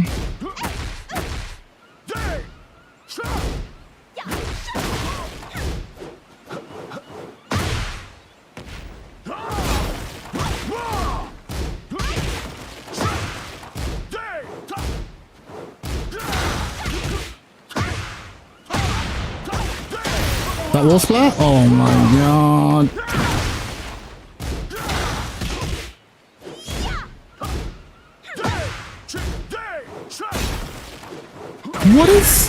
What are you meant to do there? Oh god.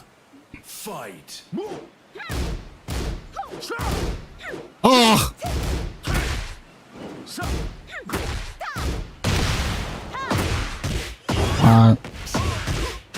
Okay. Oh, can't even stop that! This character.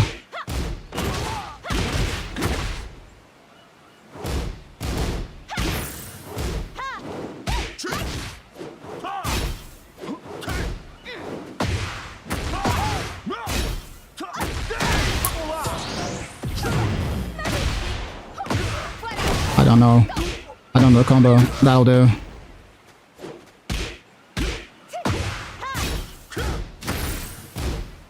Ah! Panic. Scoop. Let's go. Round 3. Fight.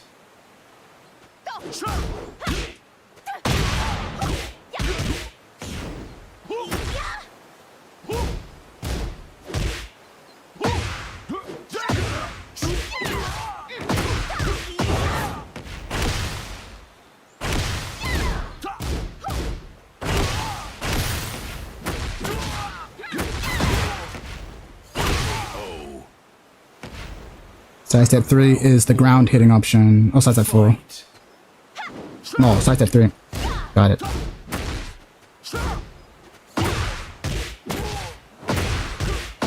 Okay.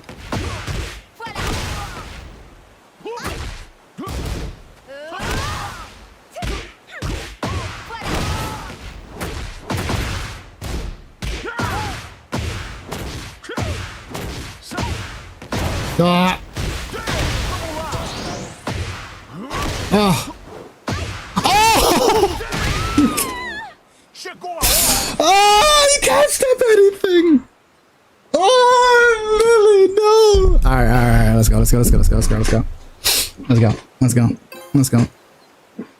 Oh! You really do just have to guess! Oh! Truly washed? Yeah, with this character? Yeah. Oh, that was a nice punish.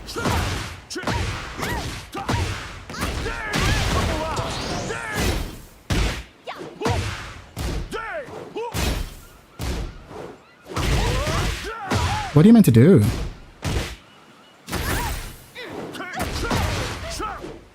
Oh!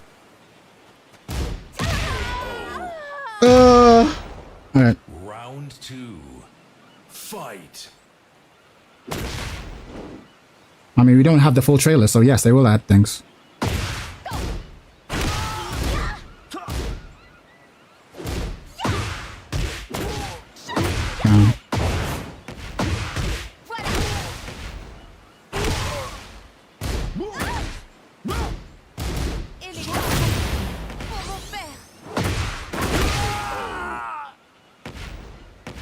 Round 3. Fight.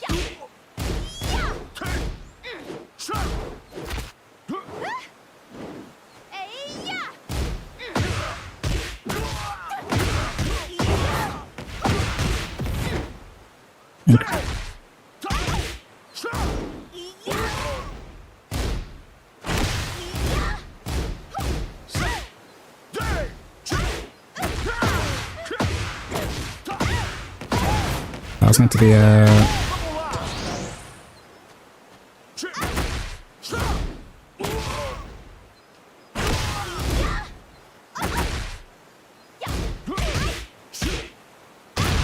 Nice, sir.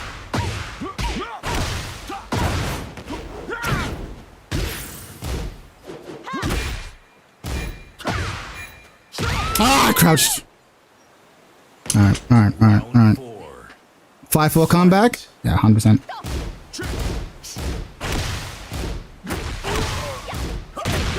Nice it.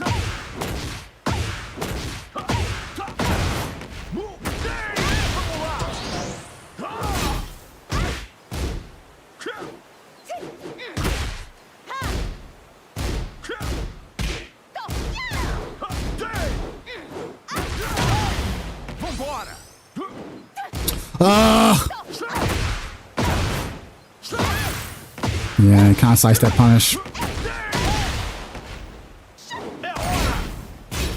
Yes! Nice sidestep. Alright, fine. You're not completely free. Alright. So, 9-do, here's what we're gonna do. I'm gonna play Leia, and I'm gonna make you feel the way I feel when I fight against your Eddie. Are you ready?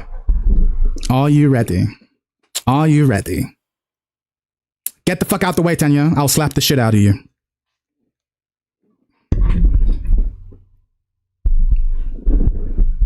Let's go.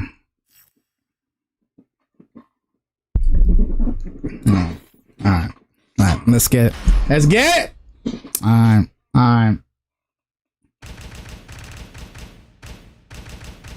I'm gonna show you why I don't like. That's gonna show you why I don't like Leo, and why I don't like Tekken 8, and why I don't like Eddie. Everyone get in the car. We're leaving this town now.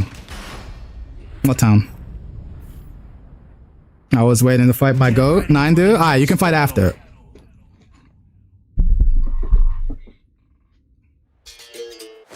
Round 1. Fight.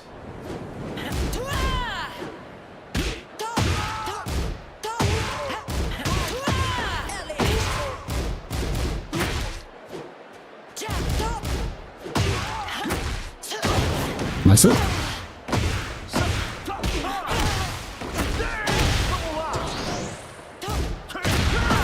Interesting. Ooh. Oh, combo take forever.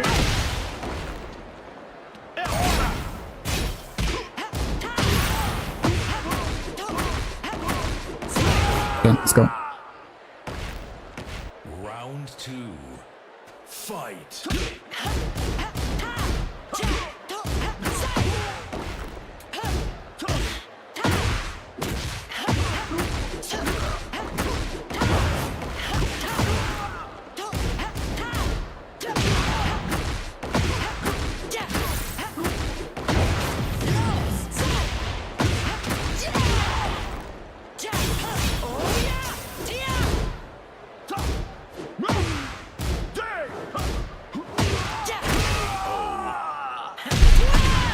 Imagine guessing wrong. Imagine. Fight.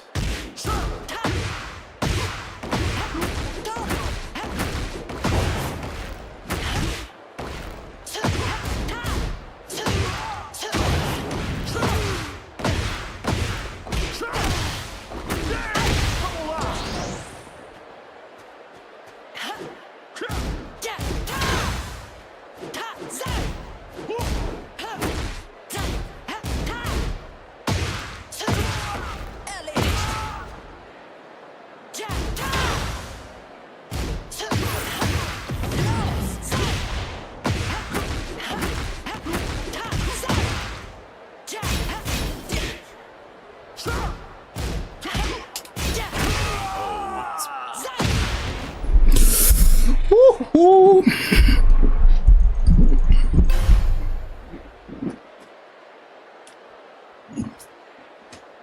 I'm not gonna play Tekken against you. I'm just gonna make you guess. I'm just gonna make you guess the whole game. Good luck.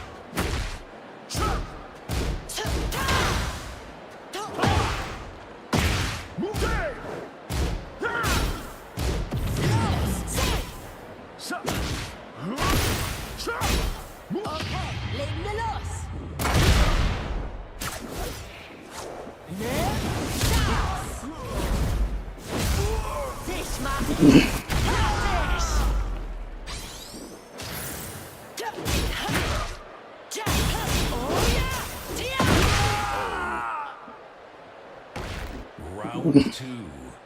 Fight.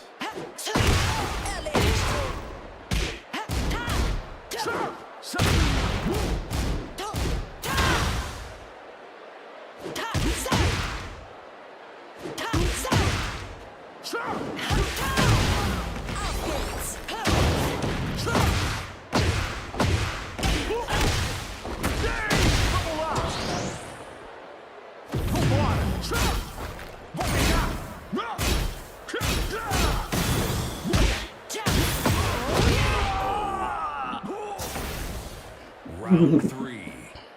Fight. Ooh, that step was nice.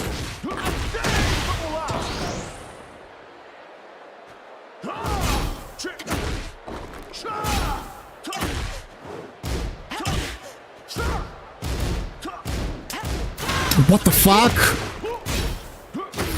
Nice. I have to guess. Ooh, is that the AOP? Round 4. Fight.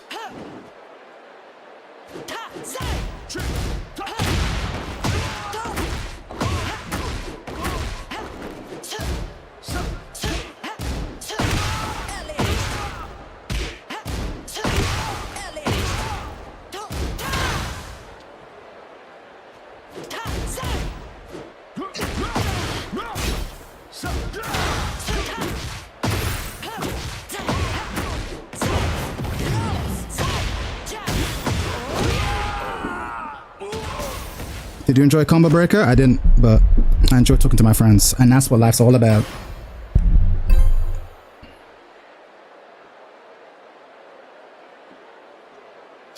Hey, Cam. Round 1. Fight. Nice.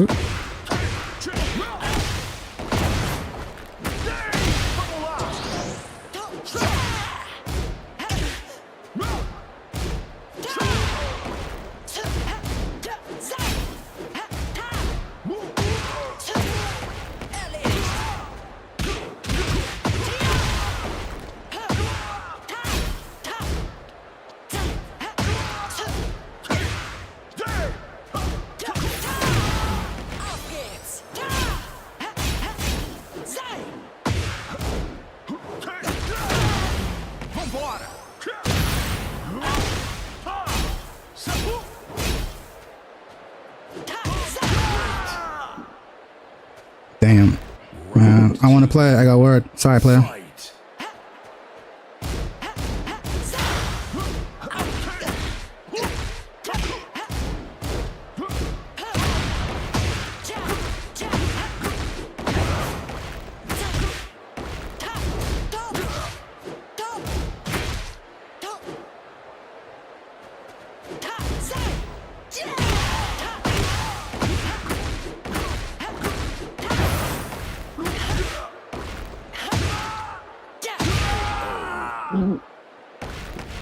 Round 3. Fight.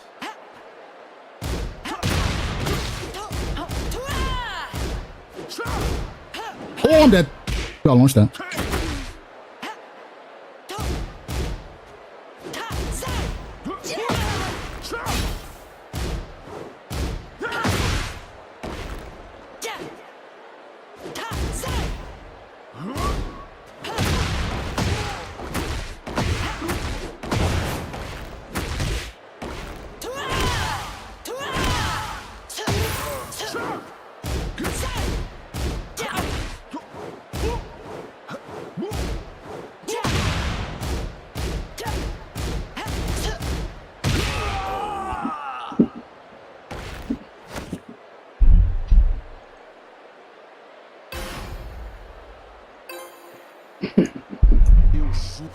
Round 22 1. is Unk? Damn. Fight.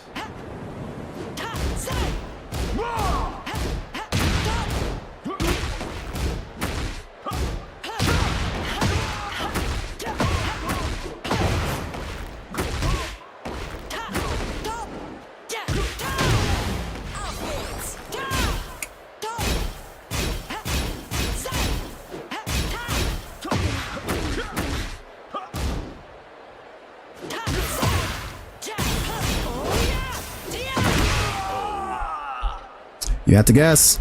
Round 2. Fight. Oh!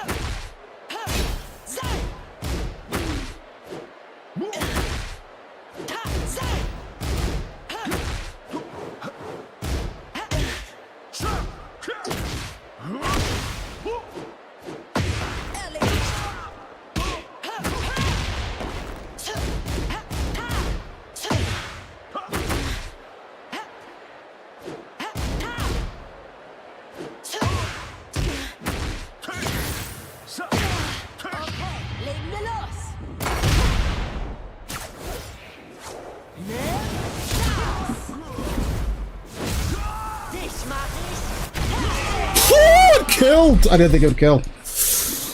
Oh, Jesus Christ. Fight. Nice!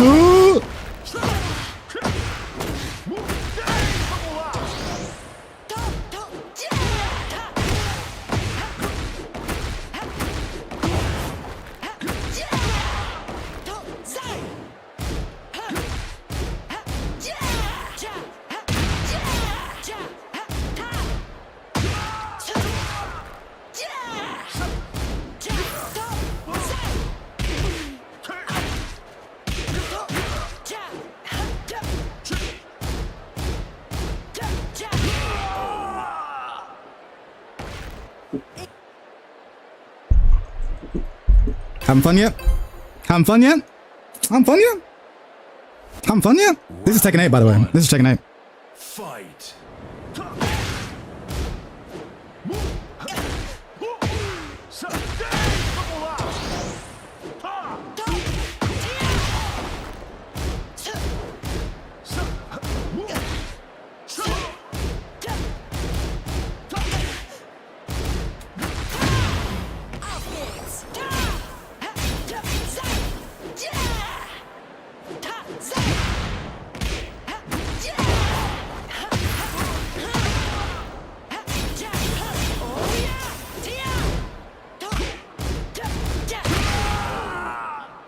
How dare you, bully? Hey, look!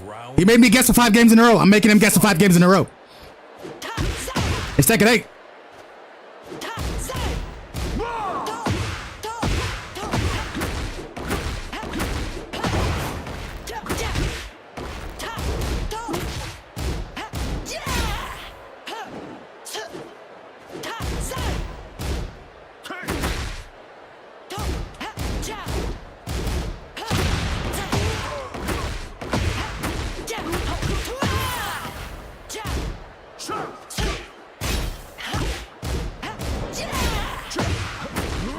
Nice, kind of hit. Ah, tight step.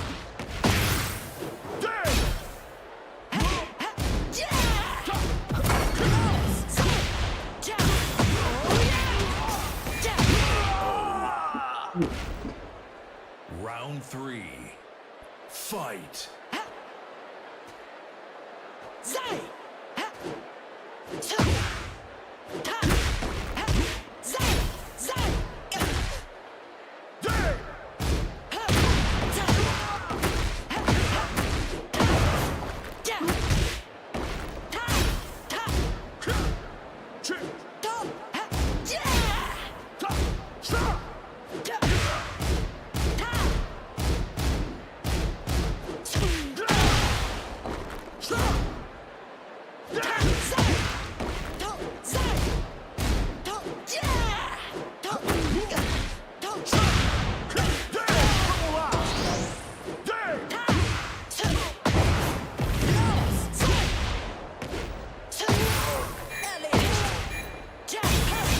Guess the game!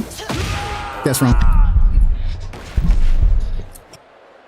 Compare that to what happened when we played as Xiaoyu. Do you see it? Did you have fun? That sucks, right? It fucking sucks.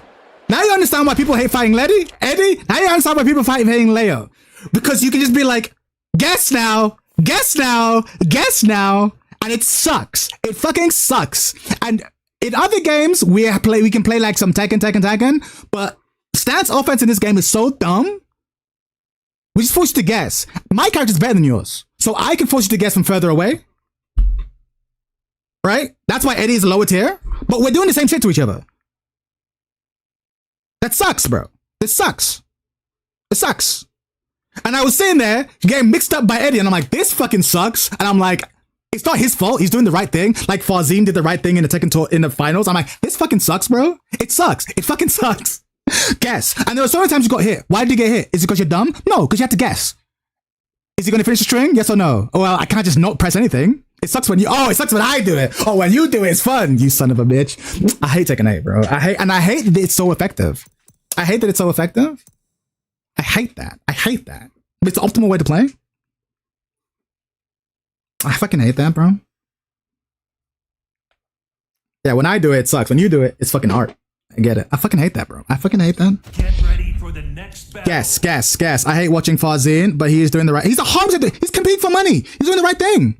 Why can't we all play honest Alyssa? Fuck you, Cam. I almost didn't catch that. Fuck you, Cam.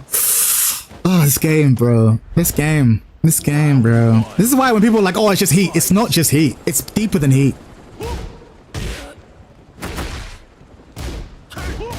It's like Melty Blood. I've not played Melty Blood. Never mind, drag.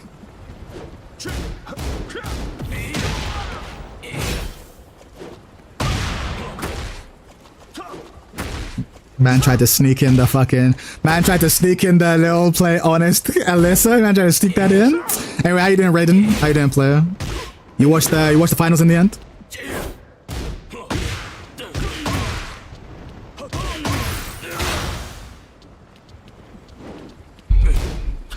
Ugh, God, Tekken 8, bro. I gotta turn the music up.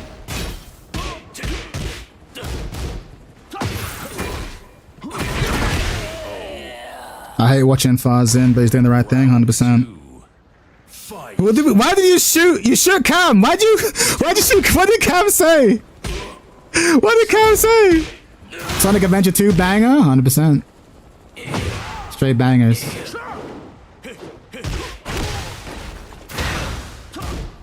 Oh, what you know about this banger though? What you know about this banger though? What you know about Moon Beach? Who can tell me what game this comes from? I turned that shit up, I don't blame you. Who can tell me what game this comes from? Tell me what game this comes from. And I'll give you a high five. A digital high five. Who knows what the game is from? And you can't see me right now. You can't see me. I'm shimmying. Hold on. Let me put my camera on. Round 3. Fight. Don't worry. I want to play Tekken 8 Roger soon. Real Tekken shit.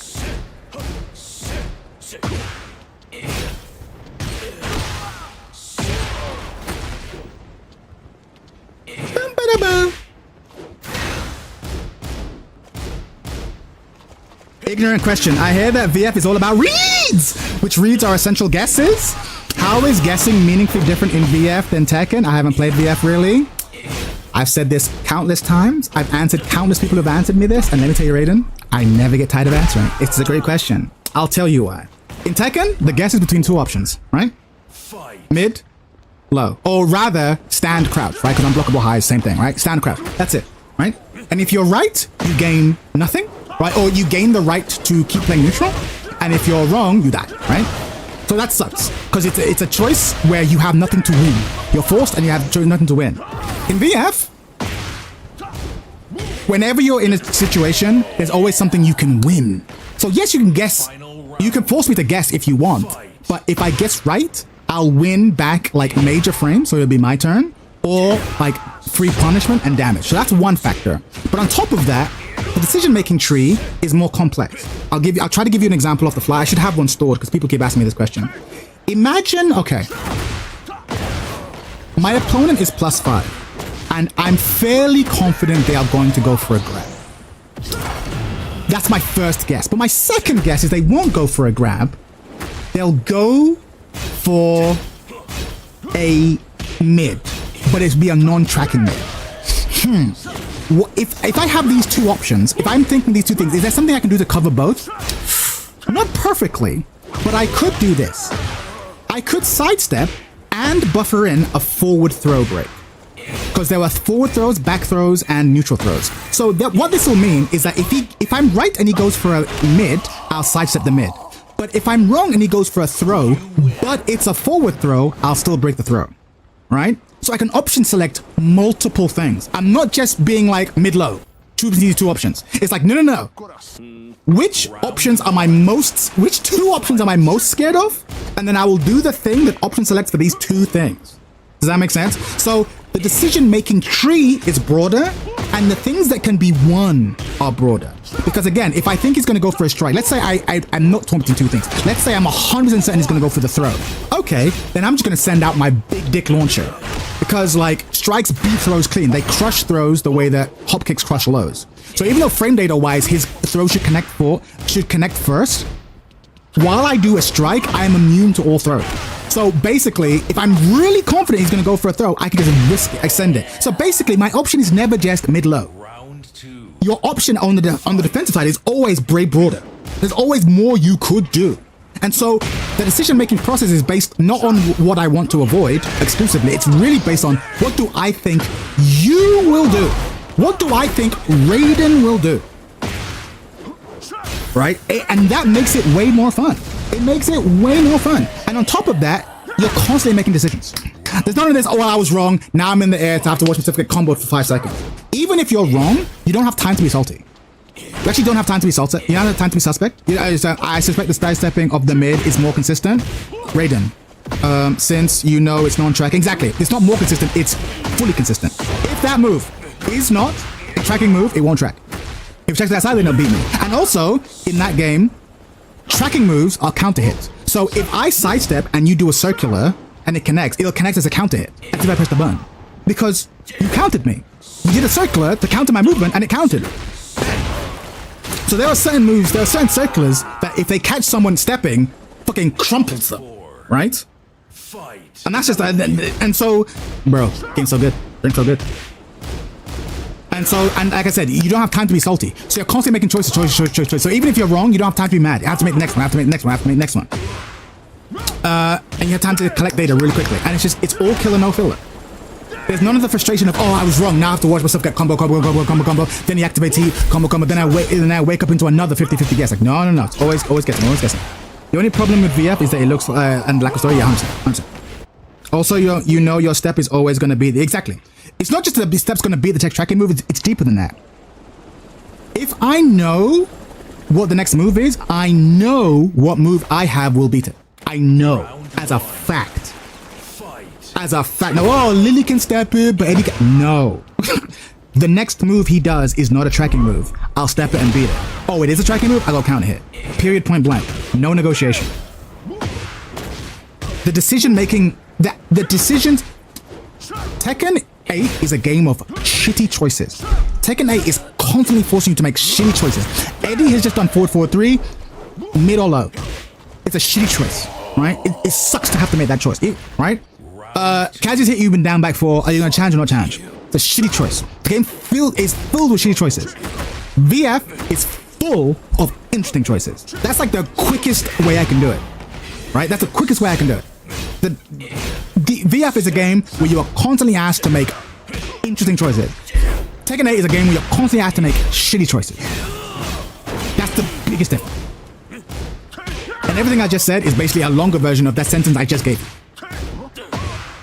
Also, characters actually be hella different, right? So everything I just told you is universal stuff. But if I have a punch to Baki, and I think your next move is, I don't know if your next move is going to be a high or a mid, or a tracking move, but I know it's going to be a punch to Baki, bang, and it'll work. Frame 0, punch to Baki. If your next move's a punch and I have a punch to Baki, it's gone. right? Round 3. Like different jab speeds. Yeah, Fight. it's crazy. I mean, yes, characters are very different, but the system remains the same throughout all of them. And it's just, it's so good. It's so good. I love it again. I love it again so much. So yeah, it's just the decision making feels fun. And again, like I said, it's hard to market that, right? How do you market decision making space? You don't get to experience it until you actually play it and get into it. But a lot of people, they see the graphics, including me when I first saw it, and they stay away from it. So it's like, oh, how do I show you that the game is beautiful mathematically? How do I show you that it feels good on the brain to make decisions in this game? How do I show that on screen? You can't show that on screen, but you just have to take my word for it. The video you made a while back about what problems the game asks you to solve resonates here. The problems here present aren't interesting to me. They're shitty choices. And it's not only are they shitty choices, it is a constant stream of shitty choices. You're -5, what do you do? Okay, you're -4, what do you do? Okay, you're -3, what do you do? Like, bang, bang, bang, shitty choice, shitty choice, shitty choice. It's perfect balance of system and character-based game, 100%, 100%. It's really good. It's really good. Yeah, but it's really hard to sell it to people. It's really hard. I know that people can tell I'm not lying, because they can tell my enthusiasm is baked in, but I wish there was a way I could like download my enthusiasm into the hearts of other people. I wish I could, because the game is so much fun, but you have to get in there. Like, you can't see it. You just have to play it with other people. And then you go, oh, this is fun. The VF leak was unfortunate, but it does make it genuinely interesting. Genuinely interested. Yeah, the only thing that's missing, anime, magicians, and Final Fantasy. Even as a joke, Raiden, fuck you. Don't ruin this. Even as a joke, fuck you. But you're right. You're right. Yeah, VF6 looks great, and I'm excited for a lot of people to play VF. But as I've said before, and I know it makes me sound like a hipster, there's a lot of Tekken players who think the game looks gorgeous. They'll try and play it, and they'll realize, oh, I actually have to think about my opponent, and they won't like it. The VF leak looks insane with shitty quality. Yeah, that's gorgeous. Because it's what they're doing that looks amazing. The block animations are great. The moves are just, it's so good. So good. I want to play the sumo wrestler? Of course you do, Karen. Taka Arashi, yeah. And the thing is, I'm pretty confident every character is going to be in the game. Because if you have to like Tekken, where they make like 50 characters, and then in the next game, some of them aren't there. Every character that VF has ever made is still in the game. Like every single one. So they're all coming. And then they'll add like 2 new characters. If that. Because it's a game that's been refined over time. It doesn't have the bloat of Tekken. I forgot who it was. I think it was Shin Athena in the Discord who said that he played Tekken 5, and they made him realize, oh fuck, we need to get rid of half the moves in this game. Because when you play Tekken 5, you realize, oh, this game's become super bloated. I'm gonna play Go, yeah, Go, Drag, Pi, Ling. Pi is not Ling. People say that because small Chinese girl. She's not. She kind of is Ling, to be fair. She does have a pokey style, but she's more universal than Ling. She's kind of a mix between Ling and Nina. And Go is a mix between... there is some drag for sure. He's a mix between drag and maybe Armor King? Maybe Armor King? Yeah, Pi has a 12 frame mid, that's what I'm saying. So I has a 12 frame mid, which in Tekken terms is like having a 10 frame mid. It's like having a mid that's the size of the speed of a jab, yeah. So she has like this broken mid option, which is really strong. Yeah, Pi is closer to Nina and because she's fast. Her jab she has a fast jab, so she can put pressure on you. Not everyone's jab is the same unit speed. They're mostly within 1 or 2 frames, but because she has a fast jab, she can mash in your face, and it's tough to challenge her with her buttons. And because, like I said, she has a 12 frame mid that counter hit knocked down, so she can force you to be honest. Like imagine if Ling's back 1 knocks down on counter hit. Imagine, right? It's a stop sign. It's so good. So 10 frame in Tekken, yeah. 10 frame mid. But in terms of ramifications, it's like how Ling has an 8 frame mid. They stole that from Virtua Fighter. But like, bang. But imagine it didn't just like get people off you, it knocked them down if they counter hit. And was safe on block. Just cracked. Just cracked. Just cracked, bro. Who is Ling in VF? There isn't one, because there isn't really an AOP. Eileen, Pi, and Leifei all have a Bokutai stance. But Bokutai stance works more like Leo's, where they go down temporarily and come back up. So it's designed to make things whiff if they push a button on immediate timing. Does that make sense? So if I'll do it, and then AOP. So then it'll make you whiff. But I can't just stay in AOP and do it. It's not like a hard stance. That's why I say there isn't really a Ling. But to be fair, now that I thought about it, it's probably closer to Pi because there isn't a Ling. That's the issue. There isn't a Ling. So Pi's not a bad instinct. But Eileen's another one because she also has a bunch of tricky moves too. And she can also make things whiff. Which makes sense. Monkey style kung fu. Fight.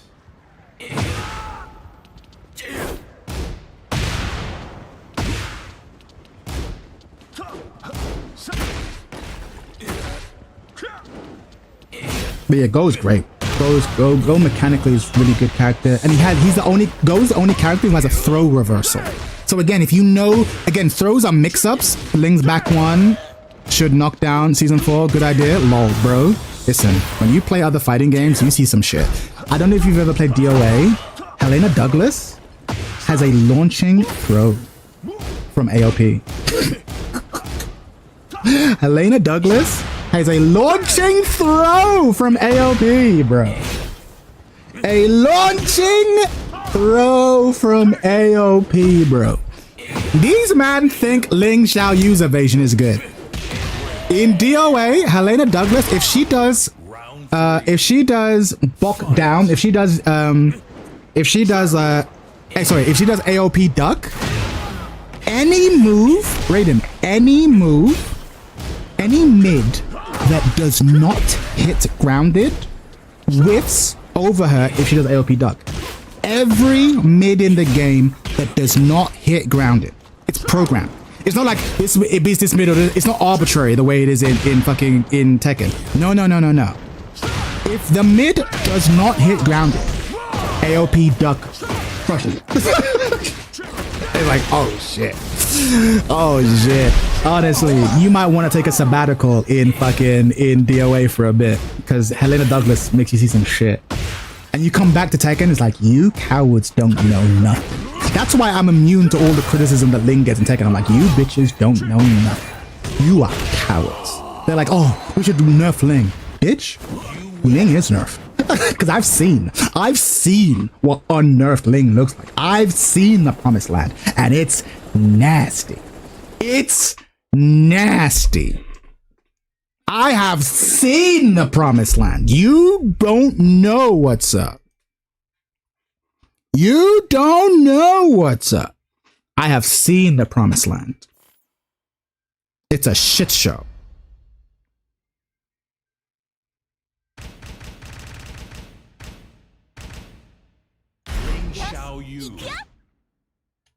They don't know, bro. They don't know. It's a fuck, like, cause they were like, oh, you want an evasive stance? How about an evasive stance to the base shit? That shit is crazy. AOP duck, launching throw from AOP. Her Oki is godlike, bro. Making people guess between fucking knockdown mid or launching throw on wake up, bro. Fight.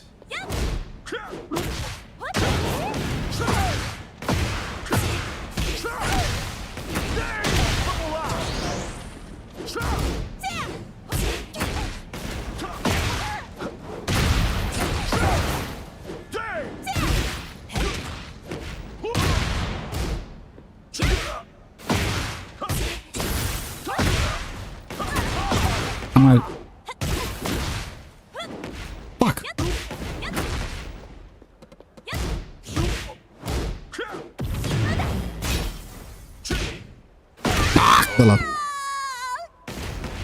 Round 2. Fight. Nice. Yeah, I can't do that. I gotta lock in.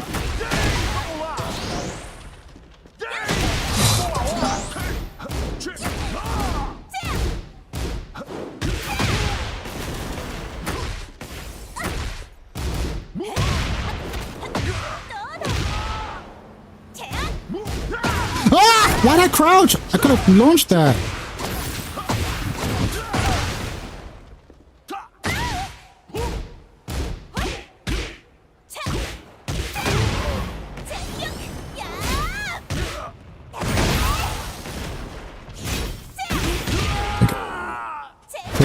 Four on this line. Round 3. Fight. No. I don't know how to get around Eddie's side step. So we're gonna learn today.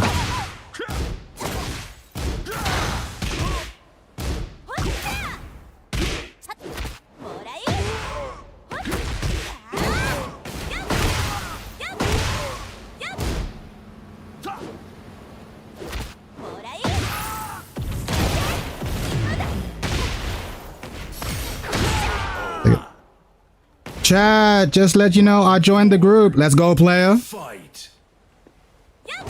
Much love, Kenny. Yo, Kenny. The legs. Bro. Ah! You're actually a piece of shit. I actually don't like you. I gotta learn this matchup. The thing about Shy is that because she's very specific, she has to learn every specific matchup specifically. But she has defensive tools for everything, but you gotta know what they are. You gotta know what they are.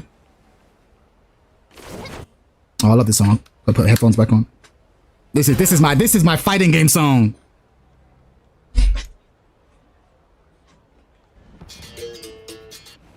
Round 1. Fight. Fuck! He is so quick with that launch punish, that whiff punish. I cannot fuck around. And I immediately fucked around. I got... Y'all see me get schmixed? Y'all see me get schmixed? Ah!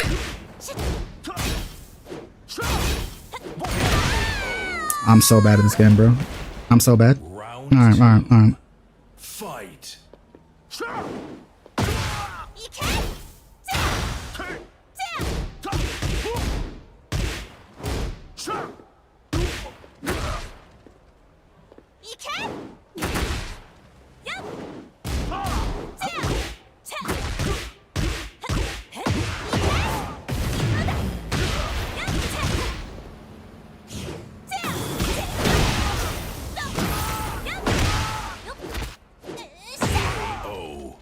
Hey Chad, in a long session a while back, I ran into Fang Fam. Yeah, we'll do it. Not tonight though. We'll do it tomorrow probably.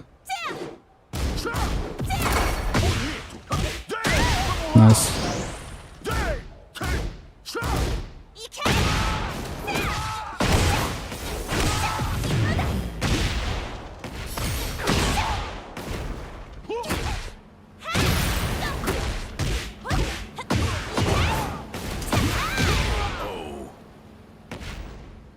Round 4. Fight. Fuck! Don't whiff against this guy, bro. Don't whiff against this guy.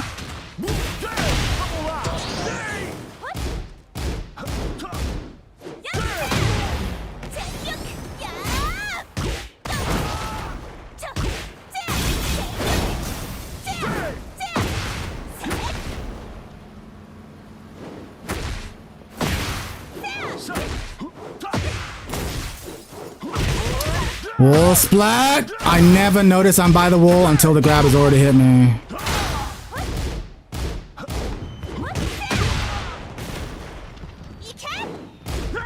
I crouched! I'll take it. This track is so good. Street Fighter EX has the best fighting game music of all time. I don't care what anyone says. I should have went under that, bro. We grabbing you, bitch. We grabbing you. Didn't crash fast enough, ho. Fight.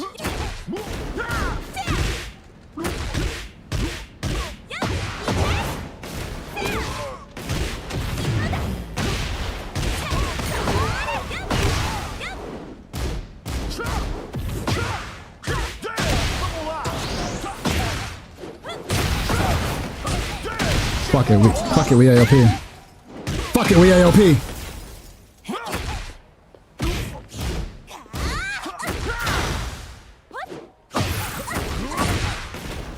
Fuck it, we AOP. Fuck it, we AOP. Round 2. Fight.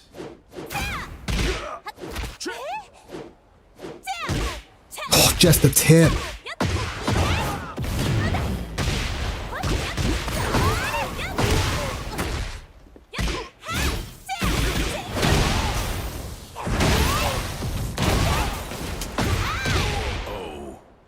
Hopkick City. Round 3. Look at this shitty choices, bro. What are you gonna do? For him too, to be fair.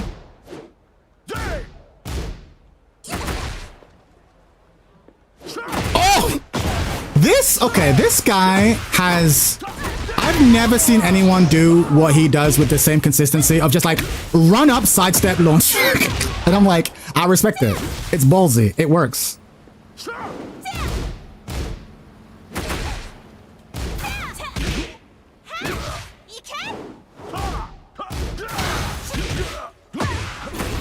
Damn, sending it?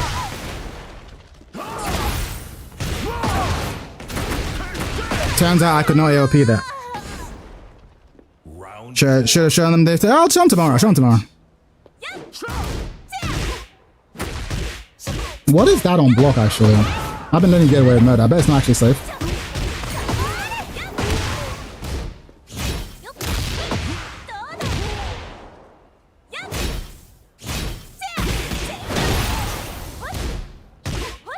Perfect.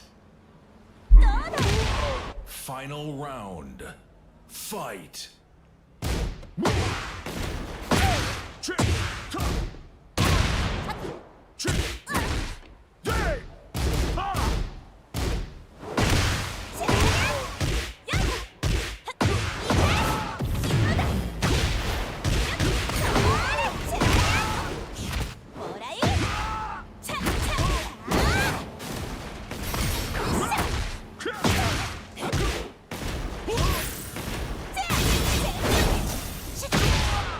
No rage all, bitch.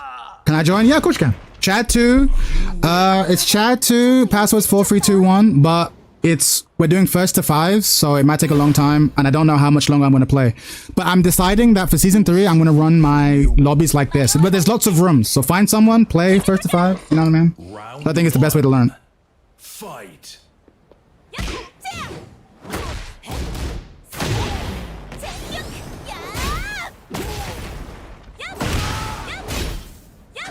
Oh! Okay. Slice that bat, bitch. Good luck.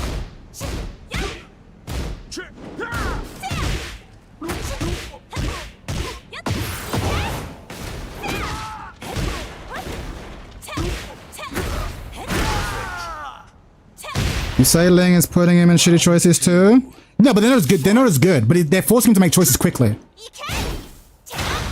But yeah, they're not as good. They're not as good. There is an answer. You just have to. You have to get to it quick.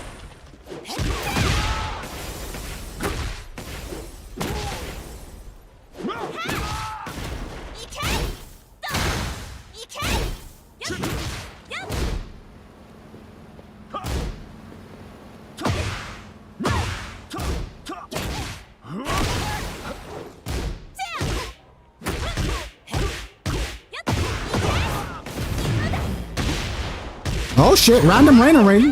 How you doing, player? Oh! We out. I'm hop kicking, fuck you. Oh no. No.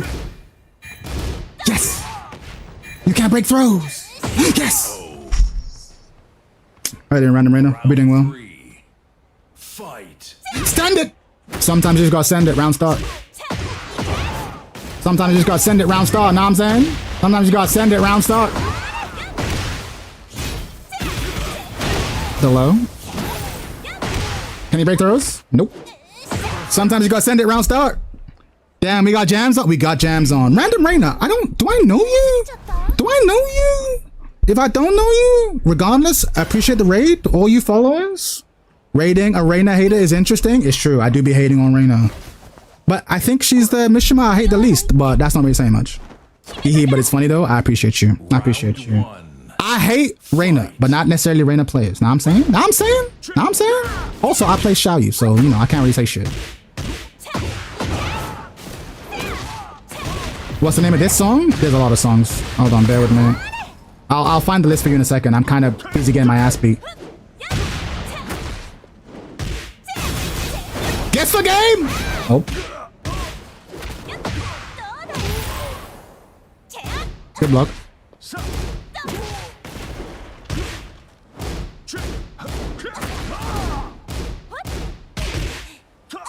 Stop it. Oh no. No. No. No. If I lose this round.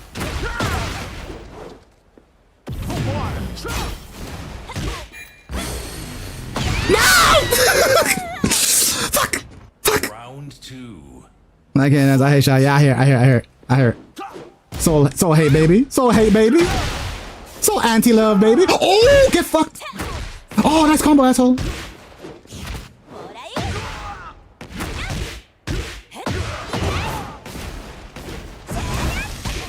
The launch. Oh, I-13. I hear it.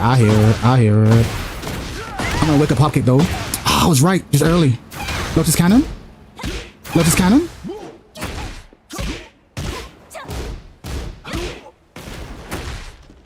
I'm dead. Oh, I can't break throws. I'm a scrub. Oh, wall splat. I'm dead. You got some bangers. I appreciate it. I appreciate you. I appreciate you. Fight. Oh, that was the big. Yes, you catching that shit. Okay, let's go. Ba ba da. Da. Da. Ba ba da. Da. Da. Da. Oh, I was right though. That. Yo, Harada, why'd you fuck me? Why'd you fuck me, Harada?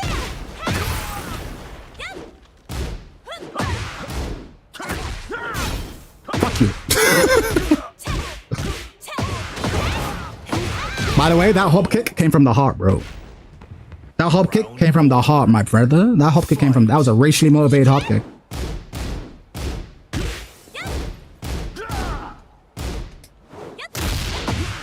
I just realized something. You are very respectful. Oh, stop it. You are very respectful. Stop it. Interesting. I'll take back what I said. You're no longer respectful. Oh, counter hit. Racially bro, sometimes I gotta send these racially motivated hop kicks, you know what I'm saying? I gotta send it. I gotta channel my inner Nick Fuentes. Gotta send it. Racially motivated hop kicks. Nice punish. Oh fuck. Alright. Why am I getting hit by the... Stop it. Stop it. Stop it.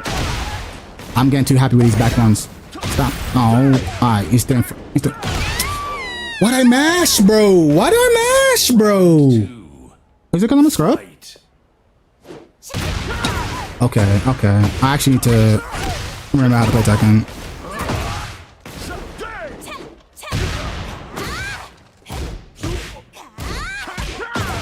Okay. Okay, I actually have to lab that shit because I have no idea what's happening in handstand. Why did the second...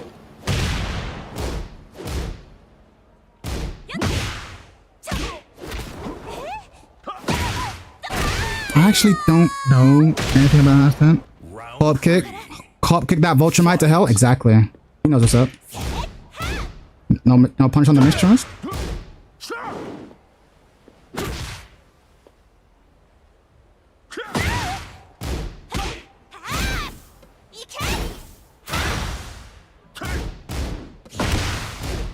What?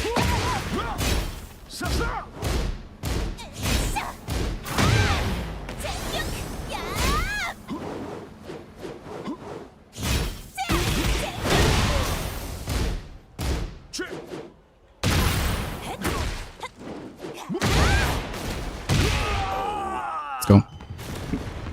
Round 4. It's good that Mr. Raf posted tier list on Discord before changing it to the video. I thought Shia top 1 was weird. He put it at top 1.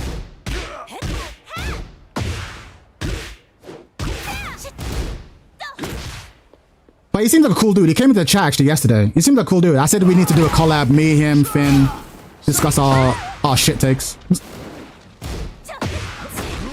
Bro, can you hit confirm?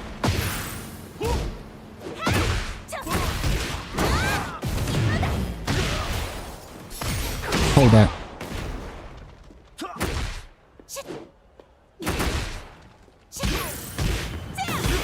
Hold that. Let's go. No, you didn't finish the whole comment, Chad. He had Lydia as a bomb originally. Oh, wow, bomb originally? Crazy.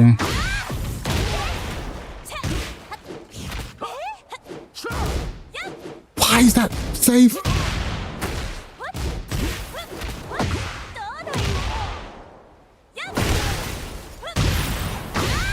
Got him. GG's. He seems to work hard. Yeah, exactly. I like him. He seems like a good dude. Again, everyone who thinks deeply about this game is gonna have a take that the majority of the community don't like. Fuck, GG's. GG's. GG's. I've been labbing, as you can tell. I've been labbing. I watch the replays. I get fucked up. I be watching these replays. Know what I'm saying? I be watching these replays. Shenanigans. Wanna play? Let's play shenanigans. Come see me in room B. Come see me. Come see me. Come see me. And if you have a preference of Lily, Fang, Xiaoyu, Leo, let me know. Come see me in room B. Come see me. Oh, Shenanigans is playing? Oh, okay, never mind. Alright, I'll watch this game. I'll watch this game on stream because he's been waiting patiently. So I'll let him have some stream glory. Now I'm saying? Most people will get on the Ling hate train. Not sure. He's gonna Chad, what you said about regarding guessing, I agree for the most part.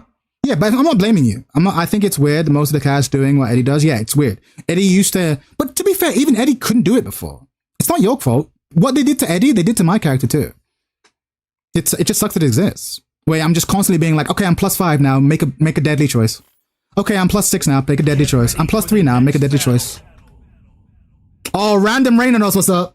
I was like, what's he listening? What track is this? What track is this? Yeah. Streets of Rage. If you don't know, you don't know. Oh, someone asked me what played earlier. Sorry, bear with me if I can find the track. Recently played. Oh, there's a bunch of stuff. Sorry, I'm bad. I'm bad. I'll see if I can find it later. But I have a playlist. I can just send you the playlist if you want. I have it's a Spotify playlist of just like video game music that won't get me copyright struck. I have some Streets of Rage in my streams too. It's good shit. Eddie wasn't doing it to this degree, but it was there. Like in TV. Yeah, there was always some. But a lot of it was, if you were the defender and you knew, you could like dick jab out of it or sidestep out of it. There was very few situations where they could just force a guess. Very few. In ranked, yeah, we would do it to each other all the time. But like at the highest level, when you really labbed it, you'd be like, actually, if I dick jab here, I'd beat everything. Except for maybe one option. If I sidestep here, I'd beat everything except for one option. Whereas here, it's like, no, you're -6 and Eddie's in relax, you have to guess. You have to guess. The middle low. Try and step, you get blown up. And I thought, I'm playing Lily though. Surely Lily can step. Turns out, nope. Reina design isn't bad. It's not bad. It's not bad. Visually, she's fine. I just think that the whole... she breaks a lot of rules. If you have an electric, you're not allowed to have a hop kick. That's a rule. If you have an electric, you're not allowed to have down forward 2. That's a rule. And generally, forward 2s that are plus on block, I don't like them, no matter who has them.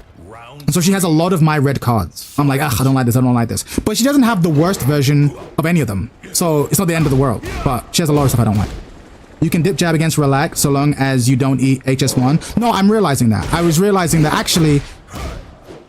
I think the tricky thing is, sometimes you're putting relax while you're crouching, and other times you don't. You know what I mean? And I'm like, ugh. So when I'm in crouch, you kind of have to eat it. But when you're not, you can back one. You can do side step. I laughed that. I realized it. Also, I noticed you did that 1+2 into down forward 1. And when I first played you with Xiaoyu, I kept trying to step right. Didn't work. AOP right didn't work. But if I go left, it works. I was like, oh, fuck. But I had to lab that. Streets of Rage Classic Genesis Series 1. I love the soundtrack. Oh, Shinobi 3. I love Shinobi. Good soundtrack. Yeah, I have a bunch of video game music in the soundtrack because it's the kind of music you can play without being, you know, copyright struck. Sorry, you guys on YouTube, you can't hear it. Unfortunately. But yeah, we got some tunes over here. But yeah, Rain is cool. Rain is cool. I did briefly flirt with the idea of going on Arena Arc, but I was like, nah, I'm not doing it. Yeah, you can sidestep down forward 1 after 1+2. Yeah, but you have to go a specific way. And I tried stepping it twice and AOPing and it didn't work. And I was like, okay, I just stopped for the rest of the set last time he played. And I labbed. Oh, if I went right, it works.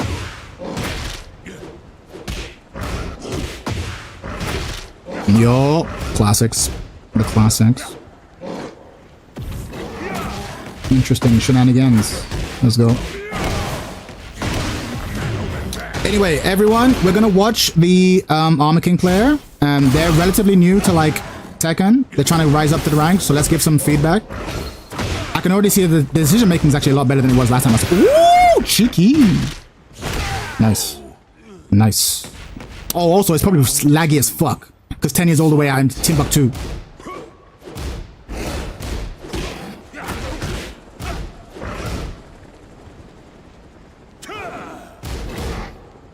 Oh, this song's a banger. What you know about this song? You're not ready for this song. You think you are, you're not. You're not ready for this song. I'm gonna turn the volume up. You think you're ready, but you're not.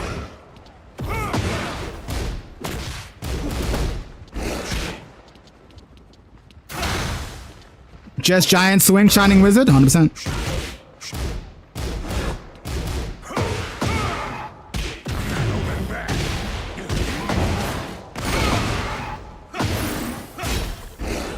The jam just keep going? Bro, listen.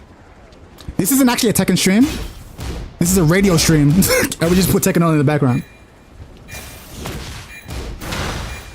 Video game tracks.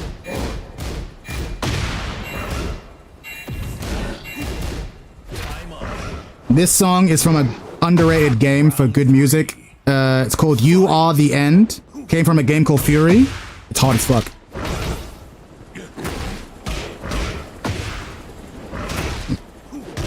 Yo, this Armor King, bro, last time we spoke, Shenanigans, you've leveled up so much. You're so much more conservative. I'm so happy.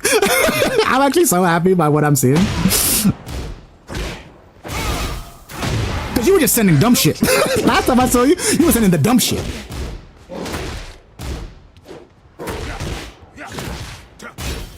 Oh my god.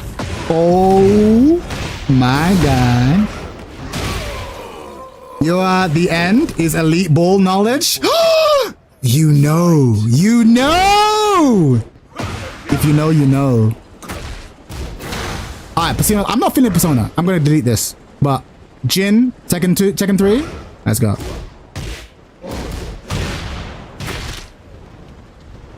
You are the end is elite ball knowledge, bro. If you know, you know. You gotta join us over on Twitch, baby. Sometimes we just have music streams. We just be like, alright, let's look at soundtracks from games I never played. But if they're from like the 90s into the early 2000s, they're probably a banger. And we're like, alright, add this to the list. Add this to the list. Close, but not good enough. Add it to the list. I got a boss and your platinum trophy. How understand? Yeah, I see it. I actually only played the game because of the soundtrack. I hadn't even heard of it. I said the soundtrack here. I'm here. Oh, I see you. He's on both.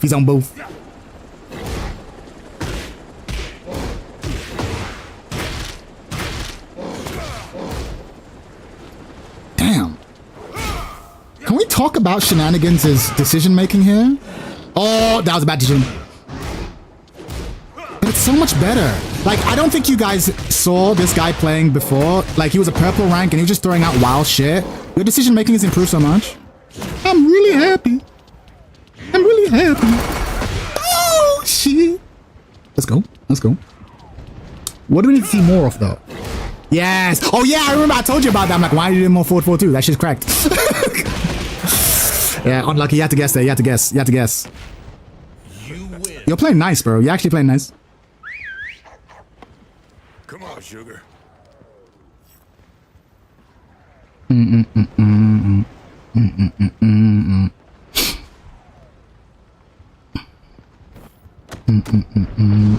Tekken 3. Tekken soundtrack has fallen so far, broskies. Oh yeah! Oh, unlucky. I'm blaming lag for that. If you want a move to do while standing, then while standing 2 is good. Nice.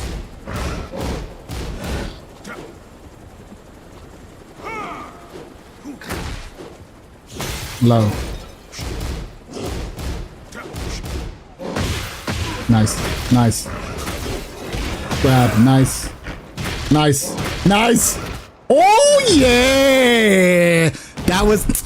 Oh, bro. When I first saw you play, I'm like, this guy has no sense of like Tekken sequencing. Now I'm seeing the choices, bro. Ooh. I'm seeing the choices, broski.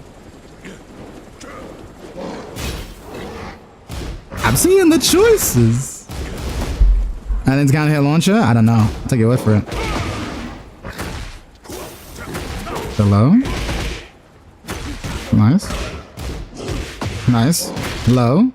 Big block. Hold that. Nice combo, asshole. Oh shit. Sonic the Hedgehog? How to song request? I'm about to bless y'all eardrums. There's no song request. It's just my Spotify playlist. Tell me the track, I'll find it. If it's on Spotify, I'll add it. If it's not, I'll play it after on YouTube.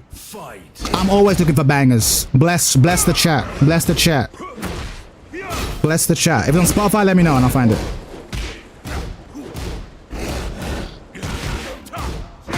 Oh shit. I don't do song requests because, you know, people come in and fuck up the vibe. People fuck up the vibe. But if you give me a link, you know, I'll give it a listen. I'll always give it a listen. You want fighting game or just peek? Fight. Ooh, fighting game or just peek? If it's gaming, you gotta ask for a vibe, of course, 100%. If it's gaming, I'll take peek. I'll let you leave the fighting game genre, but it's gotta stay gaming. It's gotta stay gaming. I don't mean to be a dick, but I need my vibes, man. It's exactly. It's not even being a dick. It's for the chat as well. Can you play Tag 2 Mystic Force? Say less. I'll add it to the queue. It's not on my playlist though. Tag 2 Mystic Force.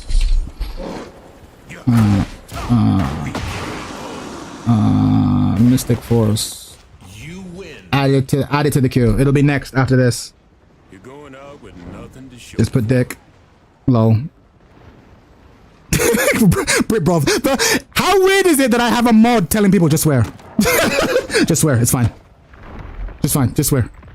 I have a mod telling people to swear. Fight. I don't care what music is playing. Oh, you gotta get into it. You gotta get into it. Fight to the death. Yoko. Oh, Kingdom Hearts. Alright, say less. It's on the queue. It's on the queue.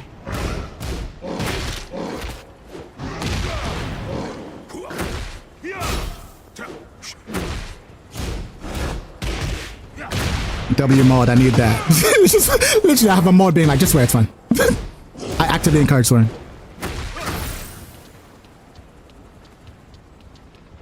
These two are tearing into it. Oh, unfortunate. Round 2. Fight. Oh, dark upper. Dark upper. Oh, the mist. The mist. What move am I not seeing from this Armor King? I'm not seeing forward, neutral too. Yo, get thrown, bitch.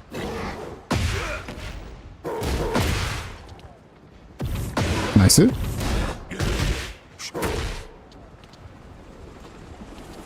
Nice. Let's go. Nice. There it is. Nice, nice, nice, nice. Oh, punished. Gonna get punished. Oh. Oh, Leroy is such an asshole. I'm gonna have to learn this character. Oh, he's gonna make you watch the cutscene. Watch this movie, bitch. Oh, no, just timeout. Alright, fair enough. You threw out forward 2 like twice. Forward neutral. I missed it. Oh, you're saying he's not doing enough. Yeah, I'm not seeing it enough. Again, I don't want to tell you how to play, but I'm just like moves I would expect to see from Armor King that I'm not seeing from you. But it might be a valid choice. Don't feel like you have to play any character like everyone else. Or just make sure it's an informed choice, you know what I'm saying? Forward neutral 2 into BJ. I was like, I was gonna ban you, but you're a mod. Into BJ? What? That's the name of the stance. Bad Jaguar, BJ. Everyone loves BJ stance.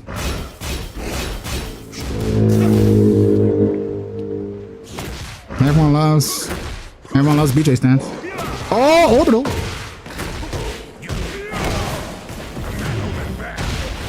Forward 4, neutral 2. Easy TK, 100%. Last recommend, rigged game from Machine Girl. Rigged game, sounds good. I like a nice name for a track. Rigged, sorry, not ragged, rigged game. By Machine Girl. I've never heard of this game. But I see the 2 million plays. I see the 2 million plays. Wait, hold on. Why is it not playing? Oh yeah, it is. Okay, I'm about to say, where's Mystic Force? Oh, this is Mystic Force. Yeah, this is a good track.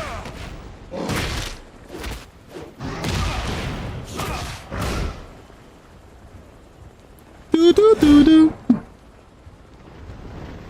Eat this. Nope.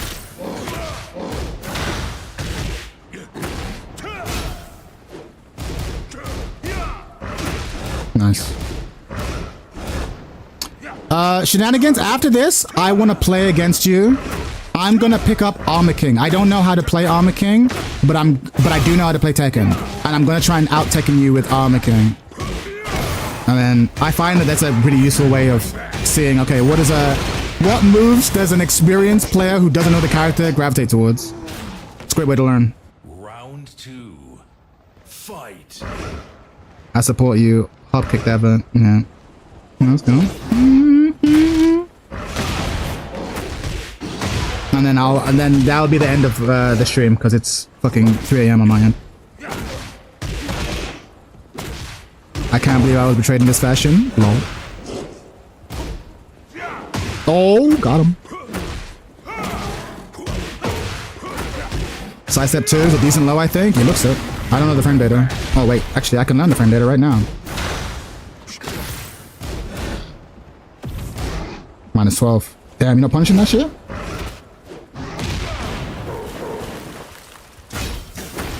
Okay.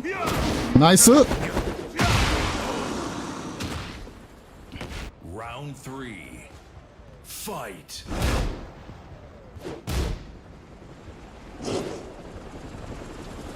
Interesting.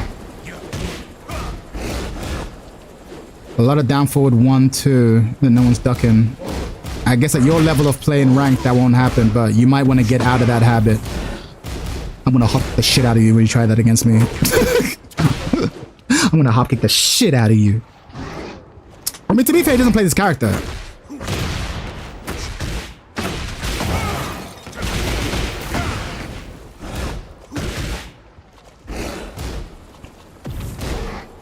-12.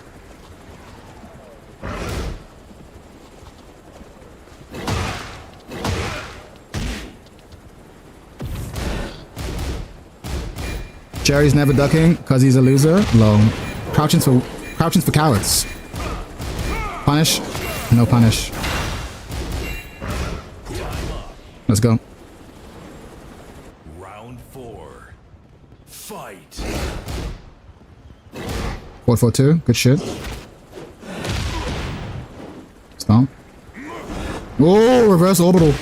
Oh, get fucked.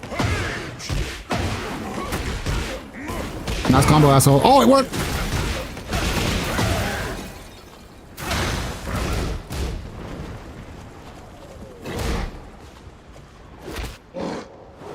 Timeout. T8 Murray failed. Yeah, basically. Stomp, stomp. Oh. Not finishing it. Not finishing it. I see it. Okay. Interesting. So I'm seeing it. I'm seeing, yeah, Armor King, he's used to playing against like lower level people who are always swinging. So if he just plays frame tight, he murders them. But obviously, fucking Jerry, aka Tenya, isn't gonna swing wildly. So you need to get into the habit of breaking people who are being passive. Oh, you got orbital.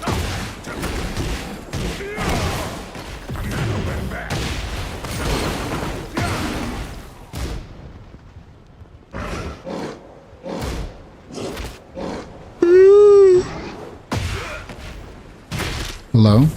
The mid. Yeah. That's -6. I've fallen for that so many times. Oh, almost got orbital to death. Hello. Finished it.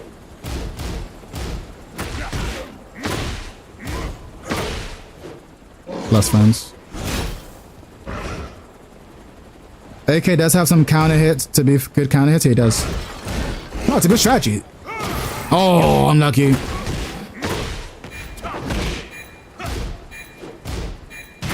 Below. Finish him. Nice. What score right now? It's 5-zip. It's 5-zip. But I want to play against Shenanigans real quick. I want to play against Shenanigans. I want to have another tutorial sort of session. Because he's leveled up and I want to take him another. I want to take him a level beyond.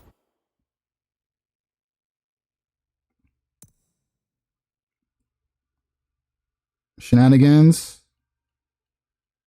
Yeah, you guys play. You guys play here. Shenanigans, come see me in room B. Oh, this one's kind of sick. We're adding this to the list. Chicken finger. We're adding this to the list. Adding it to the list. How you doing, kinda?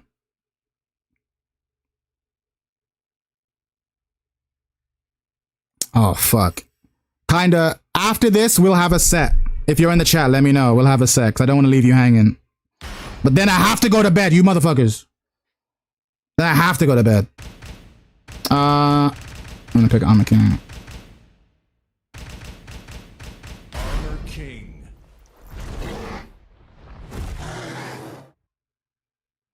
It's cool, bro. Sleep if you'd like. Nah. We'll have a couple. I need my run back. You have your run back tomorrow, man. We played 10 games. But okay, can someone hook kinda up with the Discord? Actually, you know what? Alright, fine. Tomorrow we'll do it tomorrow. You'll get. I'll promise you 10 games tomorrow.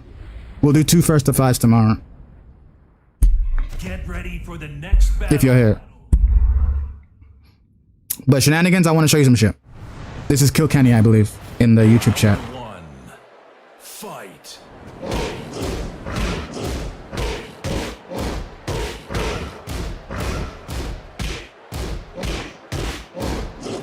Nice.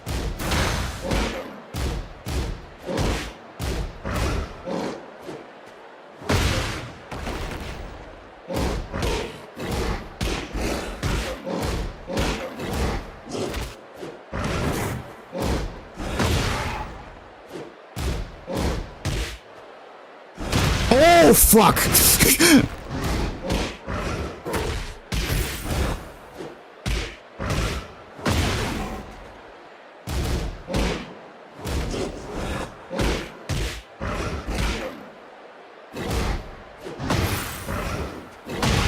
Got him. The reason why I'm doing this is to show you that you don't have to do the big moves. There's a lot of power in the small moves because it traps you. Your options get severely limited if I do a single jab into a single down forward one.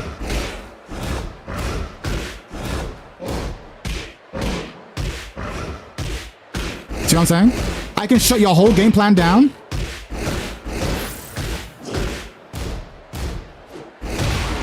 This is an important lesson that every Tekken player has to go through. Because you always want to do the big moves, the forward 2, the forward neutral 2. It's like, bro, the power of, yeah, the power of,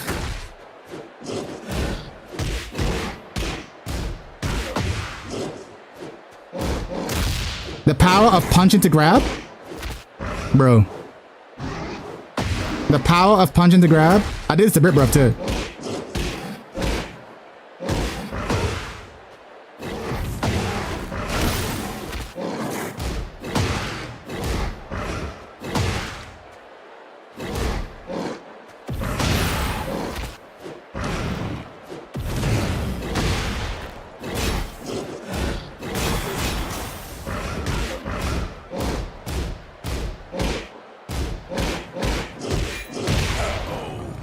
Small things. This lesson is hell, but it's most important. It really is. It really is. No, but I'm doing this to you because people did it to me. I did this. I had this in Tekken 7. It's a really important lesson because you want to do the big moves, and it's like you need like a veteran to sit you down and be like, check this out.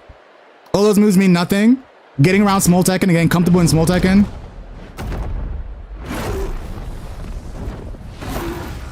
Round one. Fight. Especially with your character, because you have a good grab. So you can just do jab, grab. This is really powerful technique right here. This right here, really powerful. This right here. You want Bushin? You want Bushin? You want Bushin, bro? This right here, really powerful. And when they start crouching, oh fuck. Oh, you jabbed? You haven't learned your lesson. You haven't learned your lesson. Okay. You haven't learned your lesson, alright. Bet. You haven't learned your lesson. Round two. Fight. It's really powerful. Yeah, I'm not doing it to make fun of you. It's important to show you the power of this. Okay, that's the step. Side step 2. Nice.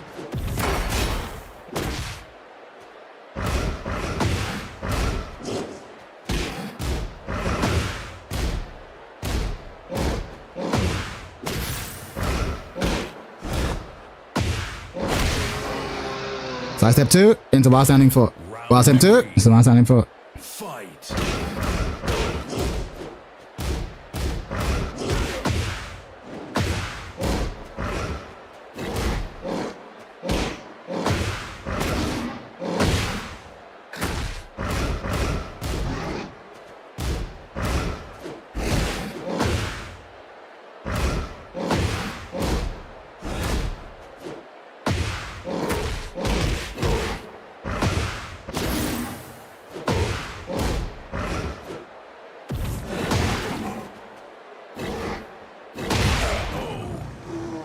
Right? Small, you are basically learning him small Tekken. No, yeah, basically, that's what I'm trying to do. And every Tekken player has to learn this because it's not obvious, but you realize like, oh, like actually, I don't have to go for the big moves. The big moves exist to supplement the small moves. If I can beat you here, I'll beat you here. And only throw in the big moves when they're useful around this shit. Like yeah, side step 2 into while standing 4. Great shit. Small Tekken. Fight. Yeah. Oh, see now we're putting it together.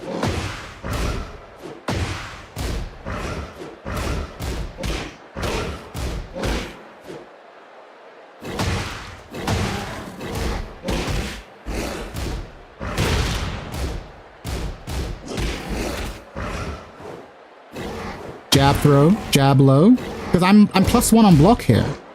A single jab is really powerful. What do they do after a single jab is a great lesson. You just go bang. See? Like, because throws are 12 frames, I'm +1. So basically, if you do anything other than a dick jab or an 11 frame button, you lose. This is so powerful at this level. Jab into throw is really powerful. It's really powerful. At this level? Fight. Oh, what's his does he not have a while standing? What's his while? Oh, it's 1. There it is.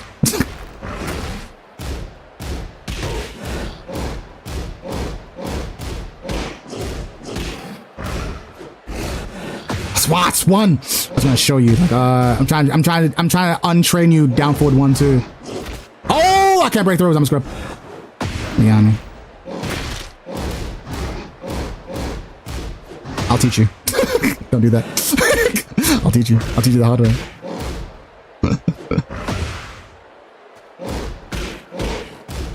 Ah, it's 1. I'll teach you. I'll teach you. Get lucky under the combo, you die. Just hop kick from crouch? Yeah, probably. Sure. Can I hop kick? Yeah, up kick, up forward 4. Fuck. Oh, good combo. But by the way, in my opinion, in my humble opinion, this is Tekken. All the combo shit, it's not really Tekken. Tekken is this shit. Tekken is this shit. Tekken is this shit. See that combo?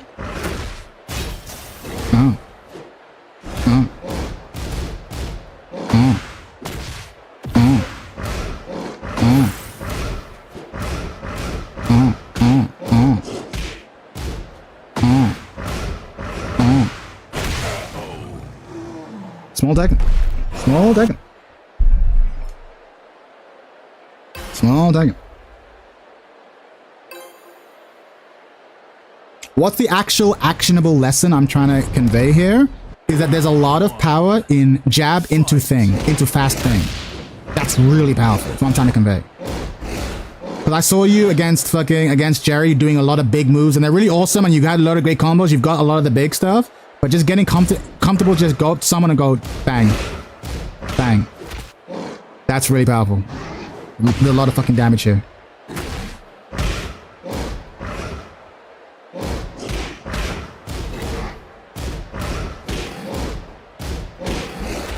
So I've just done, how much damage is this? How much damage that is times 2. So I did it 2 twice. No combos needed.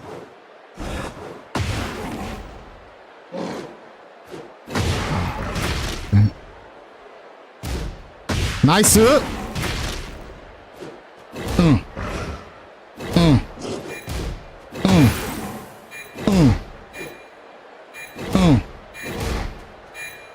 Yeah, there you go. Time up. Round 2. Fight. Jab, throw. Really powerful. A lot of health just went. 4. Safe. 4. Oh, I fucked up 4. Safe. Backdash, backdash, backdash. Look how much health he lost. Just by a couple of pokes. No combos required. I don't know the combos. There you go. Ah, keep fucking up. Should have died. Oh.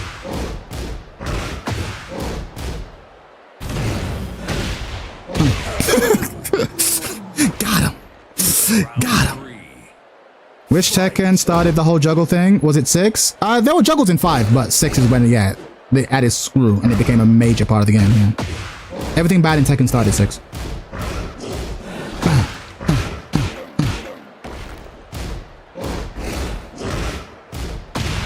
Oh!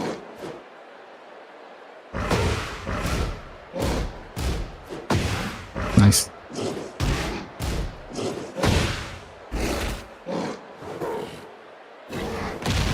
I don't know what the confirmed.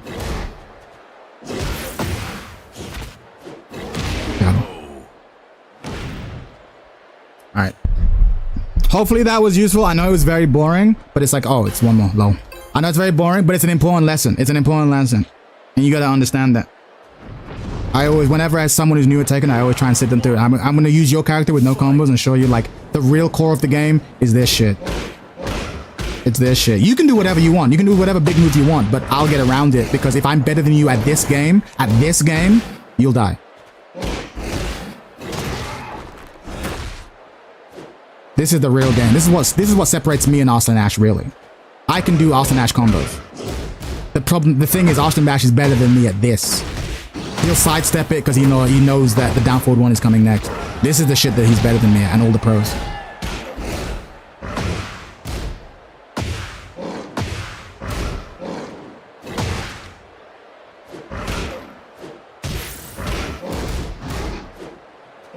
Yes! I knew a low was coming. I knew a low was coming. Round 2. Fight.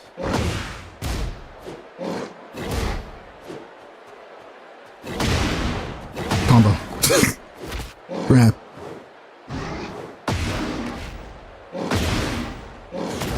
Oh, I found another low. Oh, you're done. Oh, yeah. Oh, yeah. You're done. You're done. I found another low. You're done. You're super done, bro. You're super done. I found another low. I got another move. Oh, it's over for you now. Over for you now. Yeah, hop kick that. Hop kick that. Oh, shit died.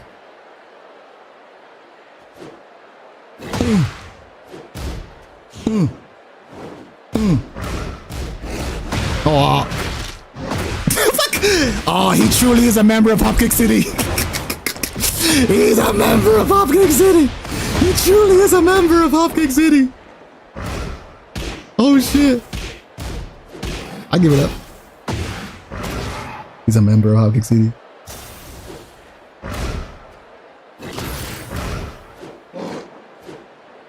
Jab, throw. Jab, bro.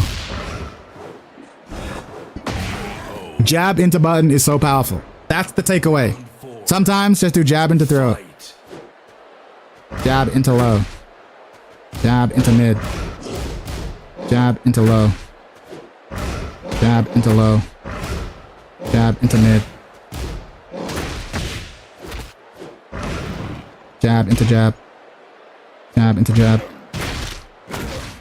I can't step. Jab into throw. Jab into mid. Jab into throw. See what I'm saying? Tekken is small Tekken is important. Jab into mid. Jab into mid. Jab into side step. Jab into walk. Oh, fuck this game. Well, in a good Tekken game. Hop kick! Oh! I'm still the mayor of Hop Kick City. I'm still the mayor of Hop Kick City. Don't ever forget who the mayor is. GG's, my friend. GG's. GG's. Don't ever forget who the Hop Kick. So anyway, there's a video I want to show you. That I think will help. Oh, it should have been playing in the background this whole time. Oh, mute. Blasted salami poking. We'll watch it together and I'll end the stream on it. It's a great video. Tekken 7 video. 8 years old. Goddamn, I'm old. Alright, hang on. It's a great video. It's still relevant because it's core Tekken shit. Hopefully you're watching. Hi, and welcome back to another Tekken tutorial. Following on from our character overviews, in our last video we looked at mix-ups, I'm an unk. turtling, and the importance of movement. Bro, when I watched this I was new to Tekken. In this video, we're going to examine poking and counter-hit baiting by taking a closer look at Shaheen and Law. In doing so, we're also going to demystify one of the most off-putting concepts for new players getting into fighting games, which is analyzing and using frame data. By the end of this video, shout you out should to have a Arby, better no way. understanding of how to apply frame data, pressure an opponent at close range, bait counter hits, and utilize sidesteps. Not bad, eh? So, let's jump into it. Oh, okay. You don't see the video? Bro. No, I've been watching this video and no one showed. You know I'm a bad streamer. You gotta tell me if you can't see this shit. Y'all are whack, bro. Y'all are fucking whack. Y'all are fucking whack. Y'all didn't tell me you couldn't see that shit. Alright. Still showing game. Alright, Kill Kenny. Alright. Bear with me. We'll start again. We'll skip the intro. Because we didn't get to the good bit. Pressure an opponent at close range, bait counter hits, and utilize sidesteps. Not bad, eh? So, let's jump into it. Poking characters rely on a hit-and-run style to annoy and pressure the opponent with quick, fast attacks.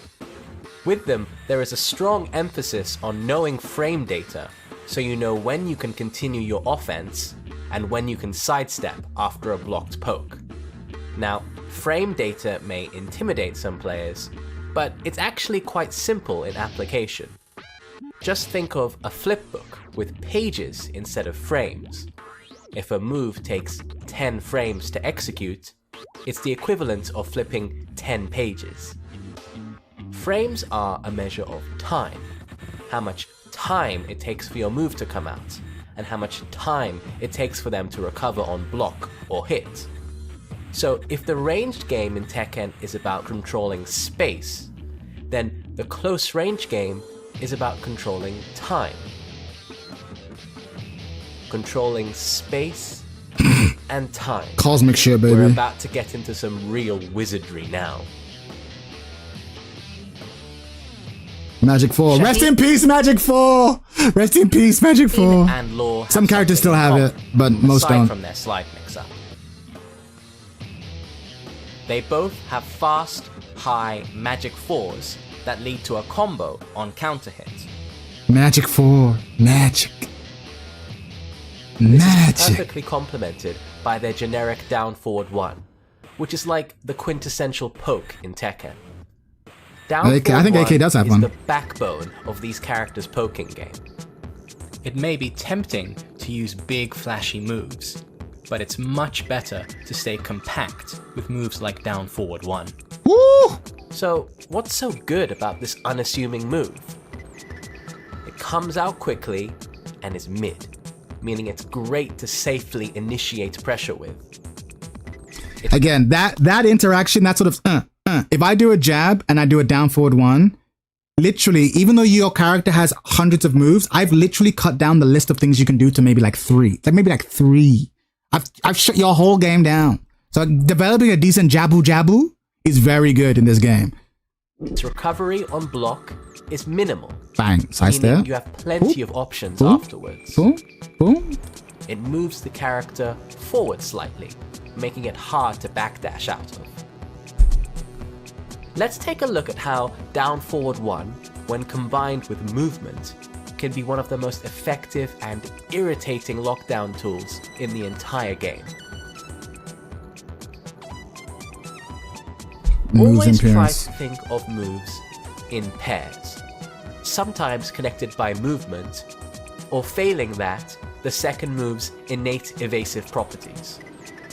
So I was doing this a lot where I would, before I even did it, I would just go jab into throw, jab into low, jab into mid. I would decide jab into step.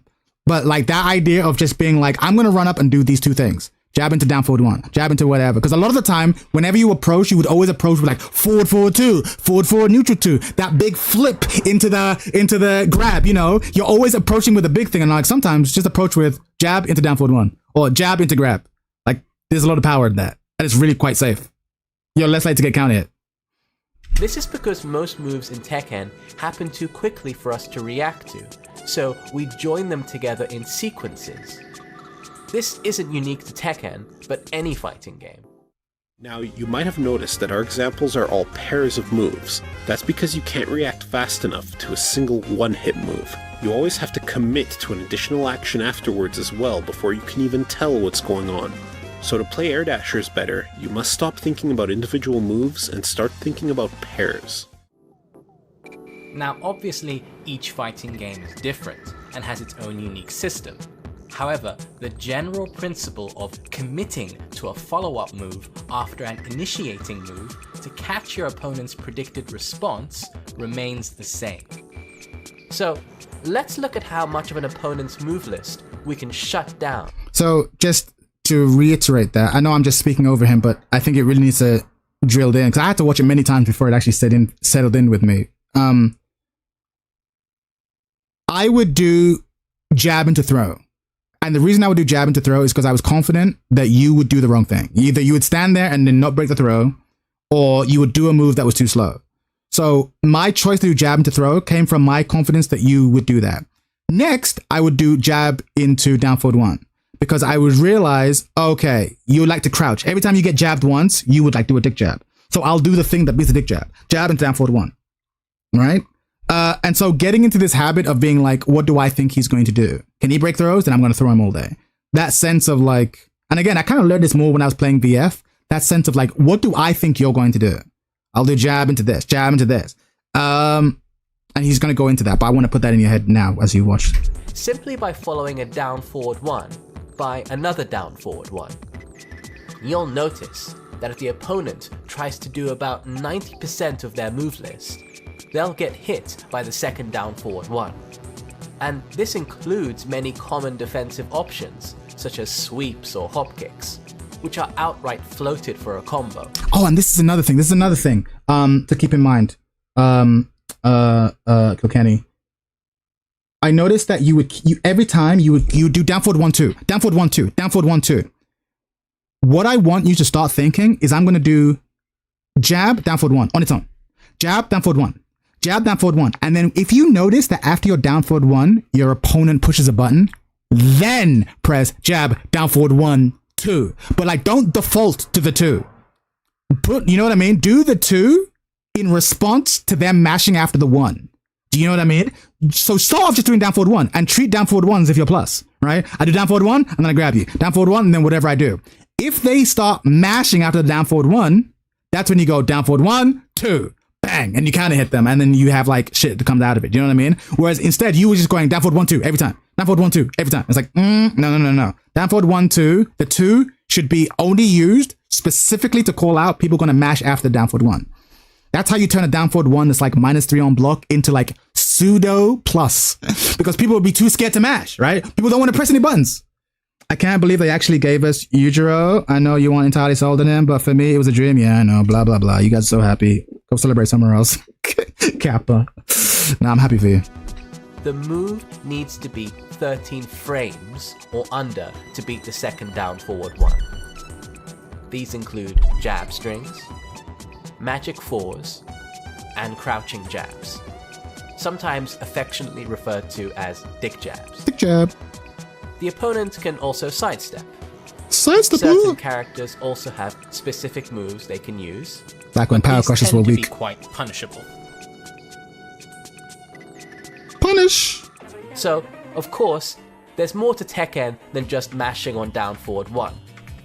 But crucially, we've whittled down the opponent's viable move list to a select few. Namely, fast highs, down forward 1. It's still impossible that he's going to be bad or a good character. Now, I don't trust we him. Can start applying the I think it's going to be broken. Response for these reactions. And people are going to be okay with it because they like it so much. All of these moves are linear and can be sidestepped. As a loose rule of thumb, you should step in the same direction of the limb that is coming towards you. Bro, ain't no one looking at the limbs like that, bro. Most moves follow this principle, with a few notable exceptions, such as Mishima Godfist. Next time, it'll be someone you want, trust, it won't. Tekken's going further and further into fucking anime bullshit territory, it won't be. Jabs, we're done. Regardless of the hand used, are best sidestepped right. But it's fine. Most down forward 1s should be stepped to the left, since they're performed with the left electric. hand, with a notable exception of Law, which should be stepped to the right. I would say ignore all that. Respectfully trying to be like, well, you just have to learn it case by case, unfortunately. But generally, there are so many exceptions that it's not worth learning the rule, know what I'm saying? To step in the direction that the character is weak against. You can find the link, for example. That's our second sequence. Down forward 1, sidestep down forward 1. Into sidestep whatever direction the character is weak against into another down forward 1. Boop. But down forward 1 does paltry damage. We want to set it up to get big damage. This is where we start applying our magic 4. And this is our next sequence. Down forward 1 to magic 4. Magic! This will beat any move slower than a fast high, including down forward 1. Shaheen and Law have some of the best magic 4s in the game. For Shaheen, in that he has a variety of strings stemming from it. And for Law, in that he can cancel it into his dragon stance to continue pressure. However, there is a risk. It will lose to moves that go under highs, and will be beat out by jabs or other magic 4s. Yeah. We'll need to diversify our sequences to fully punish the opponent's retaliation. And this is a key thing, diversifying your sequences.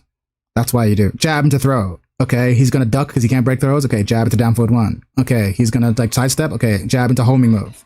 Jab into sidestep 2. You know what I mean? Like you start, diversifying it. But starting with the jabs, not bad. He's starting with down forward 1. I like starting with jab. But down forward 1's good too. The opponent will go for a high, sidestep, and then go for your own high. If it was a single move, you'll whiff punish. If it was a string, you'll interrupt for a counter hit launcher. If you think the opponent will dick jab, you could go for something like a hop kick, but that's unsafe and far too much commitment. This guy obviously doesn't belong in our city. Instead, sidestep and whiff punish. Did someone send homie the Discord link? Someone asked for the Discord link earlier. Did you get the link? Keen has a fast, mid, I just realized someone asked for it and I didn't send it their way. You do the first part, visually see if it connects, and then finish the string. We'll need to make more of a commitment. as his mid-hit confirmable string is too slow to catch crouching jab. So now we have 4 sequences. Down forward 1 to down forward 1, down forward 1, sidestep left, down forward 1, down forward 1 to magic 4, down forward 1, sidestep left, magic 4. You'll notice that the magic 4 sequences have more openings and are more Sasha risky Hockey, by the way. That's as me, they baby. end in a high, but result in more potential damage. Moves in Tekken are carefully constructed around risk and reward, so choose the correct response depending on the matchup and opponent. Bang. Once the opponent is respecting your sequences, throw in a few low pokes to chip away at their health. Yeah, and now gain we're playing advantage. Tekken. Now we're playing Tekken, boys. Though it has to be stated that in terms of risk and reward, lows are generally quite weak. Tekken is a very defensive game. Man, I miss this dude content. We all do, bro. Huge damage We all scored miss. off of We all whiff miss. punishes and counter Last hits. Salami. Lows often leave you open to both, and are generally quite punishable on block. They should thus be used sparingly, and mostly with the aim of setting up something bigger. One more note to make is that sometimes you might down forward 1 and then try to sidestep their linear move like a jab or something, and then still mysteriously get hit by it. Thankfully, this doesn't happen at all in Tekken 8. This doesn't mean the game is broken or anything, but it means the opponent slightly delayed their move, either intentionally or unintentionally, and their jab reorientated to hit your sidestep. If you see this happening, you can simply beat out their jabs with your own magic 4. Utilizing sidestep requires quite precise timing. By the way, this is, in my opinion... Okay, what I'm about to say is like, all right, chat, I'm out. Yeah, I'm about to end in a second too. Thanks for joining, man. I'll be here similar time tomorrow, probably. This is something that really bugs me about Tekken, right? This is why I get angry when a lot of things that we call Tekken aren't Tekken, right? What should be happening here? He jabbed, he tried to sidestep, he got caught. And then in his human brain, he said, my opponent mashes there. So next time I'm going to just jab into Magic 4 immediately instead of sidestep Magic 4. That is Tekken, right? You run an experiment on your opponent, you see what they do, and you try and beat them, right? That sense of I'm going to read you is Tekken. And so much of what happens in Tekken now isn't what I just described. So much of it is just like, fuck it, gets between the mid and the low, gets between the mid and the low, gets between the mid and the low. And you could argue, well, isn't that Tekken, right? Forcing choices on people? But like, no, this is more dynamic. This small Tekken is far more, I think, dynamic, which is why I find mix-up stances and like fucking +5 on block, gets in the mid and the low. I find it obnoxious. When I do it, when other people do it to me, I'm like, this isn't Tekken, really, for me.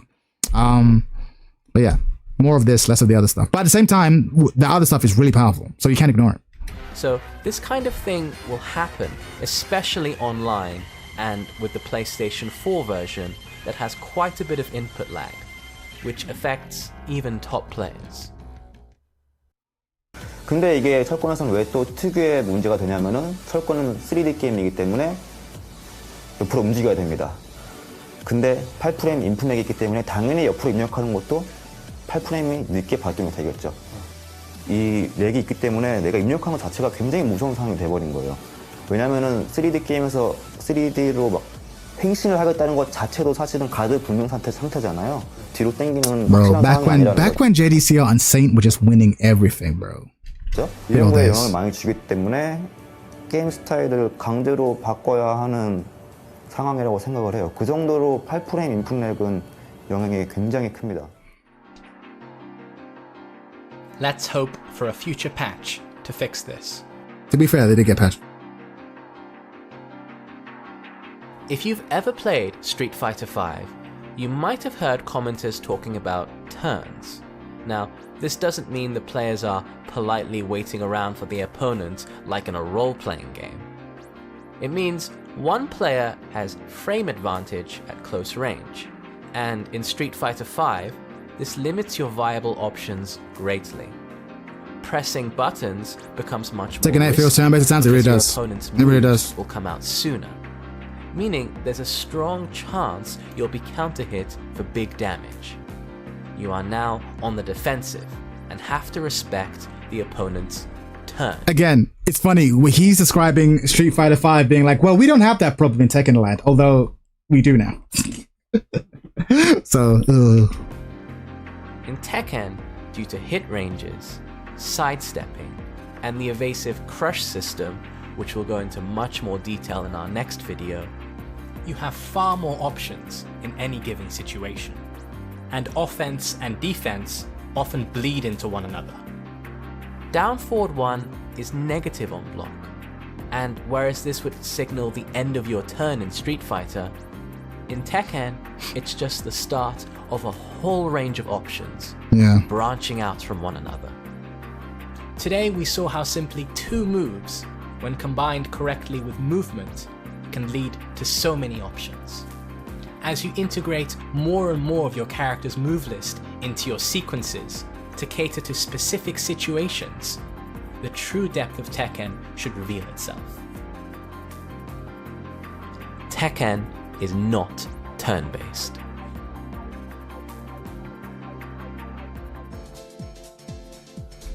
Thank you for watching, and I hope Yes, you thank you found for this watching. tutorial. Hope that video was useful. I'm gonna leave you guys. Bring this back. I know Nakatsu. Bring it back. It's been a pleasure, everyone. I'm gonna leave you in a bit. YouTube in a bit. Don't forget to hit like and subscribe, all that good shit. And I will catch you guys later. Peace, peace, peace. Same time tomorrow. Long sets, lobbies, blah blah blah. All right, peace, peace. As for you, my Twitch goblins, let's go raid someone. Yeah, let's go raid someone.